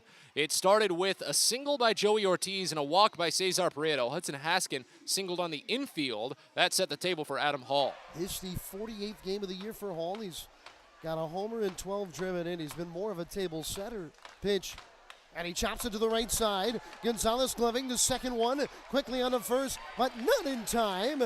And home to score Ortiz. And the Baysox are on the board. So the first run of the day for Bowie, Andres Angulo, would come up quickly to follow. Last year in the Giants system, he played in 53 games in Richmond. 1-1. There's a broken bat, fly ball, shallow left, Peguero out on the run, and it falls in! Home, the score is Hall. Up to third, Rhodes sliding into second, Angulo with a bloop double. Another defensive faux pas. Macias, the left fielder, called off Peguero. Peguero was going to make the catch.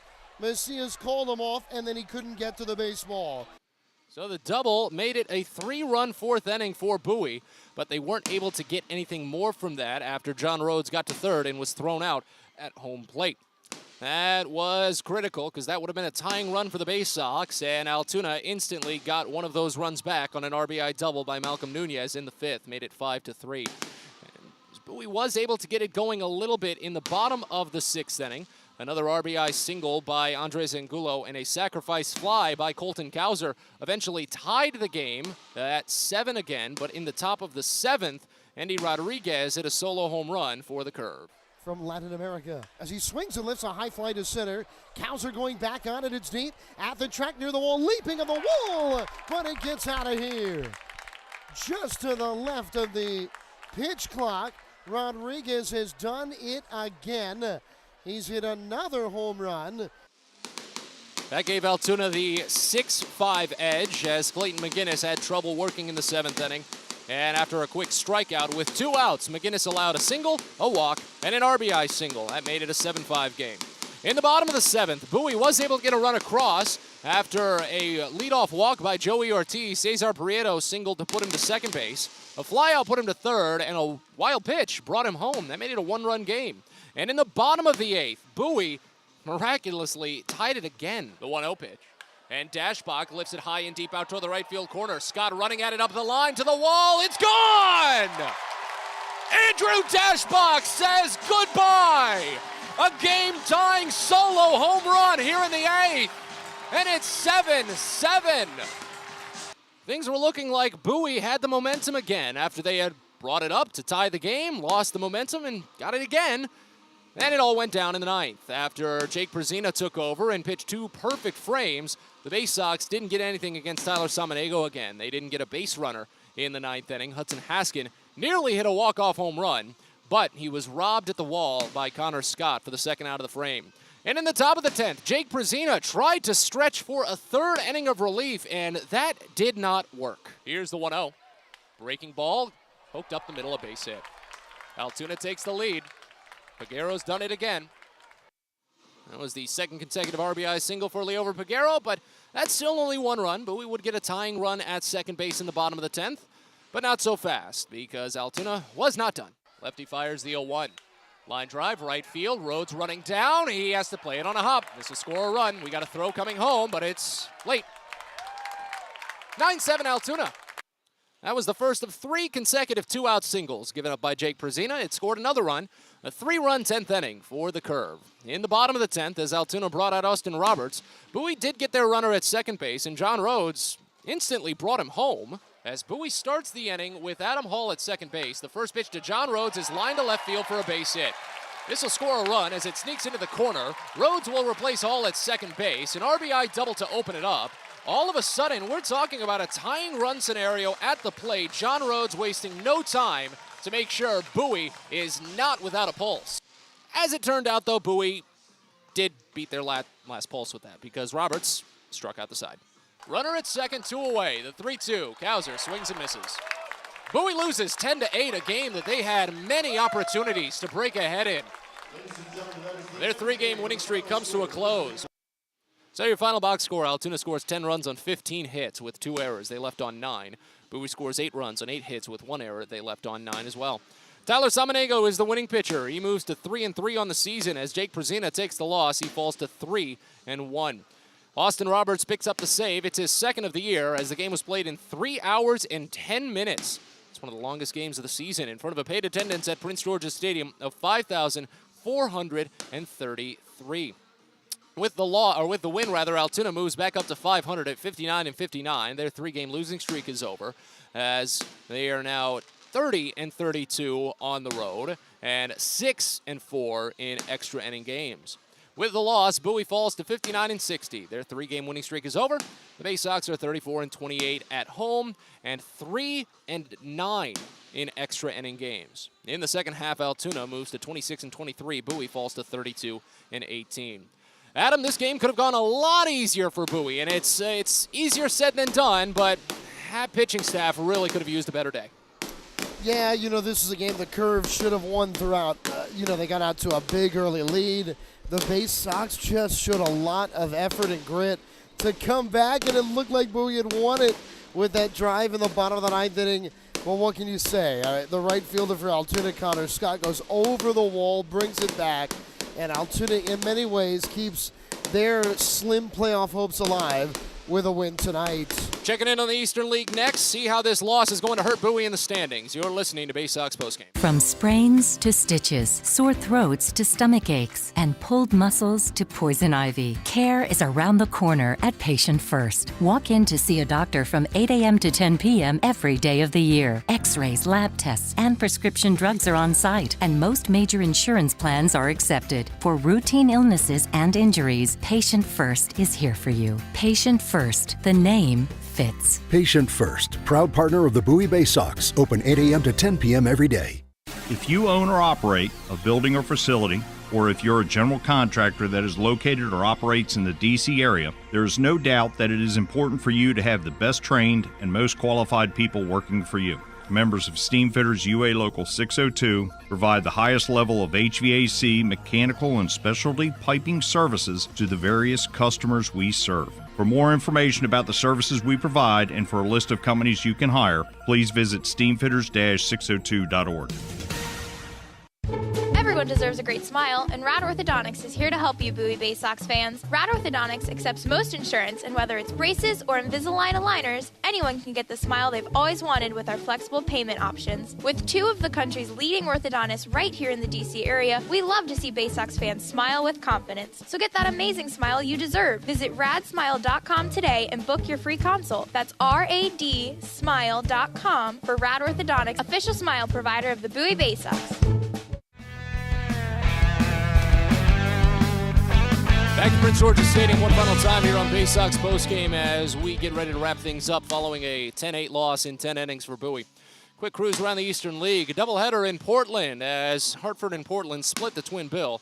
Looks like Game 1 was a run-of-the-mill 2-1 win for Portland. It was a 2-1 win for Hartford in Game 2, but not so run-of-the-mill. They needed 2 extra innings to get it done. So a regular 9-inning game for the second one in that one, but a split twin bill. As Binghamton bests Reading with a 6-run 8th inning, 8-3. Richmond just wrapped up an 8-3 win over the Akron Rubber Ducks, so that does help out Bowie a little bit. Akron will not gain any ground. Somerset takes down New Hampshire 5-2, 3-run first inning there. And then Erie takes down Harrisburg today, 8-4.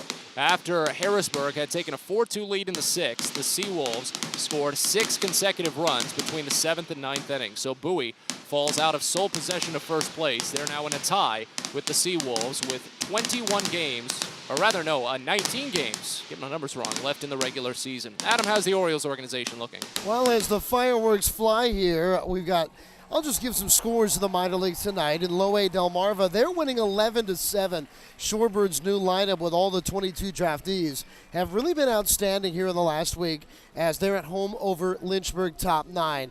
Aberdeen is up 11-4 on the road against the Nationals affiliate in Wilmington, Delaware. And Norfolk fell 3-1 to Jacksonville here tonight in Jacksonville. The big story, though, the Orioles are now 3 outs away from winning a second game in a row against the Houston Astros as they got another great start.